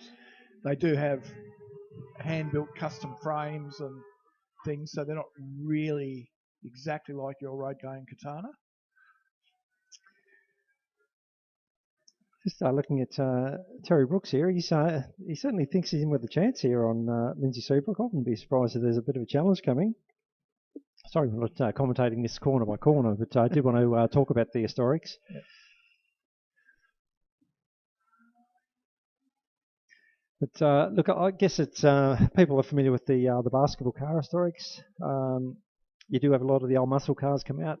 It's what we're likely to see with the bikes, but also a lot of the earlier stuff as well. Like you said, back to the late 1900s, Yep. gear shift on the petrol tank. Yep. Obviously not going to be very fast, but still immensely interesting to come and have a look at and see them circulating. Yeah, so speaking of the Island Classic, I was there a couple of years ago when there was a 1930 rigid framed, I think it was a 1200 Rudge or something like that. Wow, okay. That was roaring around doing lap times that anybody at a ride day on a superbike would be happy with. Yeah, they're not shy on power, that's for sure. No. And I guess, as you're saying before with the Katanas, they have improved them a lot. So they're not certainly true. Those bikes are not true to type, especially some of those coming from overseas. Yes. They do have a lot of good gear in them, but look, they still are based on the early bike, and there's no doubt about it. They're very spectacular to watch with high-level riders on them. Yes. I do remember at the Island Classic being at the back of the pits when the English team run. Oh, look out! Because, straight past. Yeah, I don't know what happened there. I don't know if Lindsay missed a gear or something, but certainly Terry pounced on it. And let's change the lead. In fact, he's streaking away. I don't know if there's a machine problem there for Lindsay. He'll be disappointed if that's the case, having led the race through to now. Yeah, I think you're right. Terry's just running away. Yeah, Lindsay's slowing, I think. Oh, no. 750 Honda maybe just getting a bit tired after last weekend at Winton, maybe. Yeah, he did run last weekend, didn't he? He did. So checkered flag time. There's no time left for Lindsay to hit back. So Terry Brooks will pick up the victory there. Yep.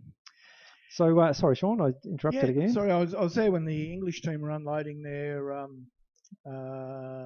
Suzuki 1100 base superbikes, the period 5 things. I can't think, the XR69s, I think they were. And then I think there was like 5 or 6 bikes in the team, maybe 7, and they rolled out 7 or 8 racks of engines with 5 or 6 engines on each rack. Yeah.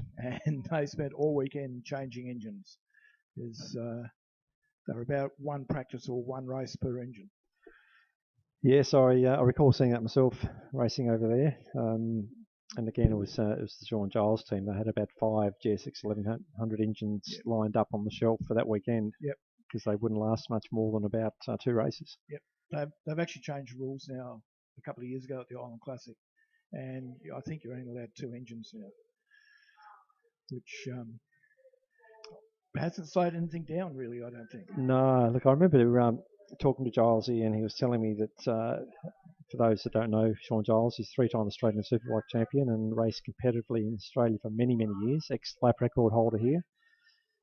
He said he's been rarely frightened or spooked, but riding those bikes, he had one let go in a big way, and he said he didn't hear it coming. Usually he's got a good ear for an engine that's going to let go, but he said, I think that was at Eastern Creek heading into Turn 1, and for those, Sydney Motorsport Park it's called now.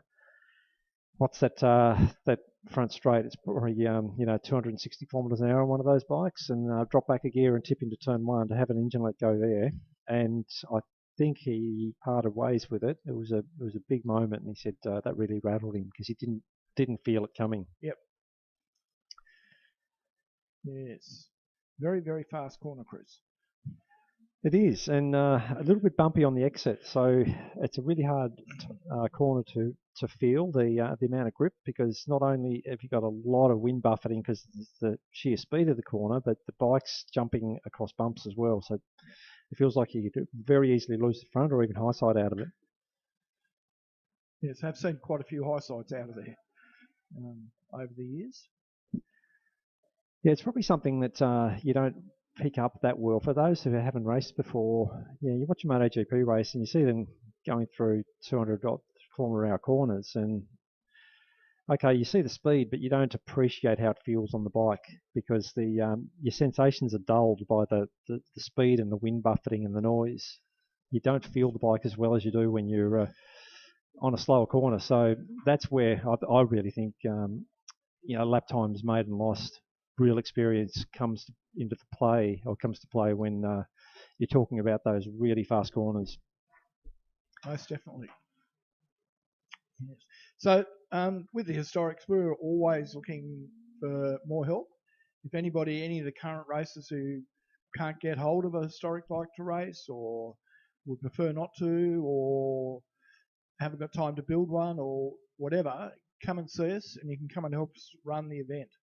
It's going to be a sensational event. We're expecting could be upwards of 300 entries. And best way to contact people, Sean? Through the SRCT email is probably the easiest way. So that's on our website. It's on our website. It's srct.org. .org.au, that's correct. Yep. And there's a link to the to admin at SRCT. So with that said, back to the under 500 group. Now this will round out our third set of sprint races before we get into the feature races for the day. And just looking at the time, 2:25. I know it gets dark this time of year. In fact, we're almost to the winter solstice. Yes. Just around the corner, but fingers crossed. We'll get out of here before it's dark and before we freeze. I have been at Winton one year, Chris, when standing on pit lane you couldn't see what sort of motorbike it was that went past. Wow. But it was only the 600, so it was perfectly safe.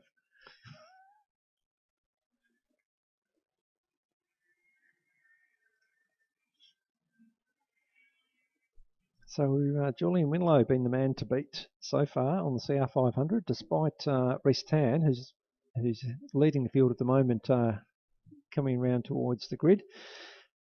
He's our pole sitter. He was the fastest qualifier. David Dick, as you probably remember, look at Reece trying the stoppie, but probably overshot the line a little bit there. Had to let the brakes off.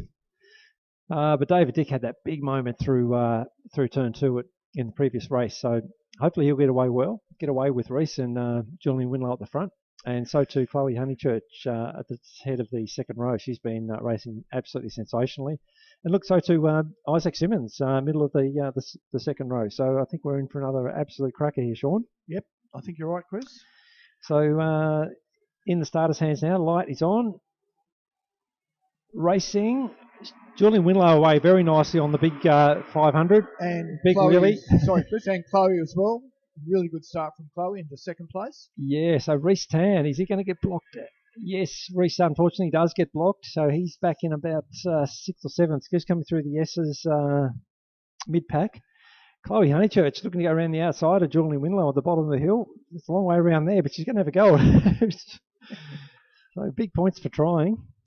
Isaac Simmons on the bright orange bike, looking for a run up the inside of David Dick, but it's a very, very tough move from there. David sweeps around the outside and holds on to third. Yeah, Isaac looking very hungry, looking for a run up the inside into Calvin's before coming onto the back straight. Julian Winlow, he's the man. And look, David Dick coming through, Reece Tan coming through. So, and Isaac Simmons, is there going to be room there for him? There's going to be a bit of fairing rubbing, but no, they've sorted themselves out. How about this, Sean? I don't know what to say, Chris. Julian Winlow just holding off. Reece Tan now up the inside of David Dick. Yes, he's through very nicely. So now Reece is using the advantage of the GP bike. Nice and nimble through the corners and quick down the back straight. But look at up the inside of Julian Winlow goes Reece Tan. He's out for blood this time. He certainly wants to win. Yes. Isaac Simmons up on the outside of David Dick. And look at Chloe Honeychurch. What's she going to do? She's looking to go around the outside of David as well. He's copping it from both sides. And there she goes around the outside, turn to Calvin's.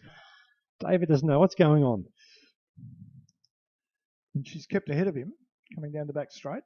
Yeah, so Reece Tan's pulled out a little gap now, so he's showing that track pace he had, and that you can actually get past these people. Bit of determination and skill, and he's done it. Julian Winlow, I'm sure he'll want to pick up this third sprint race for the day. Isaac Simmons, he's the one that looks like he's got the bit between his teeth now. David Dick, looking to go up the inside of Isaac. And Chloe Honeychurch has been shuffled back pretty quickly. She's hanging on the back of David Dick, though. I think she's just waiting to pounce on him again. I thought she was going to go up the inside there. And then we've got Trevor Renton on the VFR 400 at the bottom of the hill, being challenged by Dane Griggs on the RC 390, the KTM. Michael Regan a little bit further back on the blue and fluoro orange bike, just going over suckers. And then another battle further back. Looks like 3 KTMs in that. Or is John Kranz in that mix? Yes, because John's on a bright orange bike as well on the CBR 250. So another big ride from John Kranz. Now the gap at the front is not extending. I think Julian Winlow still thinks he's a chance here. Reese Tan just crossing the line now. The gap is out to only 0.9 of a second. Isaac Simmons has disappeared. Oh, Chloe Honeychurch all out of shape, going down the inside of David Dick. Collects it up, but gives up the position again. I can see Isaac at the top of the hill there. He's off the side of the track. So he's run off then, has he? Yeah. Or is he? He's upright. He's just on the inside upright? of the track. Yeah. Or is he on the infield even? He may have had a bike issue. You know, he's on the outside of the track. Oh, is it? Oh. So I think, yeah, it's a bit hard to tell. But it looks like he's on the bike, so he will resume as soon as there's a bit of clear space. So that's a shame because he was putting a big ride. Now, say Reese Tan has just pulled out that gap a little bit on Julian Winlow. But he won't want to hesitate a moment because they'll be right back onto him. Yep. David Dick just holding off Chloe Honeychurch. And then Trevor Renton here on the VFR 400 just... Chloe having another go into turn one, was she? Yep. I missed that. I was looking at Trevor Renton and Dane and she's Griggs. going up the inside of him into the top of the S's. Doesn't quite pull it off.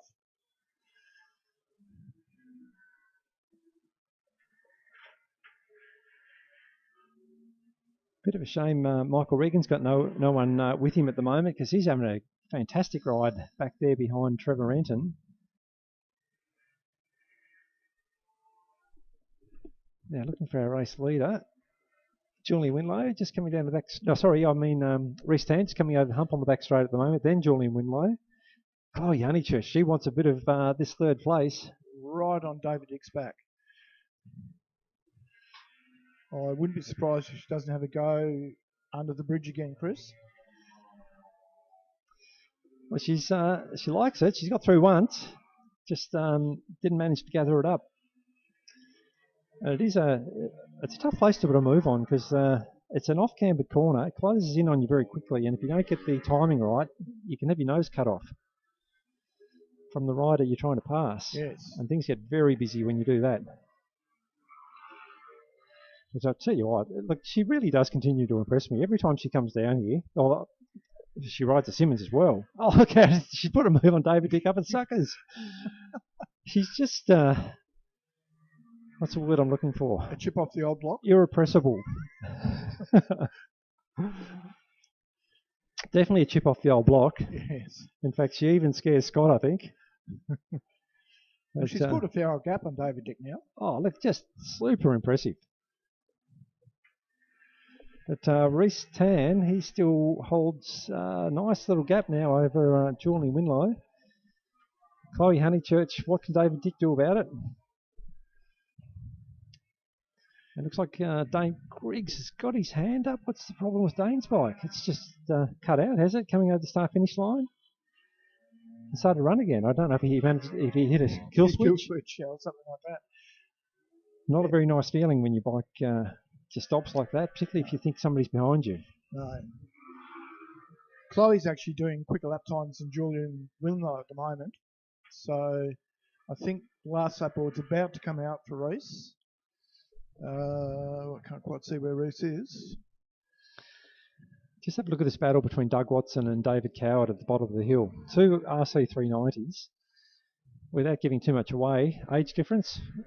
I'd say 65 years. 65 years age difference. No, I think that's a bit cruel. A bit harsh, wasn't it?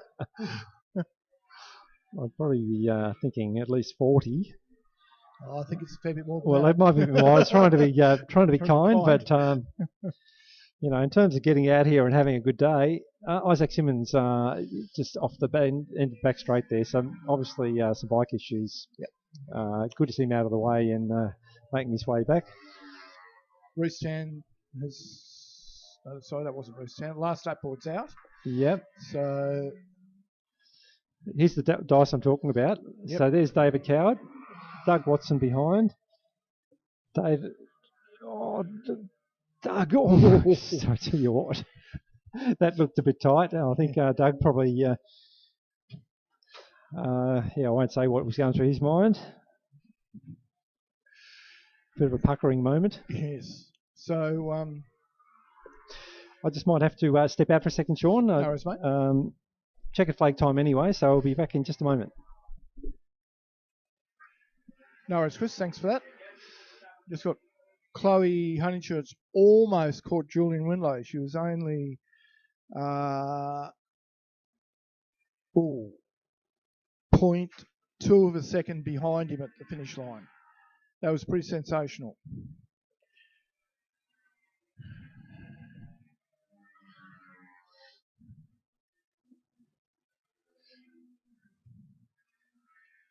So we've got David Coward just about to come across the line with Doug Watson behind him, and then John Krantz.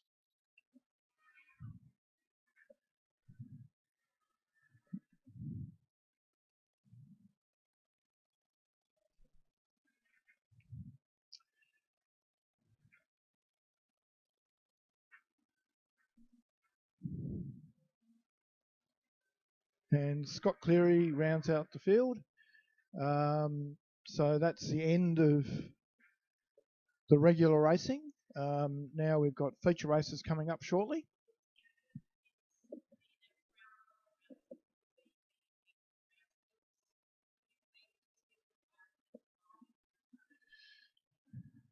So there's Reece Tan coming into pit lane. Everyone's giving him a big cheer. And Chloe Honeychurch, what a sensational ride. And Julian Winlow and David Dick, who just couldn't hold off Chloe Honeychurch. Okay, might take a short break for a moment while we're sorting out the next lot of races. And we'll be back shortly.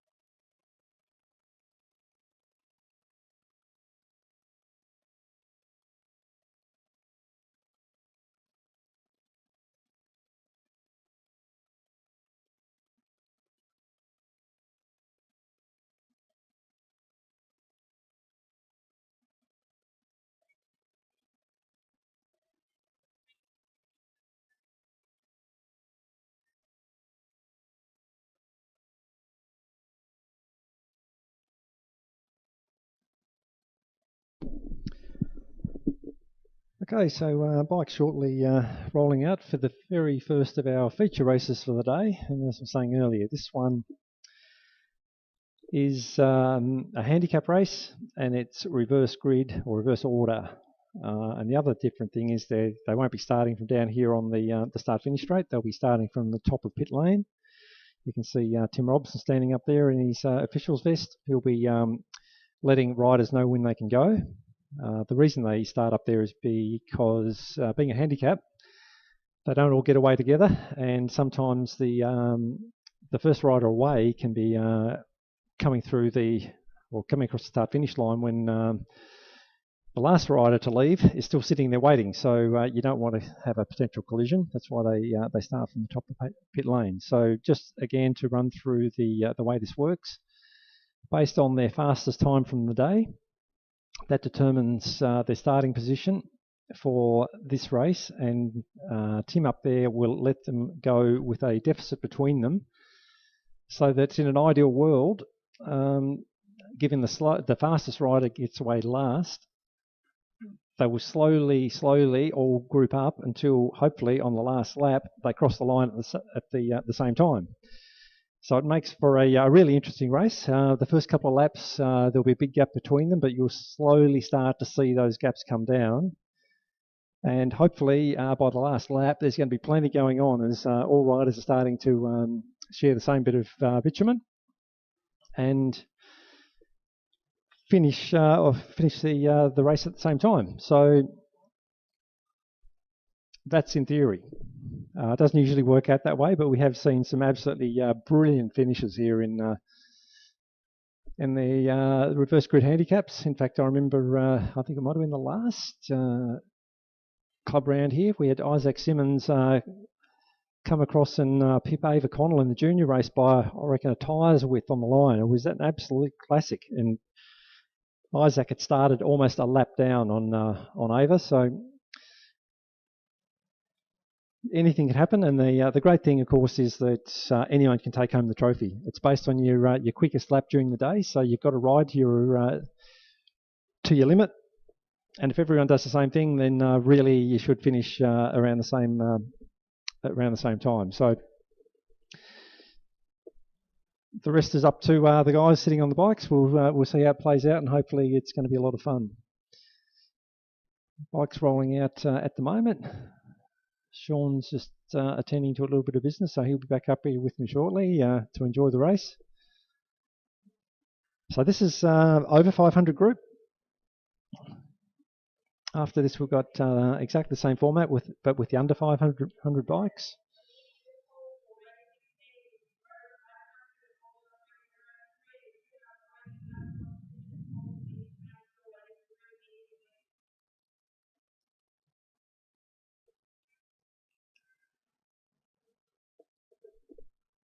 And of course, it also challenges the fastest guys that they've got to do a bit of overtaking as well. It's not like just winning the start and leading the race the whole way. You've got to work your way through the field.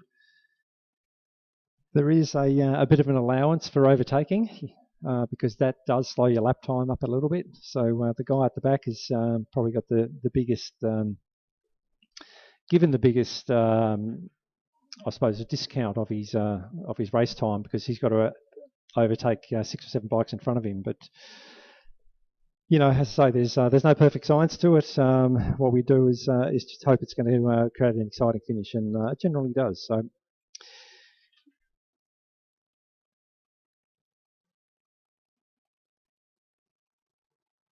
first rider is already up there with Tim, our starter.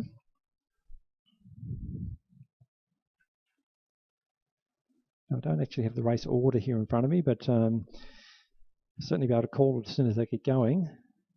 I think it is Anthony Reid on an SV650. So he'll be the first one away, and he'll be the guy they're all chasing down. And of course, the worst thing for Anthony is he knows he's slowly being chased down. He's got clear track all around him until maybe the last lap when they're all starting hunting down. So it's a bit of a nervous time. But what we've also seen is some of the slower riders through the sprint races put in their best time in a race like this because they have more to race for. They can actually feel a win they can see a win because they're leading the field. So it does really work to the advantage of slower riders as well.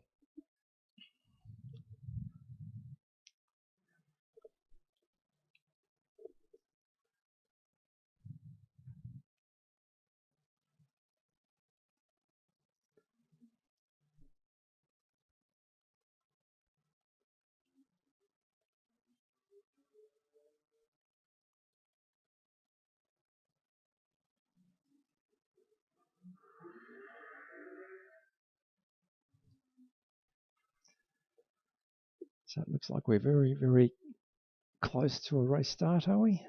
Just getting the starting order sorted at the top of the pit lane.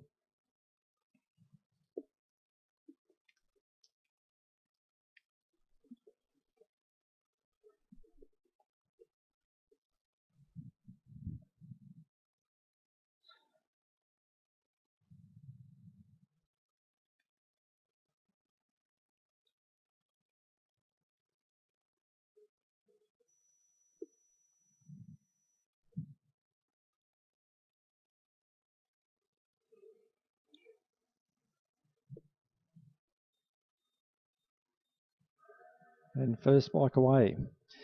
Also a bit different for the riders because they've been starting from the start-finish line all day. So to actually do a race start from up there at the top of pit lane is a bit unusual. But as you can see, Anthony Reid's the first man away.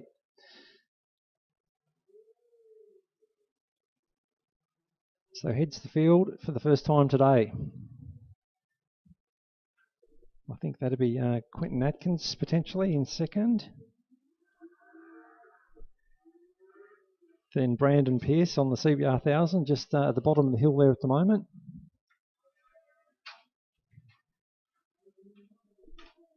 Then we've got Jaden and Davey Bodell.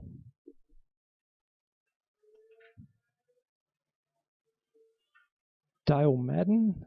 I don't know why Peter Bellchambers is last away. I think that's probably a mistake because he's got a Yamaha R1 in front of him that has been cleaning up today. So I'm not sure what that's about, but back at the front, and Sean's made a return to the commentary box just in time, Sean, because race underway. Anthony Reid is the man leading the race at this stage, just heading down through the top of the S's at the moment. Sorry, Chris, I'm breathing a bit hard here. Those stairs are getting harder and harder. It's not easy, is it? It's so it's a long time since 3:45 this morning. So Nick Williams already making his way past Jaden Davey Bodell very early in the race, so not really sure what's happened there. But you can see Nick's got a long way to go to pick up the leader.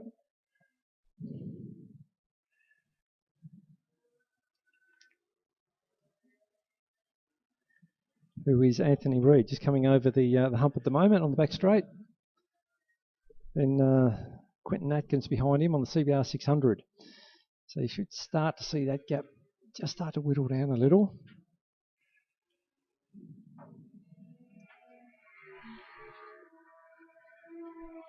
This is a great idea, I think, Chris, with this format of almost a fun race. It gives everybody an opportunity.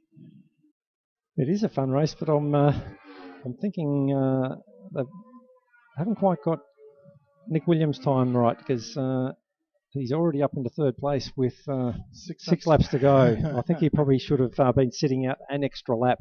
Yes. So it might spoil the party for a few in front. I think that's quite likely, actually.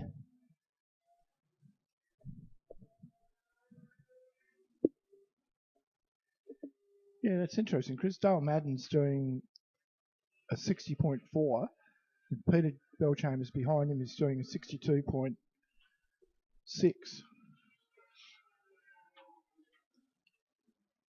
You can see Quentin Atkins is very, very slowly reining in Richard Reid. Anthony Reid, beg your pardon. Yep. Yes, well, I think I'm right in saying something's gone wrong with the timing deficit for Nick Williams. I reckon he would have been more than a lap down, and he's gone away Oh, that was very close. Getting pretty close. So yes, unfortunately, that's going to spoil the party a bit.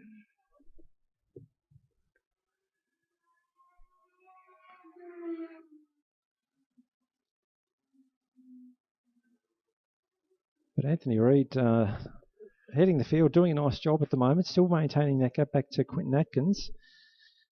But as we said, it's really the closing stages where things are going to get a bit more interesting. In fact, look at Quinton Atkins. He's got the carrot there in front of him now. He's starting to see that there's an opportunity. But of course, the advantage of his bike is the back straight.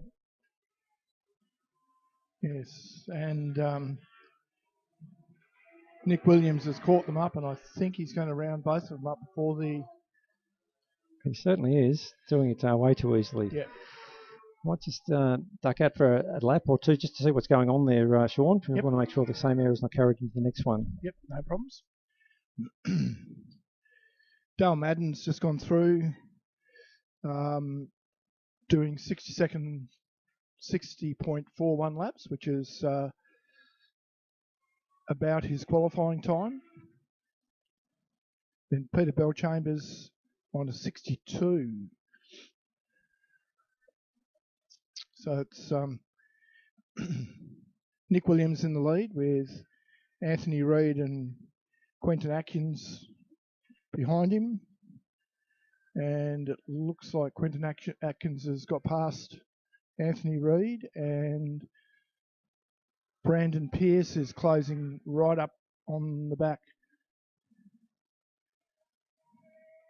of Anthony Reid now, and he will pass him under the bridge.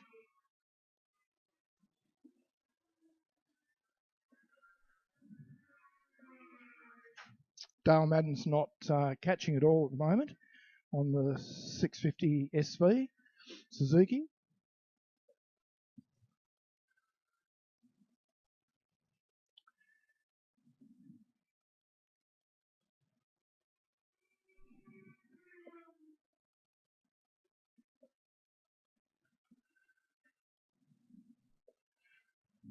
Just looking for Nick Williams. He's down the end of the back straight again with 3 laps to go.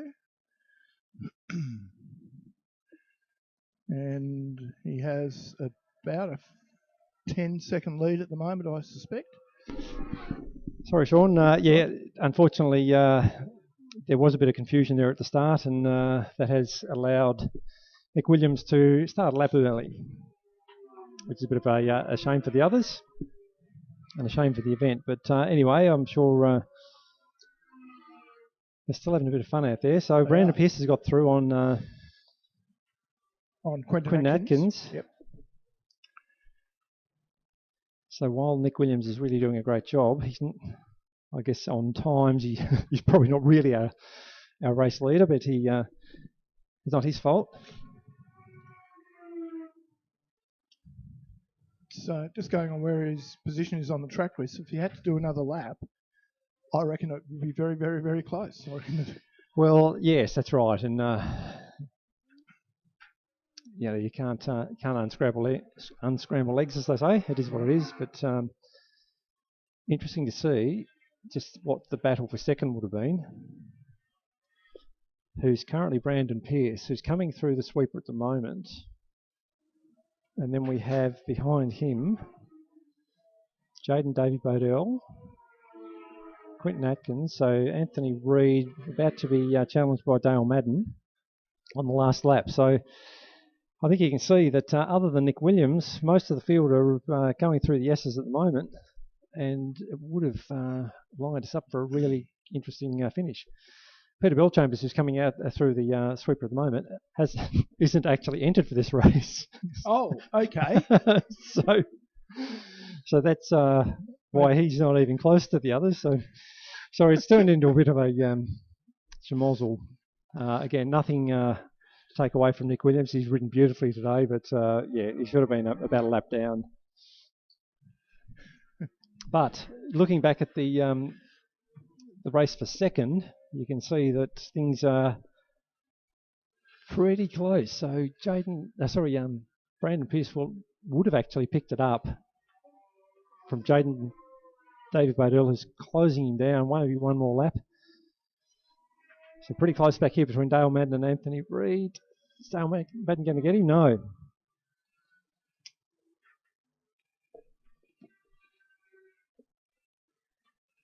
So, yes, didn't quite work out the way we wanted, but it was still entertaining nevertheless. Absolutely. And as you said before, Sean, the idea of it is just a bit of fun. There's no points at stake here. There are some trophies to take home, but really it's about just doing something a bit different for the competitors and the spectators. Yes, I haven't seen one person in the pits who hasn't had a smile on their face today, Chris. So I think the format's working. Everybody seems quite happy with it. Yeah, well, certainly from up here, things seem to have run pretty well. So there's some great racing here today. Been a couple of hiccups, but that's sometimes that happens. There's not a lot you can do about it. No, that's the nature of motorcycle or of racing, really, not just motorcycle racing.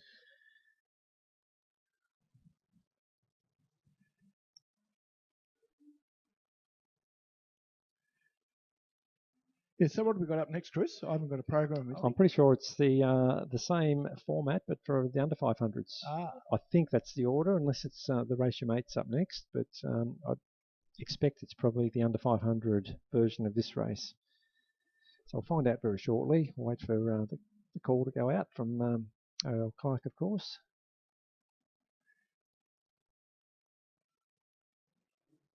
Who I've got to say is doing a sensational job today.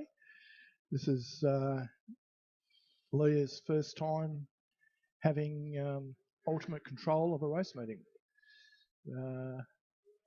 She's doing a fantastic job. It's fantastic to see. And getting people to do these jobs is not easy, and it's not an easy job. No. So not really sure what's going on here. We've got what have we got? 3 over 500 bikes lining up, unless it's they're straight into Race Your Mate. So as you said, without having the program in front of us, I'm not really sure. I would run down the stairs and get one, Chris, but I may not make it back up. No, I don't know if they're doing a rerun of it because of the. Surely not. No. Well, it's looking that way. I'll go and find out what's going on, Chris. Well, why don't I go? Okay. Save your legs, and I'll be back in no time at all. Okay. No worries. Thanks, Chris. We've got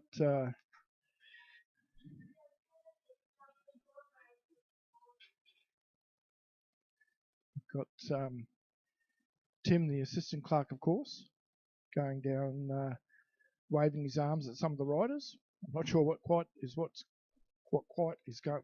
Not sure what is going on, but he's turning them around, sending him back into the pits.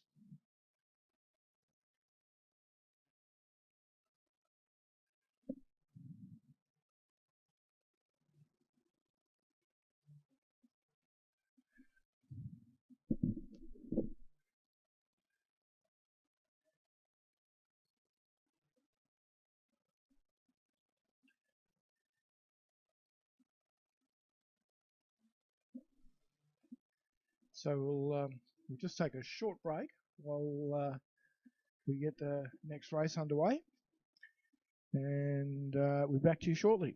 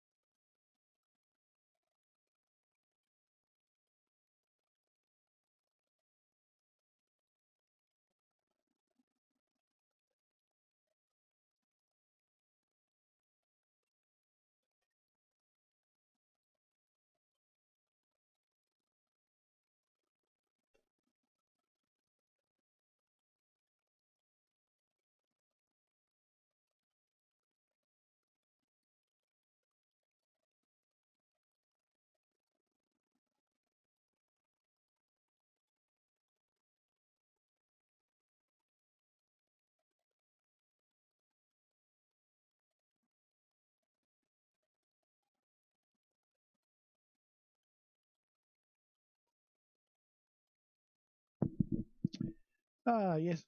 Up next, we've got the up to 500. Under 500. Under 500, sorry. Oh, no, it's the same thing, Same. really, isn't it? Yeah. Yep, different sides of the same coin. Under 500 handicap race. Yep, so same as one we just had, without starting issues, hopefully, and under 500. So bike's just been called up for that one now. So I can see Tim Robson's up the end of pit lane, ready with his list. I hope he's holding it up the right way.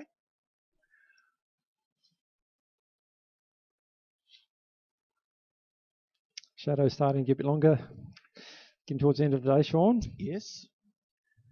It's looking over there, I reckon there's probably maybe an hour's worth of sunlight left. Been a stunner of a day, though, really, after a very cold start. You take this every time for a winter race meet. Yeah, typical winter in Tasmania, though, Chris. Yes. Just looking at the temperature, 11 degrees. Probably start dropping off pretty quickly over the next hour or so. Yep. Hopefully my Tim at home has got the heater on already, warming the house up. What are the chances of that? Fairly slim. Yeah.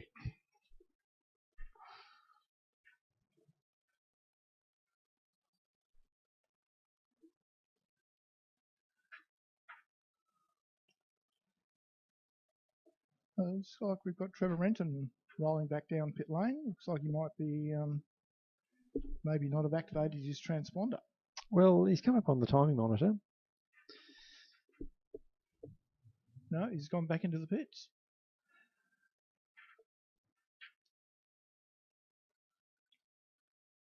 Where the others are, they're certainly a reasonable field of bikes. So I thought I heard them being called up. Yeah.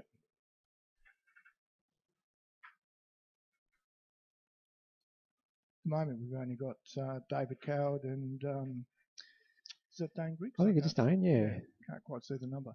Yes, it is Dane, 61.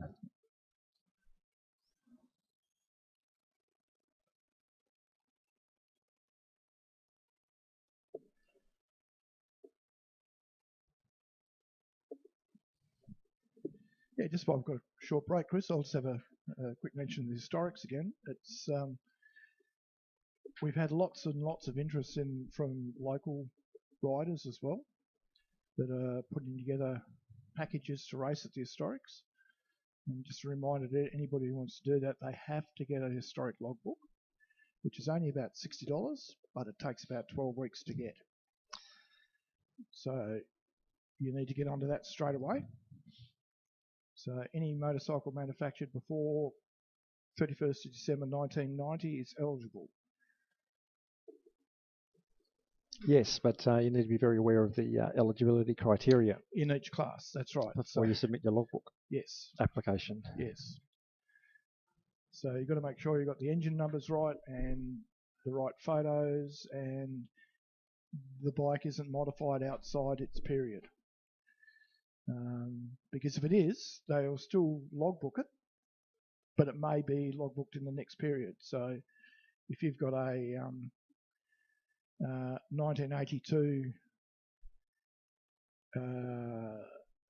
Kawasaki Z1000J with 1990 Suzuki forks in the front of it, it'll be a period 6 1990 bike. Yes. So you need to be a bit careful of that. Make sure you check the GCRs. There's a fairly good listing of what you can and can't do in different periods. And I reckon the eligibility scrutiny will be very right onto it at the meeting. Yes, as they should be. And look, it's always a bit of a bone of contention, eligibility. It's a difficult thing for Motorcycle Australia to administer. Yep. And there's always arguments about why is that in or why is that not in, and that's right. People trying to take matters into their own hands.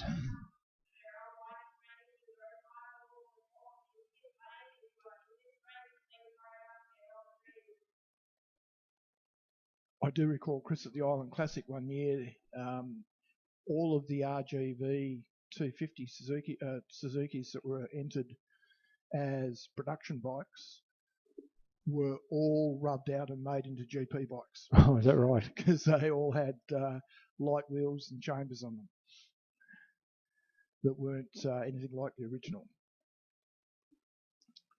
So an entire field got turned into GP bikes. Just trying to work out what's going on here, Sean. I've only got 3 bikes out there.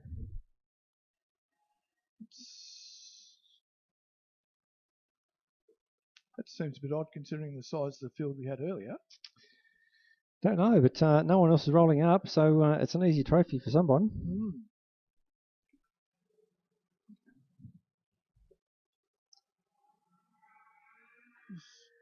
Chloe Honeychurch is not out there?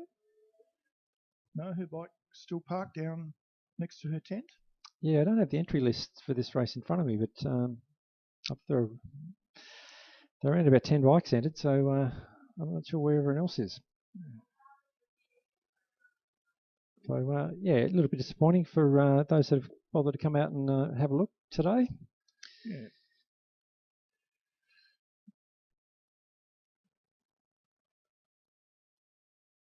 Let's see Reece Tan down there with the GP bike. He's going to have to use the roller to start his bike. Yeah, they overheat quite quickly, so if you sit there waiting for 30 or 40 seconds waiting for your turn to go, that'll be just about the end of them. Yes, yeah, so it's time critical for how long he can have it running before he gets on track. So it ups the stakes for them. Get it started in time, get to the top of pit lane, ready for you to be waved off. Yep. It also affects their tyre temperatures as well. They're even though they're little bikes and they don't make huge amounts of horsepower, they've got skinny little tyres as well. So you need to be very careful and manage it in the first 5 or 6 corners, otherwise it'll end in tears. Well, I'm just thinking about the 2 guys that have been sitting out there now for several minutes. Their tyres have been dropping off for temperature. They'll be aware of that. And you've got to, be on the gas from the get-go. So Tim's about to set them off.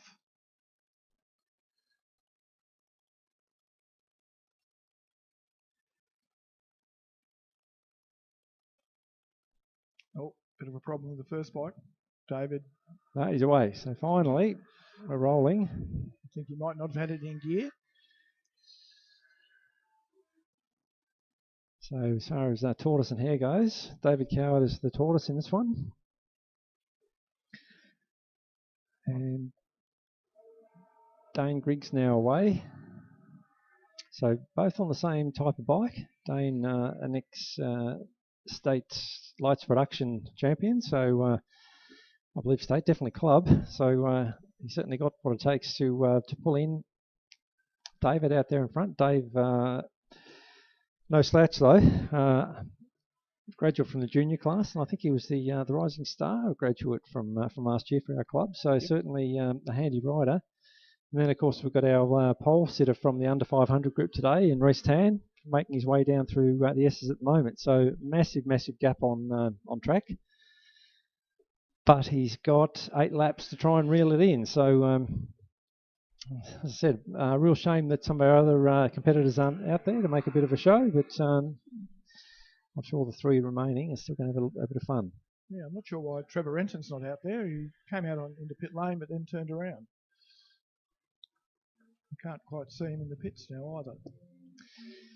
So let's have a look at the gap. We've got a 15-second gap between David Coward and Dane Griggs. And then a long way back to Reece Tan, who's coming through the sweeper at the moment.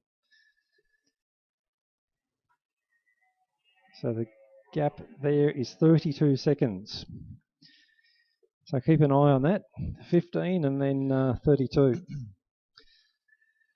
I thought Dane and David were doing similar lap times in the races earlier today. Well, I hope that's not the case because I don't want to see the timing issue from the last race carried forward here. But, no, Dane's definitely catching him. Well, we're about to find out because it was 15 last time through. Oh. So David crosses the line with 6 laps remaining.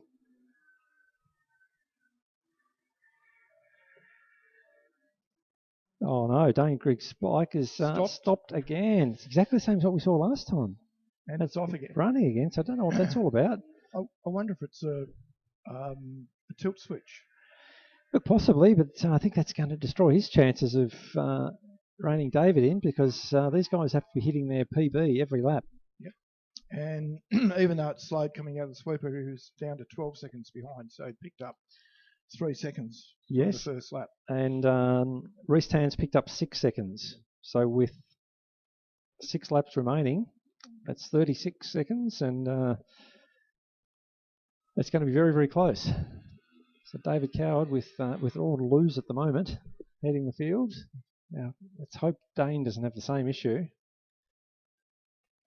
this time through. As Sean was saying, it was 12 seconds a gap between first and second.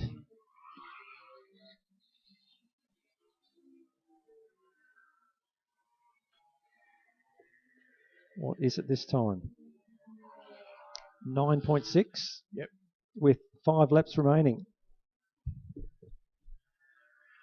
And Reese Tan was 26 seconds to the leader, now 21.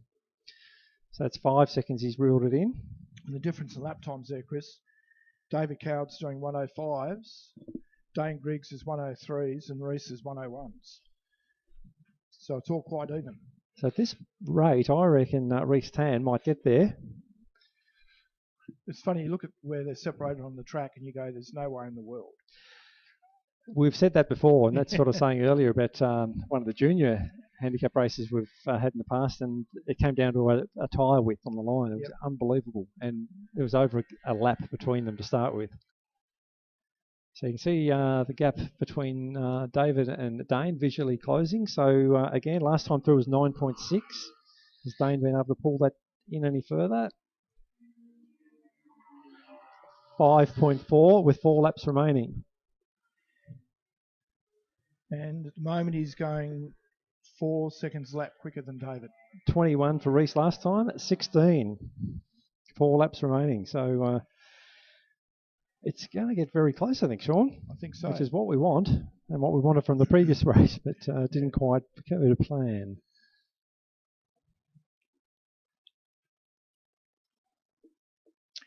Yes, Reese is doing 101s and David's is 106, so he's 5 seconds a lap quicker than David. So it'll come right down to the wire. Definitely see the gap between David and Dane coming down, and that'll spur Dane on, because he can see what he needs to do. And Reese is coming into the back of the sweeper now, so he's picked up a fair amount of time on that lap. Oh, only 1.7 this time with 3 laps to go. So Dane, I think, is every chance of getting past David in front.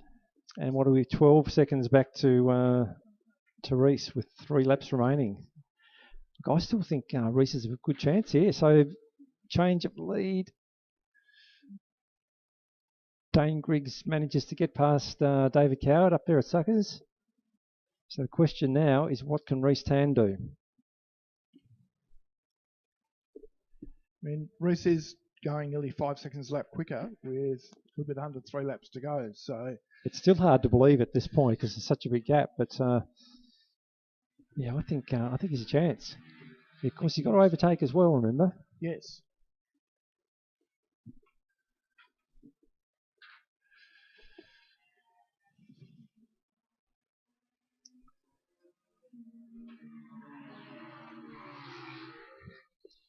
So last time, gap between first and second was 10.5 seconds. Now it is, sorry, first to third. Now it's 9.4, but that's to Dane Griggs.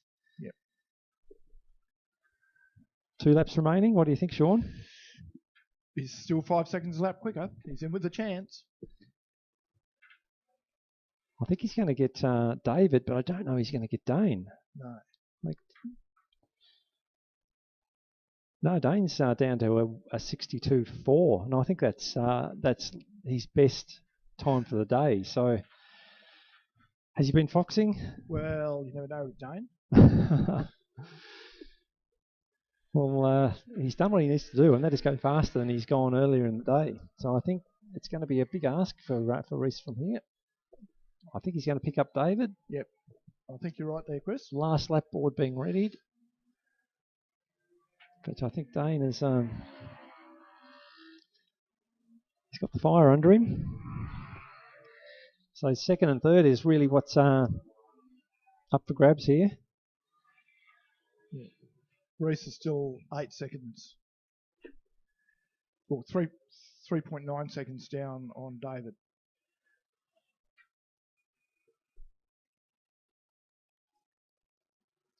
Not a bad ride from David, considering he was down there in the dirt earlier in the day.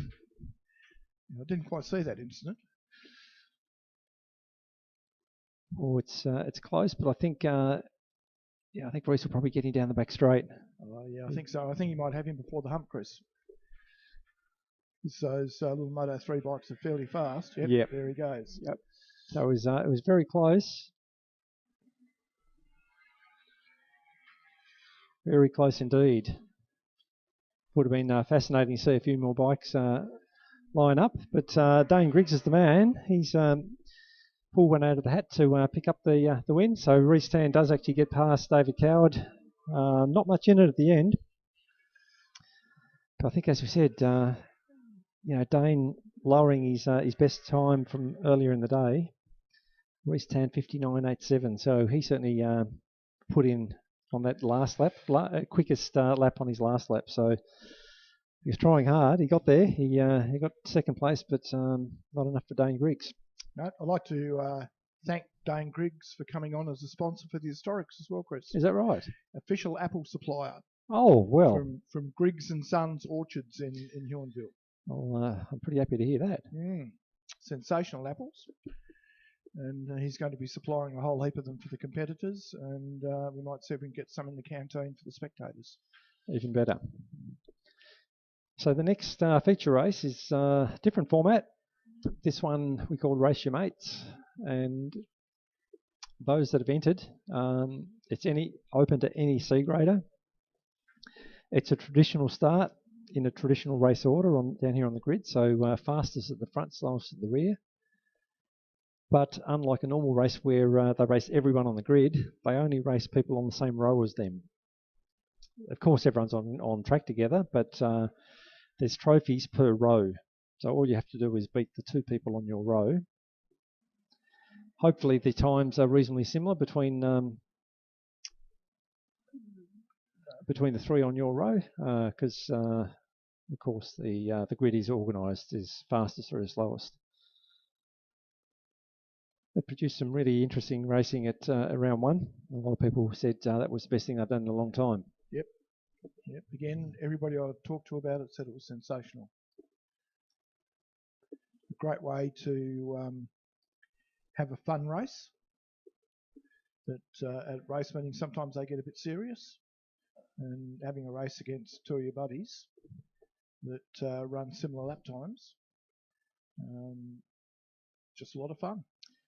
Yeah, and as you said earlier, it gives a lot of people a chance to take something home for the day, so they don't have to be the fastest on the grid to pick up a trophy. You only need to win your row or bracket, as they call it. Yep.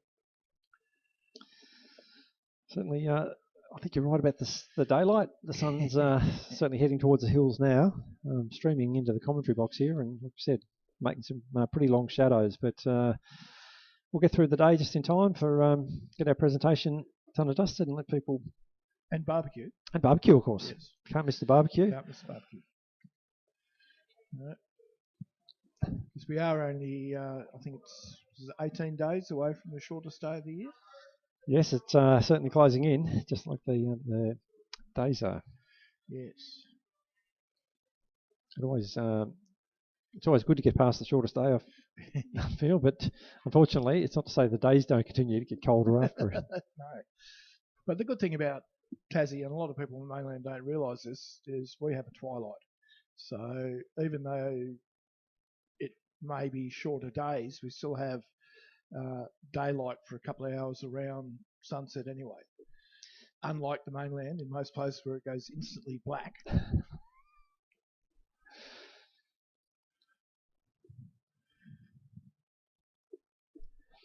All right, well, hopefully we're going to get a full grid of bikes this time. It's a bit of a shame when there's only the 3 running around. Yeah, it was still close. It could have been closer, but it was still pretty close. One more lap, and I think Reese may have caught Dane.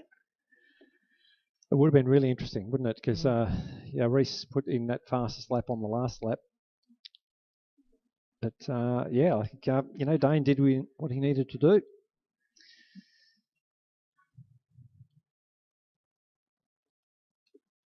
I think it might be a lesson for Reese as well. You might need to put those fast laps in early. Yeah, well, I suppose he'll say, that's easier said than done.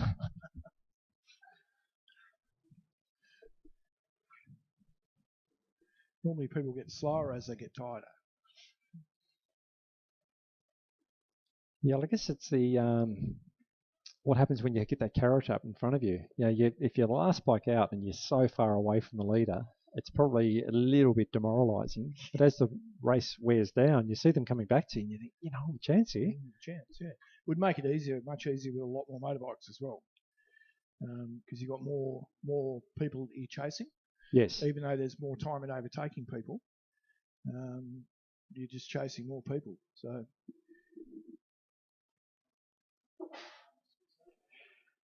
I think we're missing one bike because there were meant to be 9 out there on the grid. So that's going to make it a little easier for a couple.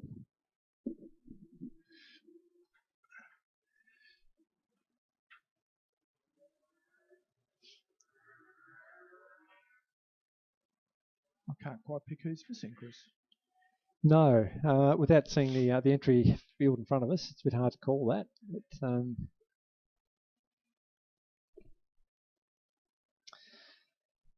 so bikes just making their way around now. First sighting and warm-up lap, or combined, I should say, sighting and warm-up lap.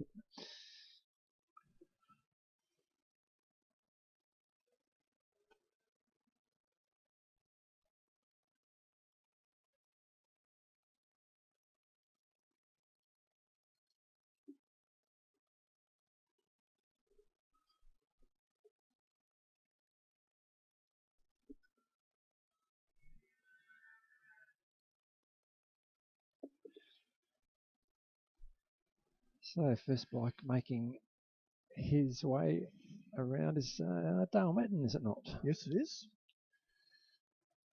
Not distinctive with the unfaired SV 650. And, I said earlier, he certainly punts it around well. He does. And very reliably as well. Surprising how reliable those SV 650s are.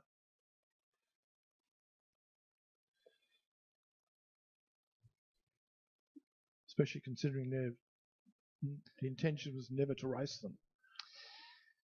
I think the front bracket's probably not that well matched. We've got Yamaha R1 against an SV650. So there's somebody missing from that bracket. But the next one back, we've got Trevor Renton, Brandon Pearce and Jaden Davey Bodell. That one will be really interesting. And so too the last bracket. So I think the R1s are probably a fairly easy pick for first. Jaden Davey Bodell got a beauty of a start there. Brandon Pearce right behind him. And Trevor Renton behind him.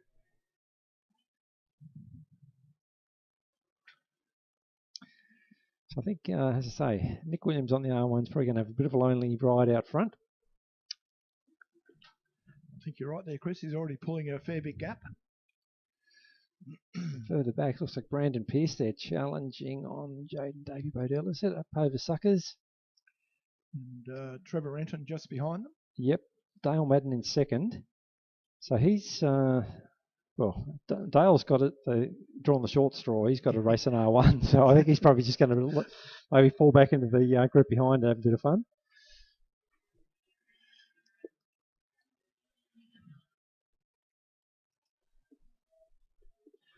So, other than Nick, who's obviously going to run away to a fairly easy victory, Dale Madden from Jaden Davey Bodell, Brandon Pearce. Then we've got, I think it's Quinton Atkins from Trevor Renton, Darren Grice, and Richard Reed. Sorry, getting my Atkins and Richards mixed up. Trevor Renton all over the back of Quentin Atkins there, down through the S's, and Darren Grice right behind.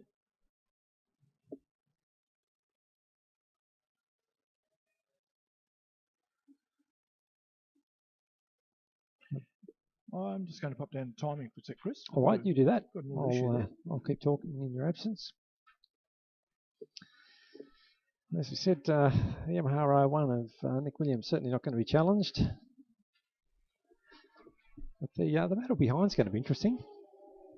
Dale Madden coming under a little bit of pressure from Brandon Pearce. Two very different bikes, SV650 versus CBR 1000. Sorry, no, it's not Brandon Pearce. It's Jaden David Bodell. So what's Jaden riding? That's CBR 600. And then Brandon Pearce behind him on a CBR 1000. So you've got SV650, that's Dale Madden going through the S's at the moment. Then a CBR 600 with Jaden Davey Bodell and Brandon Pearce on a CBR 1000. And then further back, there's Quentin Atkins there on a CBR 600, just at the bottom of the hill now. Darren Grice on a Kramer and Trevor Renton on a VFR 400. So very different bikes. Also great to see Richard Reid, I think, having his first race here at Basketball today. Maybe his first race ever, I'm not sure. I haven't had a chance to have a chat to him, but while he's bringing up the rear of the field, great way to start your racing. You know, go around and circulate, have fun, certainly learn a lot. You go away and think about a lot, and the main thing is that you go home in one piece with a smile on your face. And I'm pretty sure he'll be doing that. What's, I guess, the main point of interest at the moment is Dale Madden trying to hold off that CBR 600 of Jaden Davey Bodell behind. Dale Madden's a hard charger on that SV650. They're both running around in high 59s. So really, really competitive times. That's a roundabout personal best pace for Dale Madden on that SV650. So he's not messing around.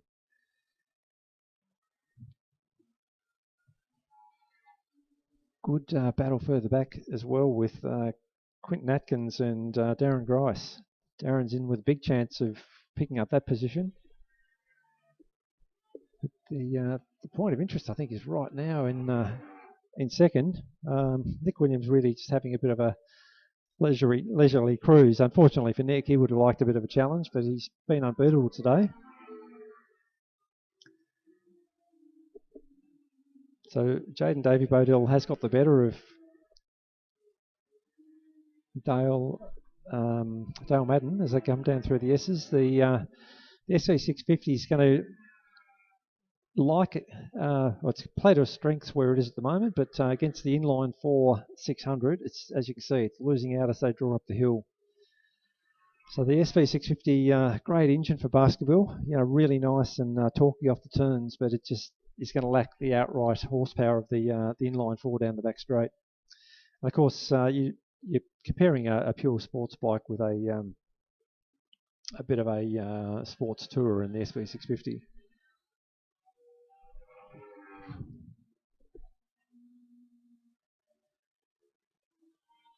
But really not dropping Dale off too much to his credit. Little gap emerging. Just looking back to see the dice between Quentin Atkins and Darren Grice. That's starting to extend a little bit as well. But Trevor Renton not too far behind on the VFR 400. Given the variation in the types of bikes, you know,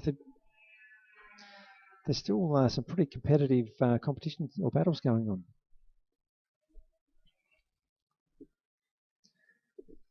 So Richard Reid just making his way through the sweeper at the moment, about to cross the start finish line. And so that's an SV 1000. Probably a pretty good engine for basketball. As I was saying, the V-twins are pretty well suited with this racetrack. Nick Williams is crossing the line with only 2 laps remaining. Dale Madden probably can't do too much about Jaden Davey Bodell at this point. But he's done very, very well to keep in touch. Little lonely ride there for Brandon Pearce, just crossing the line now on the CBR 1000.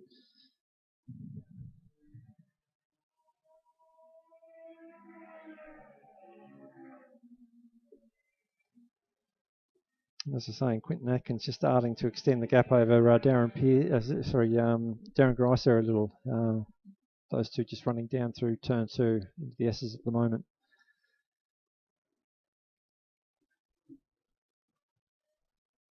So I can't really tell you off the top of my head who's racing who as far as the actual bracket or starting row is concerned. It's more about who's got track position at the moment. So last lap board is out.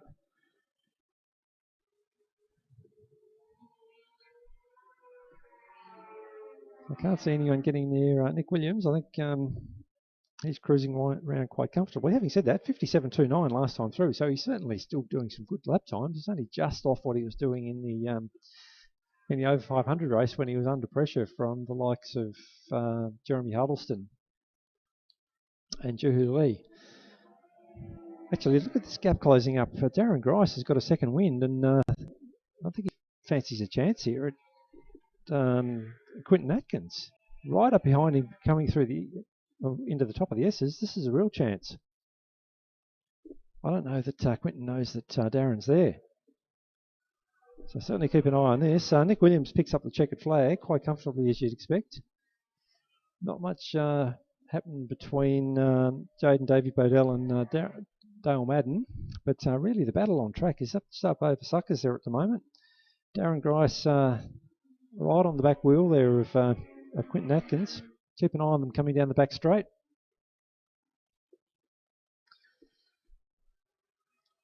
Oh, it's going to be a big call, but Darren did find a lot of time on that last lap, so whether or not he can have a lunge into brakes, get a run through the sweeper, not quite looking close enough. And that's a shame because he made up a lot of ground there. So that order will stay. Then we're back to Trevor Renton on the VFR 400.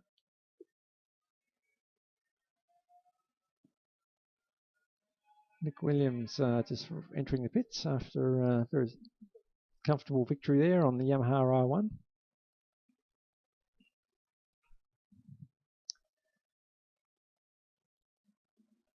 Rounding out a very successful day for Nick.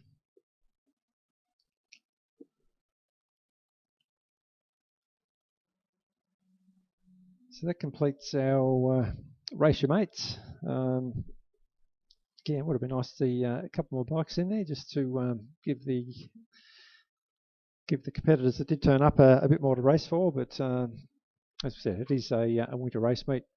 People are starting to get ready for hibernation.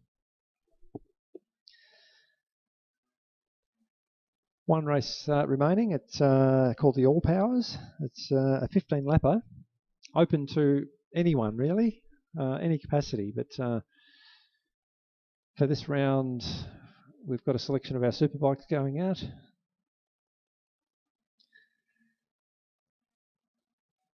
As we saw earlier, superbikes always put on a bit of a show for us. We've seen some great racing in the combined super sport and superbike classes today. So hopefully this one won't be any different. And over 15 laps, it gives the riders a bit of a chance to just to settle into a bit of a rhythm more so than just every lap being outright sprint, although they probably will ride it that way anyway. But there is a difference between riding 8 laps and riding 15.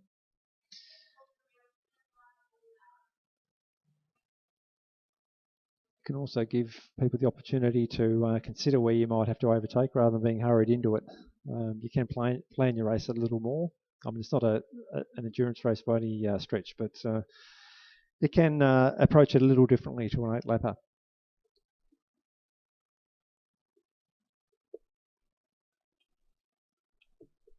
As Sean mentioned, there'll be a presentation of barbecue immediately after this race, so anyone who wants to hang around is most welcome to. I think it's a gold coin donation for a drink and a sausage, and come down and have a chat to anyone and everyone, so please feel free.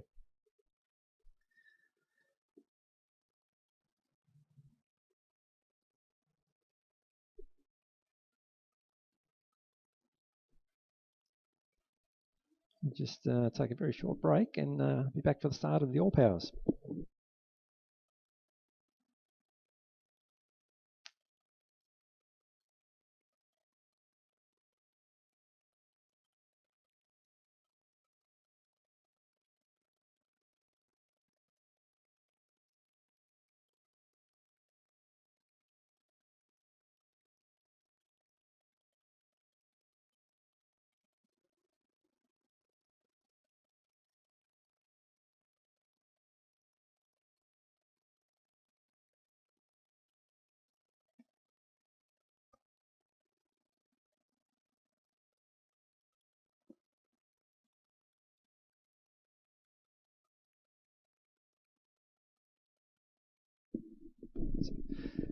Okay, so bike's just rolling out for All Powers, and delighted to say I'm joined in the commentary box for the last race of the day by none other than the 600cc lap record holder here at Baskerville, Jason Spencer. Welcome, Jason. Nice, thank you. It's first time being up here. Oh, it's a Got good a nice view. little view. Yeah, you know why? I don't race anymore. Watch these boys shoot about. Yeah, so I think you lowered the lap record again today? Did, yeah. I would have liked my lap time to be the lap record, not me. That was a bit better, was it? Yeah, it was a bit better, but anyway, it was good to set up the bike and have a crack at it. So, mate, you've done plenty of laps around here. You've raced 2 hours. You've won the 2 hour. Just talking about the difference even between a 15 lapper and an 8 lapper, it gives a rider a little more time to plan a bit of a strategy and think about where they may be able to get past people. You were entered for this race. I know you probably want to get away early because of the sun going down, but how would you have thought about this race before you go out? Initially, just to get a good start and settle into a rhythm as quick as possible without overexerting yourself in those first couple of laps to get that groove. Yeah, it's something we talk about quite often, that getting into that groove, it does set you up for the race, and I think probably something that a lot of people who haven't raced before don't appreciate is things slow down as a racer. While you're going around very quickly, you do plan your race and you do think about where you might put a move on, and you want that groove to maintain your track speed, but also at the same time you're thinking about how the race is playing out and what may or may not work for you. Absolutely, depending on who you're dicing with at the time.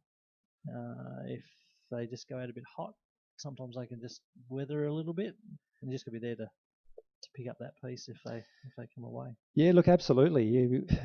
I've probably said that already a few times today. Sometimes if you're struggling, you might just, if you hang on to somebody's back tyre, you stay there, an opportunity can open up for you. Absolutely. So it's probably going to be hard to see Brett Simmons being beaten here today. He's done very well, but so too Oscar O'Donovan, riding really well on that ZX10. We're ready for a start. Brett, lights on. Racing. Brett away to a typical fantastic start. But Brad Hughes been riding well too, Jace. Yeah, he's riding really well today. Bit tight going in there. Oscar in the second there.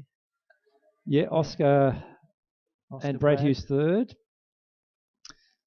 Even Brad looks smooth today on the track. He does look really well, really smooth. Jezza Huddleston ran the outside of Wade Schrader there, and bring up the rear, Chris McGrath or Damien Folds, perhaps. Damien. I don't think Chris is out there. Okay, so it could be Damien on Chris's bike, potentially. That exit that Brett has, just smooth and early. You've done plenty of racing against him. It's typically hard to beat him off the line. It is. But I think you'd agree that any successful racer doesn't really have a weak point. They've got to work on every area of their race, and Brett's race starts don't happen by accident. He's worked very hard at them. That's right. Very, very good. So I like the look of Oscar's bike. It's nice and planted and steady. I guess on the power, it just handles that acceleration nicely. He's really, really riding that bike well. He's gelling beautifully with it. We've got times here. We have times. You do? It's only early. So that's a flying lap, isn't it? 57.97, is it, from Brett? Yeah. As I was saying with Sean earlier, a lot of riders would be happy as that as a PB. It's trouble. They look faster than the times suggest. They do, absolutely. So, Brett, I think treating this one a little less like a sprint at the moment. Yeah, he's getting into his groove. I mean, we're not sure what the tyres these guys are running to at the end of the day. Well, that's right. That track temp will be going off now, and they're probably just managing what the tyres are going to do for the whole race. But this is great for Oscar O'Donovan, being able to follow the likes of Brett Simmons for a few laps. 54.6. That's a good time from Oscar. Yeah. In fact, that's probably close to his best for the day. Yeah. And, Brad's not managing to stay with him. So he's having that little toe from Brett. So he's picking up the throttle where he sees Brett pick up the throttle. He'll be braking where Brett's braking. There'll be world of knowledge he'll be gaining here. I was saying earlier that people who just doing ride days, and they try and get to a time before they start racing. Yeah. They don't appreciate how much time you make up once you start racing. Oh, for sure. Once that green light goes on, just racing with other riders and picking up where they turn in, where they accelerate, it just inherently drags you forward from that ride day session out the ride day lap. It's absolutely amazing. The time just comes from, I don't know, it seems to come out of thin air. Laps, it does. A bit of extra adrenaline and lapping with other people, and as you say, you follow faster riders, and they say, oh, okay, I could pick up the throttle a bit earlier here, and it all starts to flow as well. I think if you overthink your riding, it can slow you down as well. You become a little bit too... it's funny, an exerted lap was generally a slow lap. Yes. When it flows. That's what I was trying to say. But that was a big wheel stand by Oscar. Was it? I missed that one. He's doing very well. And Brad's he's just come off a little bit, hasn't he? Yeah, but look at the times, you know. They're still in the fours. 54s.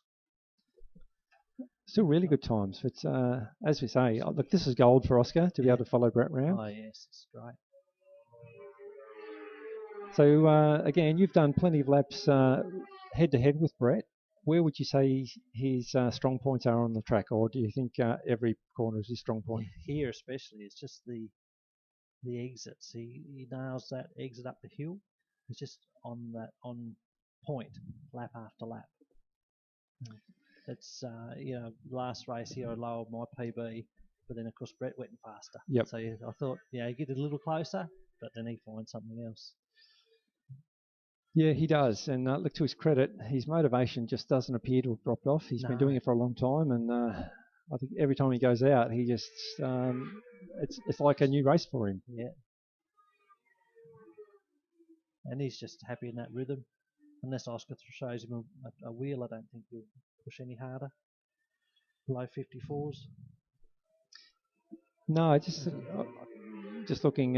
He does have a pit board out there, so he's aware of the gap. Probably not sure who it is. It's just +2 on the pit board. But I don't know about you, Jace. I sometimes used to sneak a little look over my shoulder coming onto the back straight just to see who was there and where the field was, whether it was stretching out or they were right behind me. Do you get a chance to have a look when you're riding? I don't normally. Today I did just to see if Lockie was about. And after a couple of thousands went by, but not normally. I just rely on what the guys are telling me at the pit wall. Yep. And today was hand gestures, not so much a pit board. Not rude ones, I hope. No, just you got the thumbs up.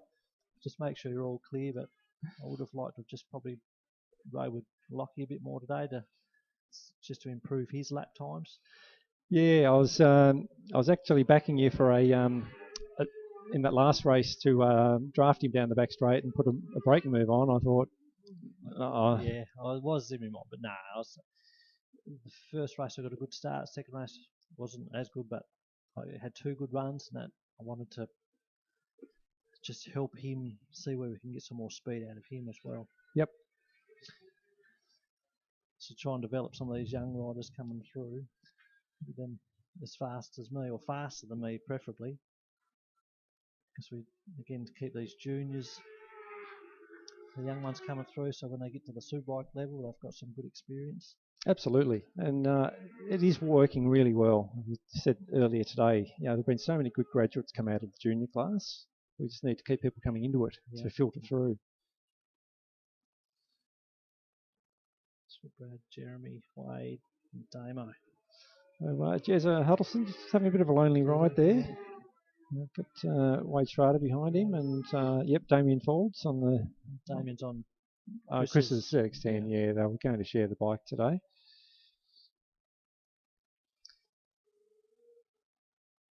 So just looking for Oscar O'Donovan.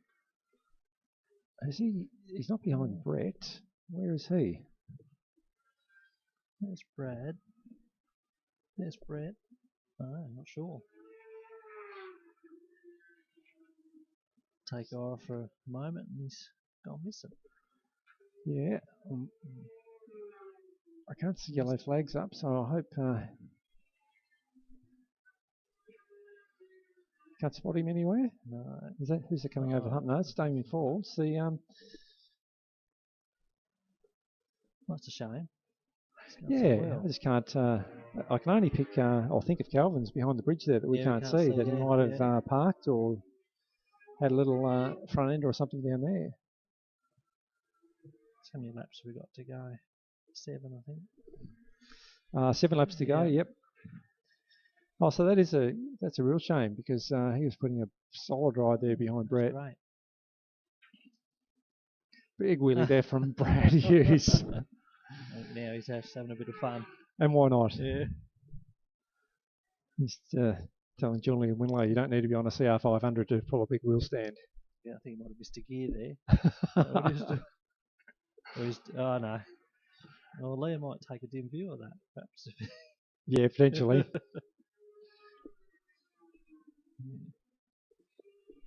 So we do have the recovery vehicle getting ready. So obviously they've noticed that Oscar's parked somewhere. Yeah, Jez has been riding 2 races today, hasn't he? Yeah, I think he'd probably be getting a bit fatigued. Mind you, certainly was happy to. Well, he got very fit for the 2 hour and has been doing a lot of riding before that. So speaking of 2 hour, Jason, you've got any thoughts for this year as to no, not as yet. who you might line up with? I would have loved to have got Ted back again for this up and coming one, but his commitments to the ASBKs sort of put a hole in that. So I suppose we're on the fence at the moment. Yeah, a bit of a shame that they moved the dates of the last ASBK round to clash with the 2 hour. Because we all know that there are plenty of ASBK riders who love coming down here for the 2 hour. A couple of Victorian BWC riders I had in mind, so he might reach out to them next month or two. And we're heading up to Sydney end of this month for the 5 hour, so a couple of guys up there we can try and encourage to come down. And you're thinking 600 or 1,000, or don't want to let the cat out of the bag? Nah, for the 2 hour. 2 hour. Nah, probably 1,000. Yep. Yeah, the 600 is a bit like been there, done that. But not to discount it at all. I mean, you never say never. Like the right person, right team, why not? But the 1,000 would be good to have another crack at. Yep. So last year, remind me, you guys finished third. Third, yeah. The Brett and Jed. Jed just rode the wheels off that bike, and I mean they deserved second as much as I felt that we did, but our tyre didn't quite hold up as well as the Bridgestone. That's right. There was a little bit of metal showing through towards the end, wasn't there? Yep. But having said that, I mean we've done as many laps as we've ever done on a tyre that we've never known. Yeah. So we've probably tested the limits of that. And of course, you look at the level of the lead team. Yeah, that's right. You know, yeah, so he was pushing the whole way through. You got the reigning Australian Superbike champion on an ASBK spec motorcycle. Pretty hard to beat. That's right. He was obviously good. Jez had done really well. Obviously Brett and Jed done really well, and I feel that we done really well. And it's just an incident-free race, start to finish. Yeah, but look, it just goes to show the level of the event to be able to put on a race at that level here in Tassie. The record amount of laps so far. It was a good achievement by all that entered. It's really good. So 3 laps remaining. Sorry, Jason and I going off on a bit of a tangent, talking about other things rather than what's happening on track. Brad, still no sign of Oscar. No, so hasn't picked himself up. Well, it's either going to be a mechanical or a DNF. Clearly, they didn't have to send any medical help out, so that's a really good sign. So with 2 laps remaining now for our leader, Brett Simmons, just entering turn 1. I think Damien might have done a PB there. He's in 57.6. Yeah, it's good for a bike he's not familiar with. Yeah. Bit of a shame he's moving on the bike he bought. That's a GSK 1000. Hasn't managed to gel with it. No, well, hopefully someone will pick that up and continue racing it. It doesn't go to the mainland. Yeah, and of course, these big bikes, we were saying earlier in the day, they've got a lot of horsepower. If you don't have them working well with you, and have them well set up, it's going to be a battle every time you go out. Yes.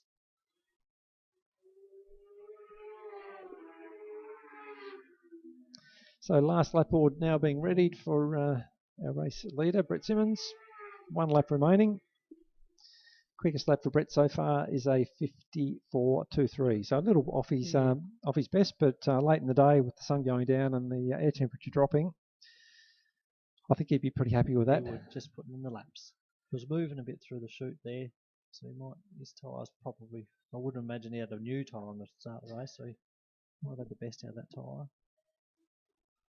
What do you think the most challenging part of riding a 1000cc bike around this track is, Jace, compared to the 600? Feeling your grip, knowing your grip. Like the 1000 compared to 600 through the chute, when your tyre goes, you use the power of the bike to steer through the tyre spin. The chute, where on a 600 you can just point it through there. Yep. You can do that on a 1000 when the tyre's good. That's probably the bit, and the wheel standing, the power out of the corner. Checkered flag for Brett Simmons. Another convincing one for Brett. And yes, the wheel standing. And that's just the power. Yep. Yeah. That's control on the power. Which is, I guess, mainly an issue going up the hill and coming down the back straight. Yeah, this is great in the 600. You can go on the power early, you can brakes late. I mean, the 1000s here, obviously up the hill and down the back straights, your weakness. Yeah. But I think you don't need loads of horsepower on 1000 here to have a good lap time. You just got to manage the power. Yeah, absolutely. Now, Brad Hughes looks like he's slowing down for a wheelie across the line. That's a good wheelie. Nice work. Jeremy Huddleston ends out his day. So Jeremy's third. Oh, a good little contest there at the back between Wade Schrader and Damien Forbes. Wade getting the better of Damo. Damo went to 57.3. No, 57.1. No, sorry, 57.05. Wade Schrader's one who likes to do a 2-hour solo. Any ambitions to do that yourself? Thought about it once. Really? And that's as far as it got? No, I don't know how they do it. Or Brad, especially Brad and Jono. Jono's older than I am, and nah. Oh, that was a super effort there last year, wasn't it? Yeah. And placed as well. Just incredible. Well, look, that wraps up our day here today. Thanks so much, Jason, for joining us for that last race. I would prefer to see you on the grid and up here with me, but I really enjoyed the chat anyway. So, all right, mate. Well, look, we'll wrap up. We've got a presentation of barbecue. So, as I said, anyone who wants to join us, please feel free.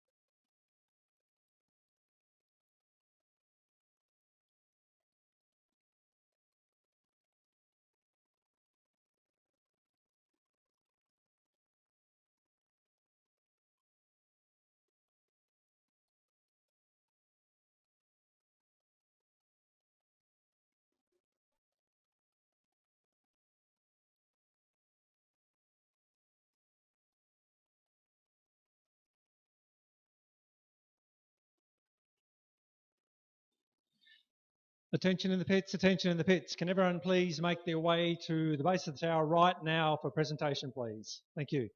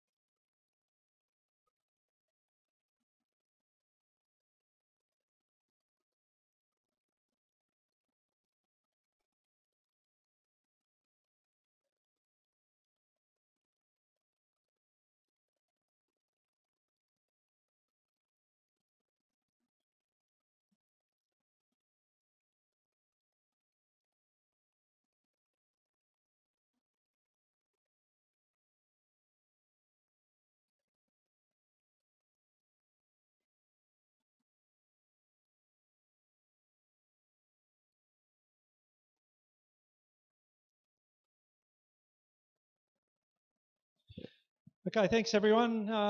So let's kick off our presentation. We're going to start with our over 500 class today. In third place was Jezza Huddleston.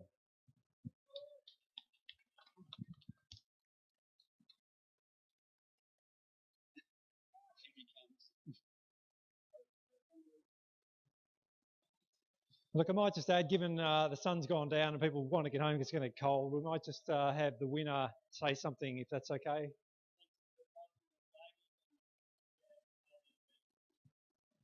Thanks, mate.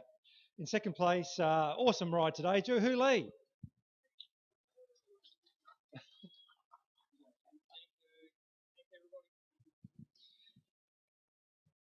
And the only person who could top that today with an absolutely brilliant performance all day, Nick Williams.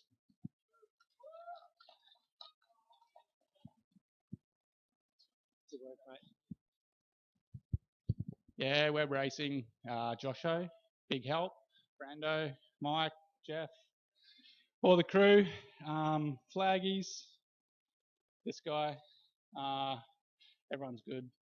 And yeah, Pipsy and Red, well soon. Thanks, mate. Well done. Formula 3, no third place today, but second place, Darren Grice.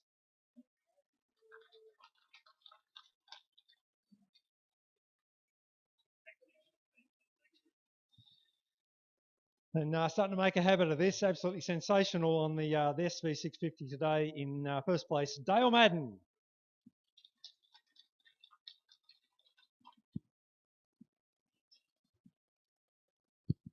Yeah, thank you very much, the club. It's been a difficult weekend, and I think we've all coped really well.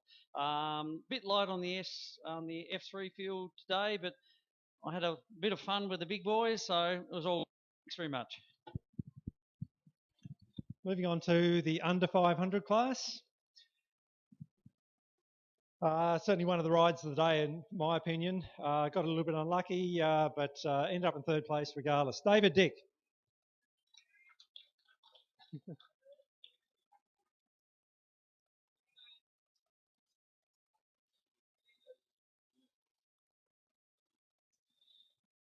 Second place, Chloe Honeychurch.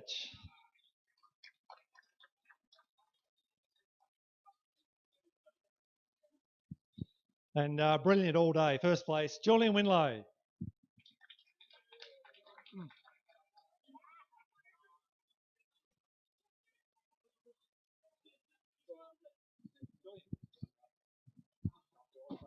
Thanks to everyone who helped me today and the flaggies, and had a good meeting. Cheers.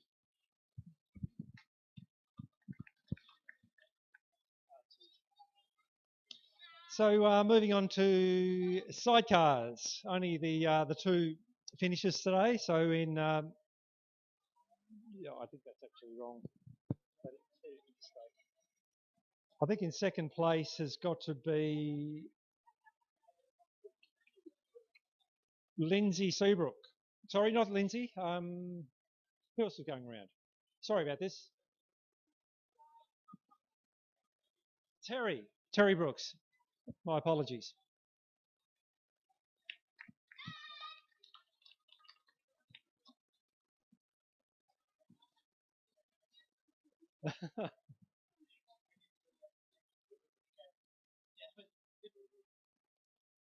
Gavin, was it? So first place today, Lindsay Seabrook.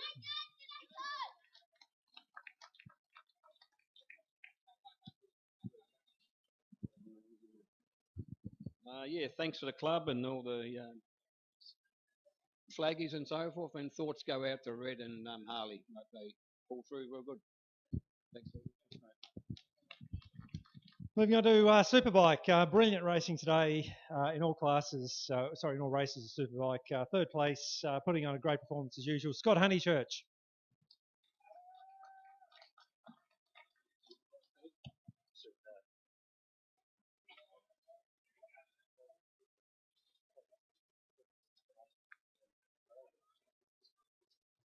That one.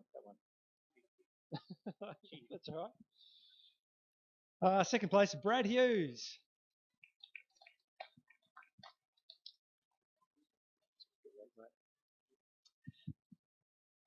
And taking out every race today, convincing style, Brett Simmons.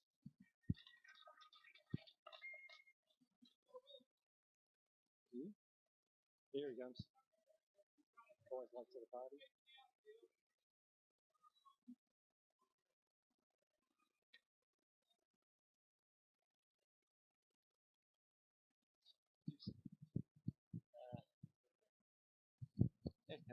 Thanks for everyone supporting the event. It's been a good day. It's been cold. Thanks to Mum and Dad and everyone that supports me. And yeah, it's been pretty tough with a fair few people crashing, and yeah, thoughts with Red and Harley as well. Thanks, Brett. Moving on to Super Sport. Third place, John O'Hughes. Thanks, mate. Well done. In second place, Lockie Curtis. Gone. And first place, Jason Spencer, who I think has gone as well. Okay, great. Okay, you do that. Okay, so Jason's asked me to thank Kawasaki Australia, and he's also asked me to thank Scott's Motorcycles, Ixon Leathers, and Motorcycle City is no longer his sponsors. He's moving to Scott's Motorcycles.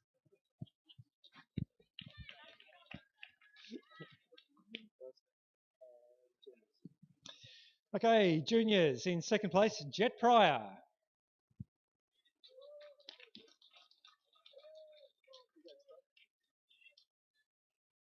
And in first place today, David Coward.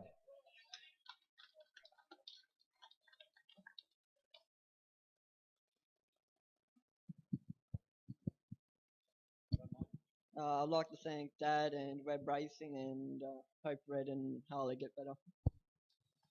Thanks, David. Okay, moving into our feature races. First up, Race Your Mates, bracket 1, first place, Nick Williams.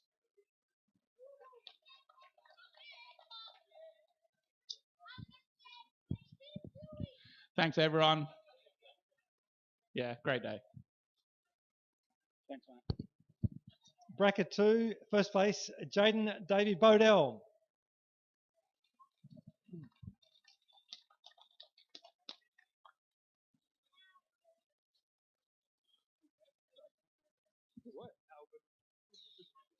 And winner of bracket 3, Quinton Atkins.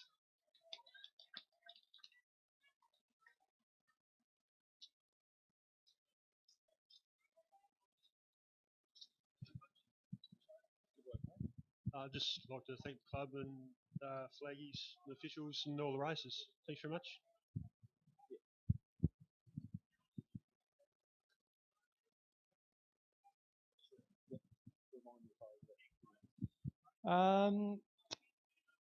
Moving on to All Powers. In third place, Jeremy Huddleston.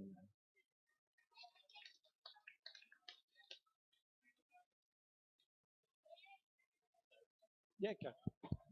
Yeah, thanks again to the club, Web Racing for the R1, and Todd for lending me the bike at the end when mine played up. Thank you.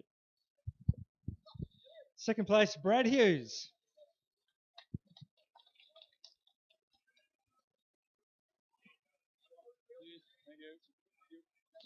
And first place, Brett Simmons.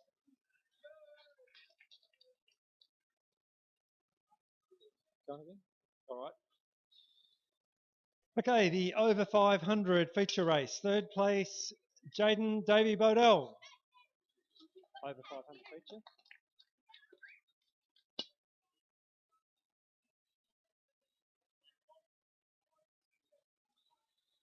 Second place, Brandon Pierce.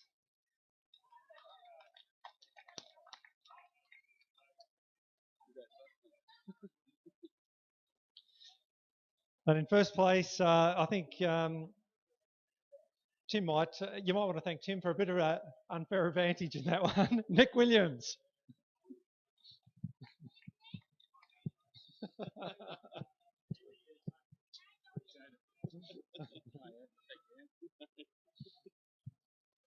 Web Racing, all the boys, all the girls, Harley, Red, Flaggies, all legends. Have a good night. Formula 3 feature, only 2. Second place, Dale Madden.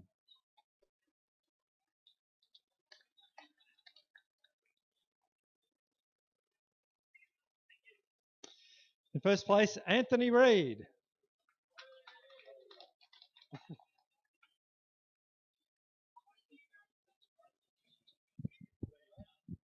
Thanks for everyone, especially the flaggies, and shout out to the guys in hospital. Thanks. Thanks, mate. Finally, the under 500 feature race. Third place, David Coward.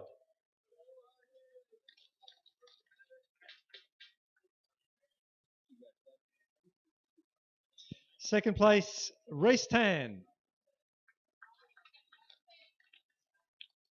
Yep, he is.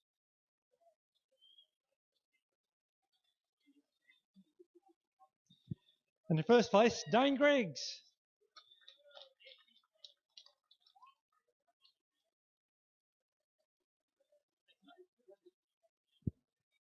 Yeah, thank you.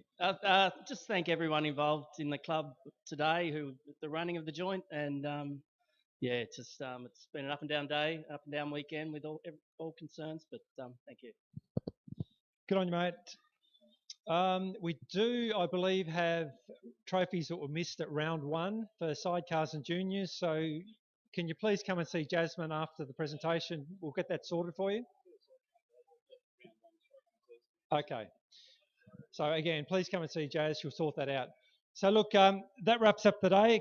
Announcements. Firstly, Leah has asked for anyone who can stay behind and help pack up the crash pad. So please don't leave it to the same few to do that all the time.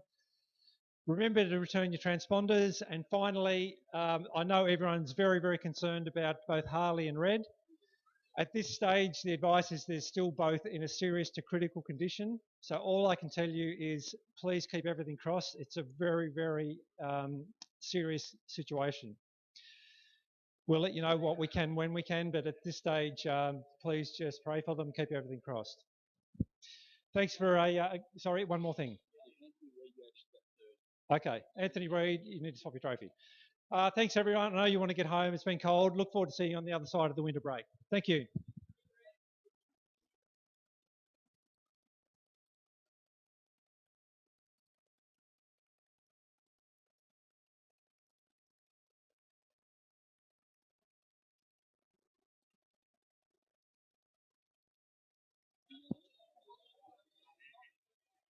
Sorry, one more thing. Plenty of barbecue food here, so please don't let it go to waste. Come down and enjoy and have a bit of a chat. Thank you.